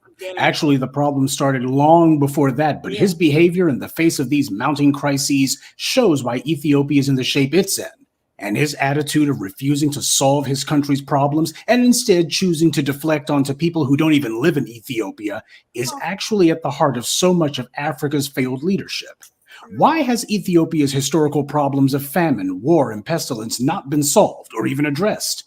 Because of Abiy Ahmed and the mentality that he espouses. The corrupt Ethiopian prime minister has failed to build up his country. He's decided to outsource that to China. Talking trash about Black Americans is easy, especially when you're doing it from the other side of the world, but building a country is hard. Apparently far too hard for Abiy Ahmed to do. This guy has no victories that he can point to, none at all. In fact, Ethiopia is in worse shape now than it was when he first took office. I could see it differently, though, if he was alone, but this attitude of disrespect that he shows is also prevalent in a lot of the immigrants who come from Africa to the U.S. Dumping on Black Americans is a defense mechanism used to cover their own embarrassment. It makes them feel less depressed about the fact that they had to leave where they came from just to make it. And of course, the majority of these African immigrants, when they come to the United States, they try to identify themselves as immigrants primarily, as if being Black means absolutely nothing to them at all. Now, this problem becomes worse when they try to extend it to other groups around the world. A lot of Black people have convinced themselves that they have friends in places that they don't. For the longest time, African governments and a lot of their people have tried to get by on other countries' contributions. They ride the coattails of what Black Americans have done, or they seek money from foreign governments. But without building anything, at some point, what invariably happens is that their citizens flee, and then they resort to trying to make themselves feel better about it by claiming they're so hardworking. This is cope. Well, China's been giving Africa billions of dollars allegedly for the Belt and Road scheme, but as a lot of Black Americans have been pointing out for years, the Chinese are racist towards Black people all over the world. This, however, flew in one ear and out the other for practically all the Africans who heard this warning. China has pulled the same scam the Europeans did, claiming that they were going to develop Africa, when in reality all they did was build a few small infrastructure projects that would simply make it easier for Chinese companies to extract Africa's resources. They weren't building a transcontinental or even a transnational highway system there. They were simply building a single one-lane highway north by northeast. But the Chinese did one better, or rather worse, than the Europeans. These Chinese not only built very minor infrastructure solely for the purpose of expediting their own exploitation of Africa, but they made the Africans pay them for it. And worse than that, they made it a debt trap, one that they're not letting the Africans out of. The Chinese literally sold Africa the rope they intend to hang them with. Meanwhile, the Chinese nationals who have been coming into Africa have been building their own separate little enclaves. And just to show who's in charge, they've been abusing the Africans economically, verbally, and even physically. In China, they publicly put on little displays where they show Africans as being compared to animals. And what has the African reprisal been for this blatant racism? To give the Chinese more land and more resources. In Africa, the Chinese are telling the Africans the reason that they're poor is because they don't work hard. That they blame the IMF for their failures. That they blame European empires that collapsed decades ago. When will the African take responsibility for his situation, the Chinese say? And how has the African responded to this disrespect? Mainly to capitulate. Africa's leaders all have a few things in common. They all have foreign bank accounts. Most of them prefer to spend their time outside of Africa. And they found out a long time ago that if they told their people that they were better than Black Americans, then their people would allow themselves to be ripped off for a few more years. I say these things because this is the situation that African migrants are coming out of when they come to the United States. While there have been some bona fide down for the struggle riders here, and they need to be mentioned, the reality is the majority of African immigrants have been economic immigrants. And in most cases, they were either collaborators with the corrupt leaders of their countries, or they were also looking to sell out to the highest bidder. Too many Negroes from abroad have tried to hide their embarrassment of failing to build up their homes behind a cloak of phony bravado, and that usually takes the form of insulting Black Americans. Now, let's put aside for a moment that the majority of African and Caribbean immigrants are not killing the game when it comes to business ownership. I know that's a popular trope, but it's still just a trope. You have a lot of people who get into university jobs or middle management in some white corporation, but what you don't have is any rabid entrepreneurship going on among that group. What you see is that they come to the United States and that they're able to immediately access and enjoy the opportunities that we made possible. And clearly the work that we put in was the secret sauce, because for all their hard work and alleged superior culture and education, they were not able to duplicate the success they've had in the US anywhere else. Africa's tried to boast the last 15 years about hydroelectric power dams and highway and infrastructure projects, but so far, almost none of them have actually materialized.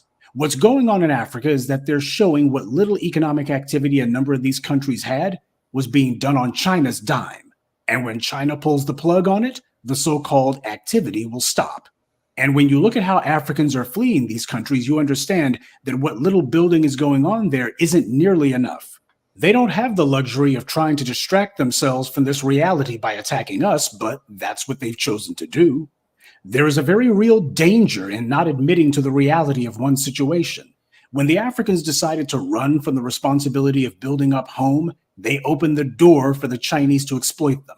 For years, a lot of Black Americans have been warning that the racism we've encountered from Chinese nationals in the US is a microcosm of what would occur in Africa when Beijing got its hooks into the place. We were scoffed at, told that the Africans have the situation totally under control, and that we as Black Americans needed to mind our own business.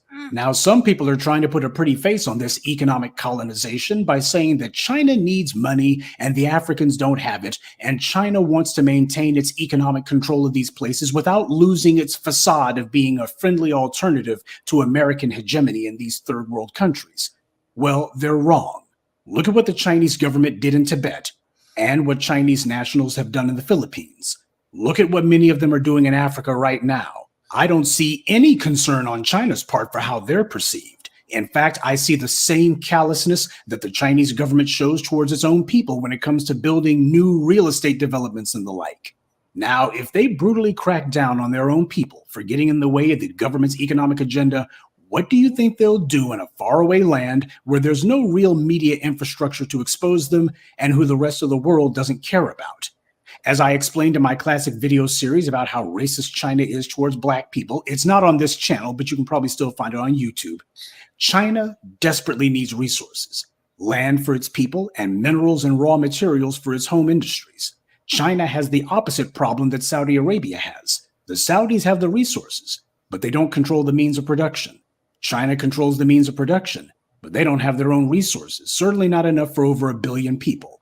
And now we see China calling a number of these debts in Africa due. And the Africans don't have the ability to satisfy any of these debts. They're begging for loan forgiveness across the board. Now, when a debtor can't pay their creditor, what happens?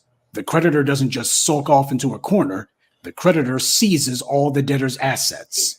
So to China, Africa's land and natural resources is the perfect collateral to seize. And as Beijing has shown, once they get their hooks into a place, it's incredibly difficult to dislodge them. And how is Africa going to deter China from running roughshod over them? Military force is certainly out of the question. The white media's narrative that the Chinese don't want to antagonize the Africans by being too belligerent, that's a face-saving lie that echoes the concerns of established white power. Their narrative is that the Africans are ultra-hypersensitive to anything that even looks like neo-colonialism. But that's largely a paper tiger. The Africans have called a lot of things neo-colonialism, like the US military's AFRICOM command. But they haven't actually done anything about these colonizers other than give some speeches. Well, China doesn't care about tough talk. They only care about what people will actually do. The Chinese already know that being inhumane towards the Africans has not resulted in them being forced out. And this reluctance to act on the part of Africa has now emboldened China. China doesn't really have much of an incentive to be friendly to the Africans since the continent's leaders largely don't live there and have shown that they don't really care what happens to the people anyway. You have leaders who live in Europe, citizens who are fleeing. As China sees it, nobody's minding the store. And China's track record shows they much prefer taking things by force as opposed to having to buy them. Keeping Africa poor also means Africa will be easy to control. Beijing has no interest in a strong Africa, because a strong Africa will charge more for its resources and also will be in a position where they don't have to tolerate any disrespect. Well, actually, given their track record, there's no promise that Africa will stop tolerating China's disrespect, but I'm trying to keep my fingers crossed on that one. Right. The lesson here is reality always gets the last word. When the Ethiopian prime minister attacked Black Americans, it says a lot that he wasn't challenged by his own governmental peers or anyone else there. You know why you don't see Black American leaders comparing themselves to failed states in Africa? Not just because their constituents wouldn't tolerate a Black person in the US attacking other Black people abroad, but also because we recognize attacking other poor Black people does nothing to help us meet our own basic needs. Unfortunately, it looks like more than a few Africans think that it does. Braggarts don't build, and builders don't brag, at least not until they've actually built something. What China is doing in Africa is tragic, but it's also totally foreseeable. As Black Americans, we've been warning about it for many years now. We told the Africans for the longest time that they need to extend an open, unobstructed invitation to Black Americans to get Africa back on its feet. They roll out the welcome wagon for everyone else. It's just common sense that they should at least be open to the idea of giving more than lip service to the only group of people on the planet who simply want to help Africa and nothing else. I think I speak for a lot of people when I say that this habitual need that so many Africans have to disrespect Black Americans is closely tied to their utter, adamant hostility toward Black Americans coming to Africa and building. After having insulted us for so long, could they really live with the embarrassment of seeing us do what they couldn't? No matter what they tell themselves, when it comes to Black achievement, the world looks to Black Americans. People like Akon and others keep talking about what they're going to do for Africa, but nothing actually materializes. It's a bad case, I suppose, of preferring to reign in hell than serve in heaven. Except with China's growing encroachment, they won't have a heaven or a hell, but rather nothing. Beijing has no plans to do Africa any favors. It's unfortunate because it was all so unnecessary. It didn't have to go this way, but Africa chose for it to go this way. There's a harsh reality that the last remnants of the Pan-African advocates will have to accept, whether they want to or not. Pan-Africanism could never have been made to work for the same reason these damned-to-die-a-borning alliances so many Black Americans chase after in the U.S. have never worked. We want it more than they do. As Black Americans, we have had to persevere against the greatest odds, and we're still fighting. We breathe new life and new meaning into the veins of human civilization. The result is that even in our oppressed condition, we never allowed the forces of anti-Black racism to rob us of our optimism, to rob us of our ability to hope. But hope becomes delusion if it's not tempered with a solid realism about the world and the people in it. We decided for a long time to tell ourselves that because we wanted something, that meant that everyone else more or less would want the same thing. They would see the value in it. We didn't want to accept that this simply wasn't true. A lot of people are not looking to overthrow white supremacy. They're just trying to find a comfortable place under it. And instead of fighting it, they're looking for any excuse to flee from the fight.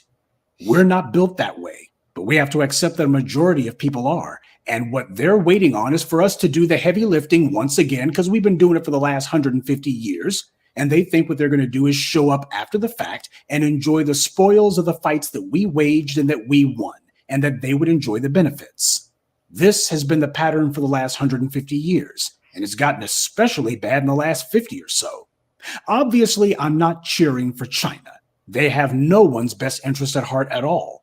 But that essential fire of self-confidence and refusal to be dependent on anyone else, which every nation needs just in order to survive, is missing in Africa.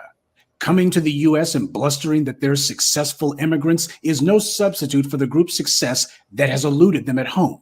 And for corrupt and failed misleaders like Ahmed to attack us hasn't filled the bellies of his people, and it won't pay Ethiopia's bills either. The Africans sold the continent's birthright. And now the people they sold it to are here to collect. Good evening, and be one. I'd like to take a moment to mention some of our contributors. Yeah, Professor Black Truth. That was hard. That was a hard listen. That was a really hard listen. Man, pull it together over there. It's like, Jesus Christ. That was a hard listen. All right, one more, family, and then I gotta go. So I gotta start getting ready. I got this thing to do. Very important stuff to do. Let's see what I'm gonna play, and then we'll tap back in a little later to get my my little stuff done. Let's see what's going on over here. Get the Young Turks, man. I'd like to explore everything. A police officer in Washington, D.C. had apparently been communicating for multiple years with the then head of the Proud Boys, Enrique Tarrio. And when he found out that the head of the Proud Boys was going to be arrested, he leaked the information to him and then lied to investigators about that. Probably in for a penny, in for a pound. At that point, why not lie, I suppose. This is Shane Lamond we're talking about, a 24-year veteran of the DC police, and then the department's head of intelligence. A lot of leaking going on in the intelligence lately. Indicted on 1 count of obstruction of justice and 3 counts of making false statements. Will be arraigned later on today in US District Court in Washington. You can see there his official documents. In any event, he had apparently begun communicating with Tarrio in July 2019 and continued on until January of 2021. That seems like an important month for some reason. I don't remember exactly why, but anyway, according to the indictment, they were in regular contact regarding the Proud Boys' planned actions, which included attending a Trump rally in DC. So we have worried since the events of January 6th about potential behind the scenes dealings or communications between law enforcement and those who had done the rioting. There had been a lot of actions that were taken on that day by law enforcement that seemed at least suspicious. This might not be linked to literally any of that, but it is worrisome at the very least. And here's an idea of how strong their relationship actually was. Between July 2019 and January 2021, they communicated at least 500 times using cloud-based messaging services like Google Voice, Apple iMessages, and Telegram. By the way, Telegram is encrypted and also has the ability to destroy messages automatically. And it appears like more than 100 of those messages were destroyed. In any event, back on December 18th of 2020, Lamond revealed information about the investigation into the burning of a Black Lives Matter flag after a rally in DC. And on January 4th, as Tarrio was on a flight from Miami to Washington Reagan National Airport, Lamond sent Tarrio notice that a warrant had been signed. Now, Tarrio eventually pleaded guilty to destruction of property and attempted possession of a high-capacity ammunition magazine when he returned to Washington. And as a result, he wasn't actually there with the Proud Boys on January 6th. So we have more details, and obviously we'll have to talk about this, but it's one of the big fears that we have raised over the last few years that gets poo-pooed by members of the right-wing media, by Republican politicians. The idea that there could be people in the police force, in the armed forces, that don't necessarily have the interests of like democracy or the people foremost in their minds. Yes, there's 2 parts to this story in my mind. And I think the most interesting part is the things that this guy caused and then the reaction of his police department afterwards. So, all right, so he tipped off Tarrio to not only that he was going to be arrested, which already is enormous. And you're gonna see it as reverberating consequences. But he tipped him off to evidence that the cops had on Tarrio. Not only that, he told him to delete the evidence. I mean, it doesn't get any worse than that, right? And he's the head of intelligence for the DC police. So he's getting the intelligence and then giving it to this right-wing group who's planning an insurrection against the government. And he's giving them hints on how not to get arrested, right? And then he's saying, oh, the other cops are asking me about you guys, so make sure you're getting rid of the evidence, etc. I mean, it's as bad as it can get, right? Except for the fact that when he told him he's going to get arrested, he then went and told the rest of the Proud Boys, Tarrio did. And then the Proud Boys start writing in their messages, then F the blue, okay? And so when they go to on January 6th, and this is because he got the warning just a couple of days before January 6th, because he was going to get arrested right before January 6th for that flag situation that John told you about, right? So then the Proud Boys get all riled up against the cops because of this cop who was head of intelligence in the DC Police Bureau. He basically betrayed his own. He betrayed everyone. He betrayed the government.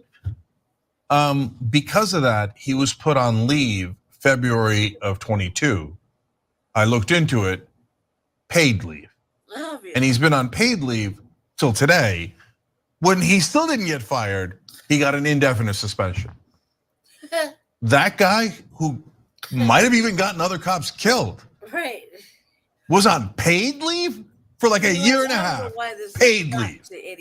As a cop, apparently, there's nothing you can do that'll get you fired. Nothing, including handing all of the evidence over to the criminals. It is funny. Unbelievable. Except, unfortunately, in America, very believable. Meanwhile, every day in America and every day this week, I see right-wingers crying all over social media. Oh, the government is picking on us. We're the victims. Are you insane? The government has been helping the right wing for my entire lifetime.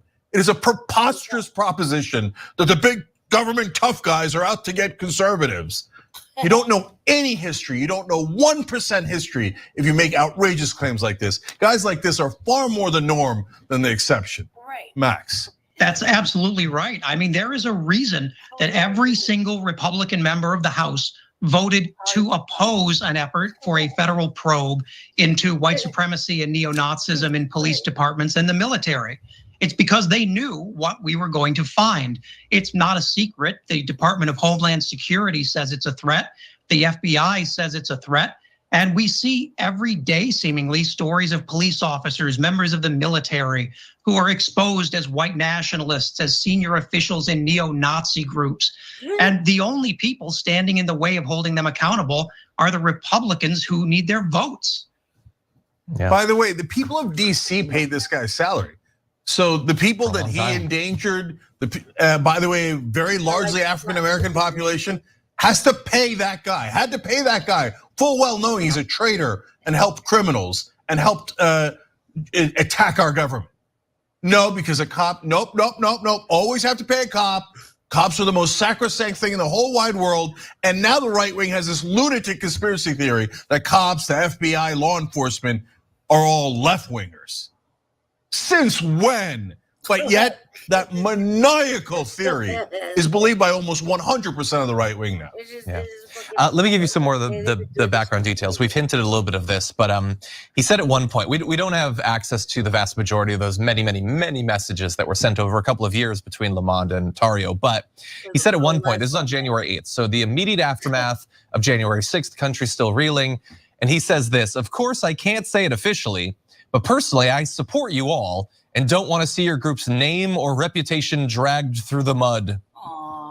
Yeah, it would be bad if that happened. But again, if anyone was dragging their name through the mud, I feel like their members should deserve some acknowledgement for their efforts in that area.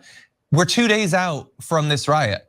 People have died already, and his concern is that some of the people who might have been in the area could potentially get in trouble. That's his concern. His concern wasn't that dozens and dozens of cops were in the hospital, or at least that's not what he was saying to them. Like, I really hope that you guys had nothing to do with the actual violence because I've been communicating with you for years and that would be a massive betrayal. If there were messages like that, we haven't seen them yet. Perhaps they're forthcoming, but in any event, he says, because there has to be a defense now, of course, this is back in February. His attorney said that his client did nothing to aid the rioters. And look, so far we haven't seen anything that's specifically about helping out people who were rioting on January 6th, or at least I haven't seen anything like that. So that seems fair, but was, quote, only communicating with these individuals because the mission required it. He added that Lamond was instrumental to Tarrio's arrest and that there is no legitimate law enforcement officer who is familiar with the facts of this case who would opine otherwise. Obviously, a lot of people don't agree with that. Michael Fanone, by the way, notably, having that horrific experience on January 6th, says this wasn't just ineptitude and poor decision making. There was a level of betrayal. Yeah, look, again, there seems to be nothing directly linking him to assisting in the rioting that was going on January 6th, but to say that he was only communicating because the mission required it, which part of the mission was it that required you to message him saying, by God, I hope you guys get through this without getting in trouble? Is that part of the job? It seems like support. It seems like some sort of ideological overlap there. And instrumental to the arrest, you tipped him off to it. He was still arrested anyway, I suppose that's true. but attempted ruining an arrest is not instrumental to it. You just were inept at what you were doing. Yeah, here, look, let me give you a paragraph here from Huffington Post to give you a sense of how much he helped Tarrio. According to the indictment, Lamont kept Tarrio abreast about whether law enforcement had video or images of him during the destruction of the banner. So that's the thing he was arrested on originally. It also alleges that as Tarrio traveled to Washington on January 4th, 2021, that's 2 days before the riot, obviously, Lamont warned Tarrio that a judge had signed an arrest warrant for him, but didn't tell his colleagues inside MPD that Tarrio knew about the warrant. He was arrested without incident as he entered the city that day. He tells the guy, hey, other cops are coming to get you. That could put the cops' lives in danger. They're lucky that it didn't, right? And then Tarrio tells all of his co-conspirators that are going there 2 days later, January 6th, like I said, the cops are coming to arrest me. They get super riled up and decide to attack the cops. To me, that is aiding and abetting what happened on January 6th. And it is obviously aiding and abetting Tarrio as he leaks evidence against them, the arrest warrant against them, etc. So no, this guy, like, I don't think this case is close at all. At all. I know with a cop, you have to prove it beyond 400% reason, right? And there can't be any doubt at all in the beloved frickin' cops. But no, he's constantly feeding him evidence behind the scenes to help him because he's a right-wing fascist wannabe. I don't know what his political leanings are in terms of whether he's literally a fascist or not, but he's helping this quasi-fascist organization in every imaginable way behind the backs of his fellow officers and getting them endangering their lives for his far-right propaganda. By the way, hey, right-wingers who think the FBI and law enforcement is so liberal these days, can you name one cop we have ever caught leaking information to the left wing or to Black Lives Matter? One. Never, I've never heard of a single case of it. Never. Like, oh, guys, left wingers, let me help you out. I'm with the government and I'm with the cops and I'm with law enforcement. Left wingers, I'll leak you information. Make sure you're okay. 0 cases in American history. You right wingers who think that the government is against you and the cops are against you and the FBI is against you when they help you in every imaginable way. Please get a sanity check. To your point also, like we could do a hypothetical for this. I am willing to bet, and feel free to send in messages. We're gonna be responding to some in the break. Check Fox right now and see if they're talking about this. I have a feeling they're probably not. If he had been communicating with Antifa, do you think they would find time to cover it? It's a great question. I mean, come on. And by the way, right wingers, please, like learn 1% of American history. How many right wingers were executed by the FBI and CIA? Zero. How many left wingers were executed? Dozens and dozens. The FBI is left wing. On which planet? Please go buy a clue while you're busy. I hope I don't interrupt your insurrection and treason plans while you're looking up 1% of American history. Thanks for watching The Young Turks. Really appreciate it. Another way to show support is through YouTube memberships. You'll get to interact with us more. There's live chat emojis, badges. You've got emojis of me, Anna, John, JR. So those are super fun. This shit right here is fucking hilarious. 2 minutes. I thought this interesting too. You're doing Vladimir Putin's work for him. He says this is a war for Russia's survival, and you're proving he's right. Well, we have different vision of Russia. I have mine, he has his. I detest him and his vision. He detests mine. So it's a question of whose vision will win. We're thinking we're fighting a war for Ukraine, and you say this is a war for Russia. Yeah, because we're a Russian volunteer corps. You see, that might be a problem for governments in London and Washington. Up to you guys. I don't know. We're fighting our war. You might be fighting your war. So I don't know. How about the accusation that some of the members of some of the troops who took part in this raid, their politics is sort of far right? Why is there an accusation? I think it's fine. It's okay. Absolutely. How are you financing your Next question. Vladimir Putin has said for the past 15 months that this is a war about Russia's survival. He says Russia's enemies are at the gate and want to destroy Russia. And So you he seem to be started you a seem to be- war for his survival. Does it make sense? Well, that's what he says, and he'll be able Oh, to tell people. you believe him? Well, what I believe isn't All right. really relevant, but it's what the Russian people believe, isn't it? And How do you know what Russian people believe? We're Russian people, aren't we? for you, where does this war finish? In Moscow. Your war. In Moscow. In Moscow, in my hometown. I mean, do you describe yourself as a neo-Nazi? Do you mind being described as a neo-Nazi? I don't think it's an insult. I don't care about that. I mean, what can I do about that? You represent huge media, so you can call me pedophile, you can call me neo-Nazi, you can call me whatever you want. What can I do against it? I have my set of views. It's a patriotic set of views. It's a traditionalist set of views. It's a right-wing set of views. You know, you'll never find me, waving a flag with a swastika. You'll never find me, I don't know, raising my hand in the Hitler sign. So why would you call me that? Ooh, she got a little saucy right there. Thanks for watching our. a little saucy right there. All right. She got a little saucy right there. I don't know.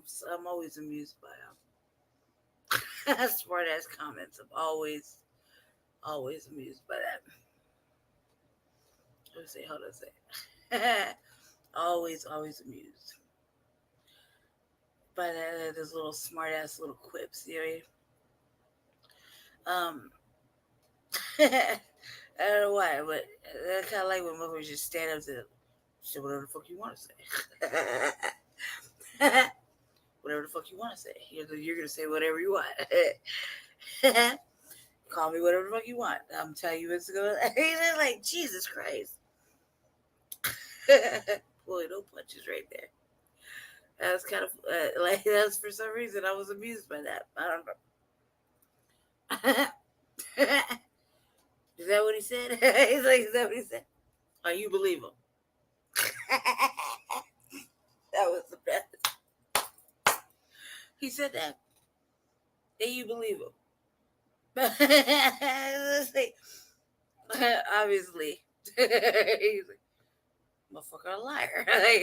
You believe him? He's like, the Russian people, blah, blah, blah, blah. He's like, how you know what the Russian people think? I'm a Russian people. I was right.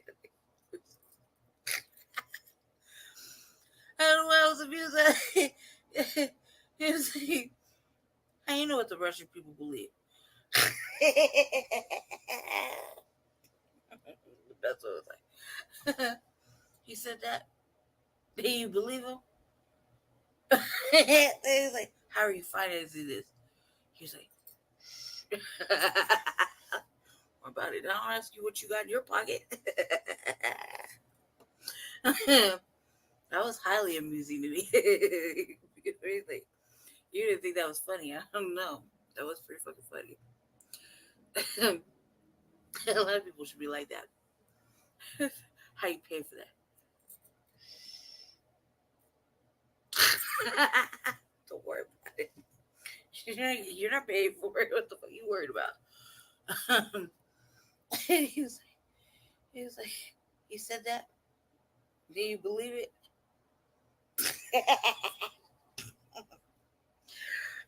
Shit was great. Oh man.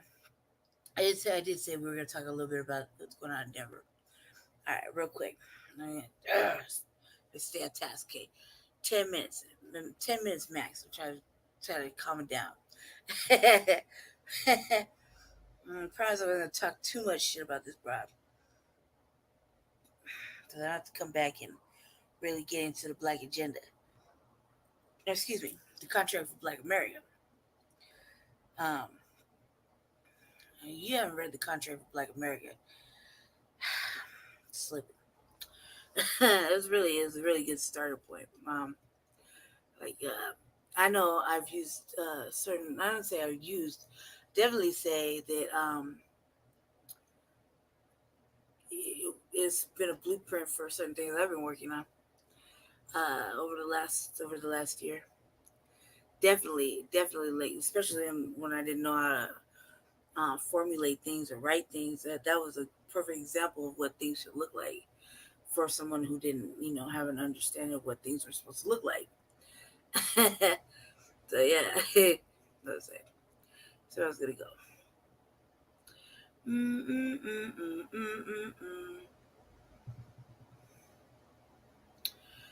Okay, I want to. I think I gotta go up here. Bear with me, family. Bear with me. Gotta find it real quick. Man, that was funny. Let's see. It'll be really quick. I'll find it really fast. We learned a lot today. Let's see.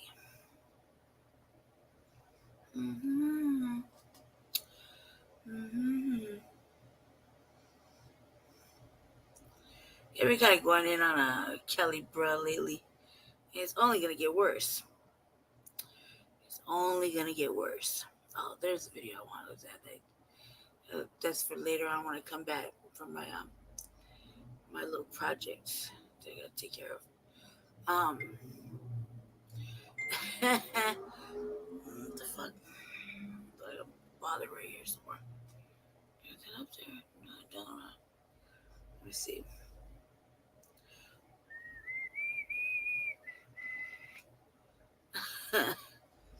Oh man, to be coming up here shortly.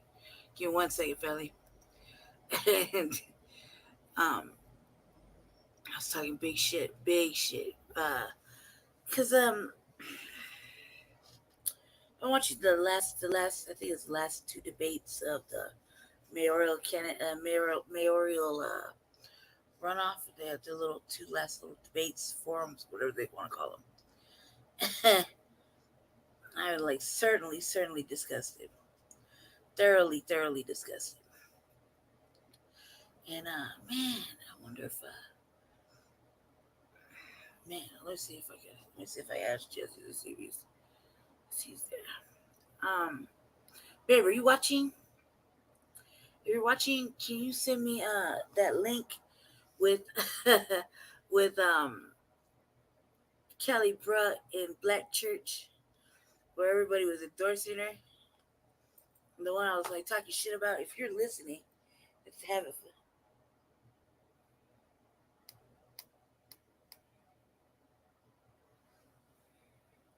Yeah. Well, no. I didn't. How am I supposed to know? I'm just catching up. I didn't know. Trust me, there's plenty to go around.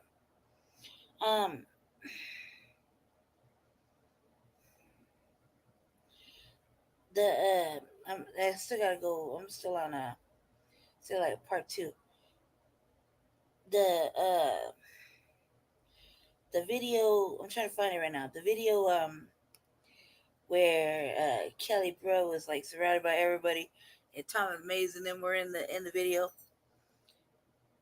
And I like kind of like threw my hands and like, oh hell, like no, like, I'm not just talking major shit. I can't remember what was going on. Was it a forum or something? I can't remember. Let alone I didn't know where to find it because I think I saw it over there. I can't remember. So if you're listening, let me see. Hit me in the messenger real quick so I can put it on the big screen. Let me see. Let's see if you hear me.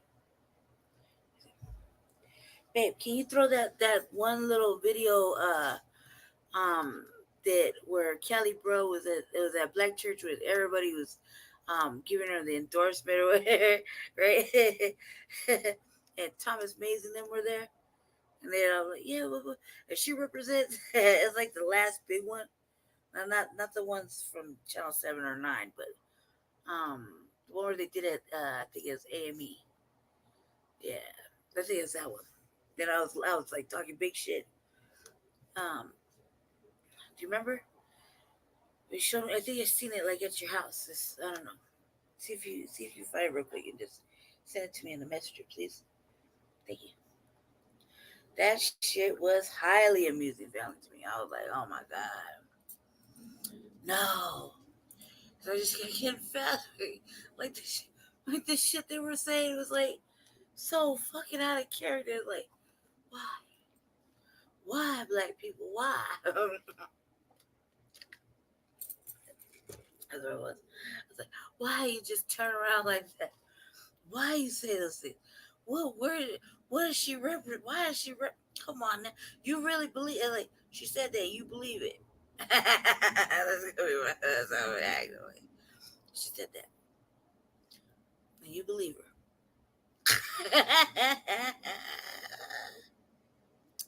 God hope he finds it. That shit was hilarious. I don't remember where. It's the time you showed me something. It was like, I just get up and walk away because I can't. I just can't. They literally have these moves like, Dr. Shit was like, oh man, I'm done. I was like that. No, just like that. I was like, oh my God, they can't be serious. And I stormed off. Like, dude, man, I was like yelling and just talking major shit. Like,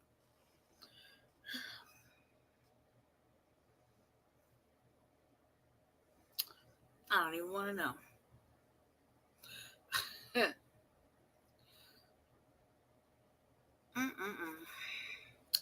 I just can't find it. Well, I'm going to say you can't find it. Maybe you can find it.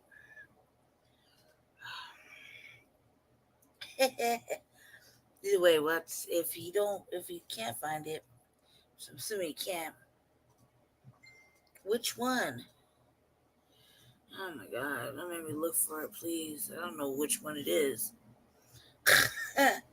Which one is it? I don't want to say it. We gotta go over there to fucking hypocrisy and fucking enemy of the state. Gotta go look at his page. The enemy of the state. Aw. Shit. All right, look at that real quick. Let's see.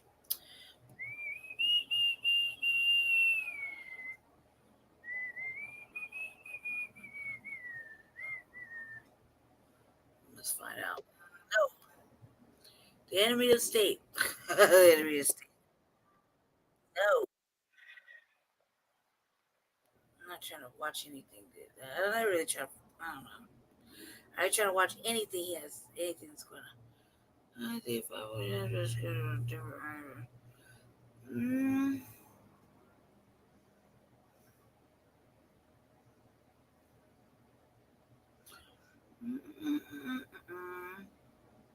Let's see.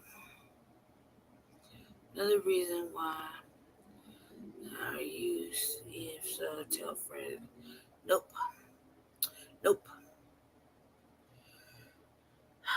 Been outspent to the car. Oh my God.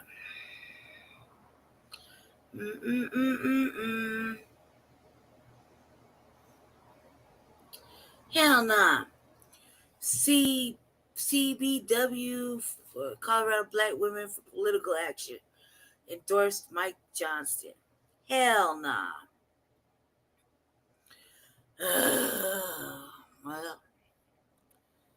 Well.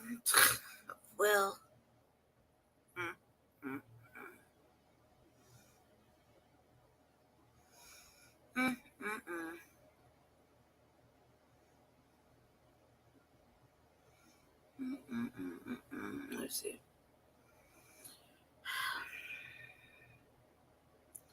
We could really be looking here for this motherfucking video for a second. So I don't know which one it was, and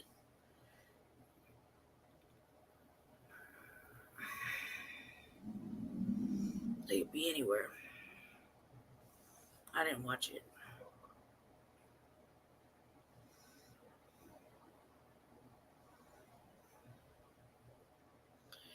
The Black Minister Alliance vote.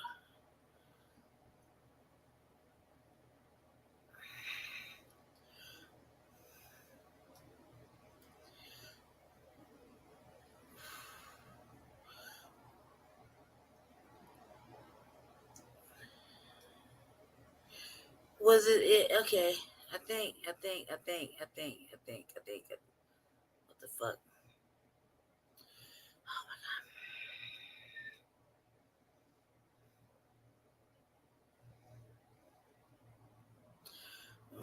Simply perpetuate candidate boys heard.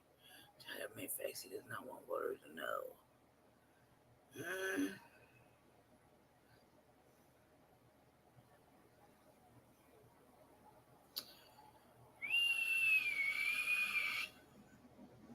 I definitely have to catch up over here. Just because there's a lot of interesting little shit going on on this. I just don't want to watch. I just don't want to watch the nonsense. Like, I don't have the pilot. Oh my god. I don't have the mental fortitude to watch it. I have the fortitude to watch some shit that I'm like, oh my god, I really gotta watch this shit. Like, it's always something stupid, you know what I mean? Like for me, it's like I don't know what to say. It's trash. Trash. When you're wishy-washy, it's trash. You know what I mean? Like you intentionally harming. It's trash. Like real shit. I don't know. I can't find it. I can't see to find it, so I'm gonna go ahead and or not. Let me see. Yeah, I'm gonna go ahead. I'm gonna go ahead and not continue to look because I'm like May 14th. I obviously passed it or missed it or something. I'll look for it later, family. When I come back, I'll probably have it up because I thought it was funny. But as I was perusing over there to look for this motherfucking video because Jesse said it's over there. You know, I don't watch this shit. I don't, because I just can't. It just riles me up, man. It just riles me up because I don't know how everything treats this like a game. You know, 1 minute you're this way, and then literally 20 minutes later in the same hour you're somewhere else. You know, it's back and forth, back and forth, back and forth, and you do this for fucking months and years and shit, and it's just supposed to be okay. Everybody's supposed to do it. Apparently, that's what everybody does. You know, and everybody's supposed to be okay with it. You just can't be in one fucking alignment. You know, and then you're the asshole for being being in the right and exact, and calling out the fucking the crazy shit. You know what I mean? The nonsense. God forbid. You know, and I can't control myself. I don't even say I can't. I really don't want to. It's a choice. Like, I can't do it. I don't want to. I don't want to. I feel compelled. You know what I mean?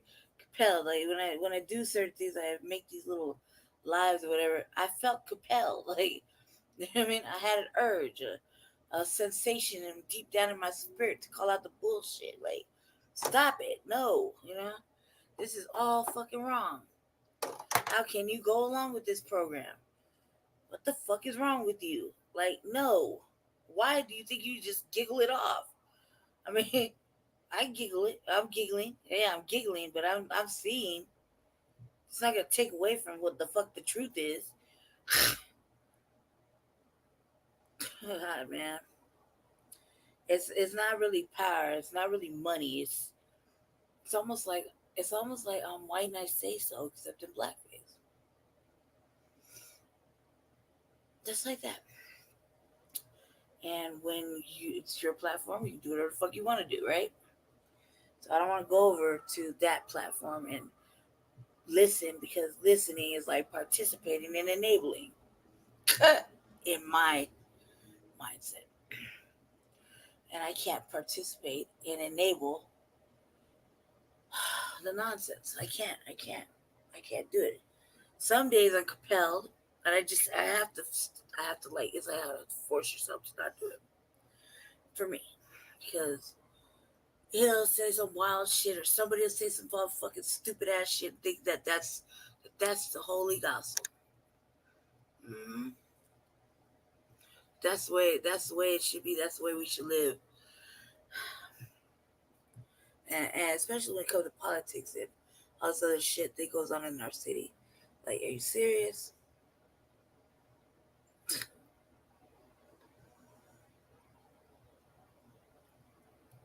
Right?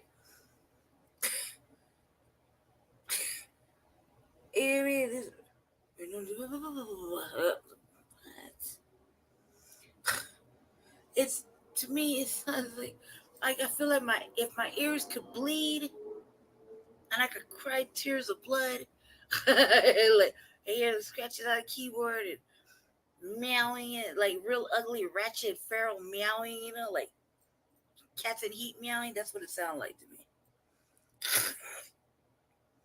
Horrible. It's like, listen to them talk, and you know they're lying to you, just like that, right? So how can it pillars of the community? It's like, walk into this fire and jump off this bridge with me. Oh, wait, I changed my mind. Let's stay on the bridge for a little while. Let's look over here to the south. Oh, let's jump off the bridge. Oh, I changed my mind. No, you go ahead and jump off the bridge. Oh, no, maybe let's go over there. Oh, no, I changed my mind. Just go ahead and raise some money for that. And 7 donations and shit. Hey, come on. Let's just jump off the bridge up. You're just right there, teetering. Oh, no. Back up for like 2 feet. Oh, let's go look over again. Let's go over. No, let's back.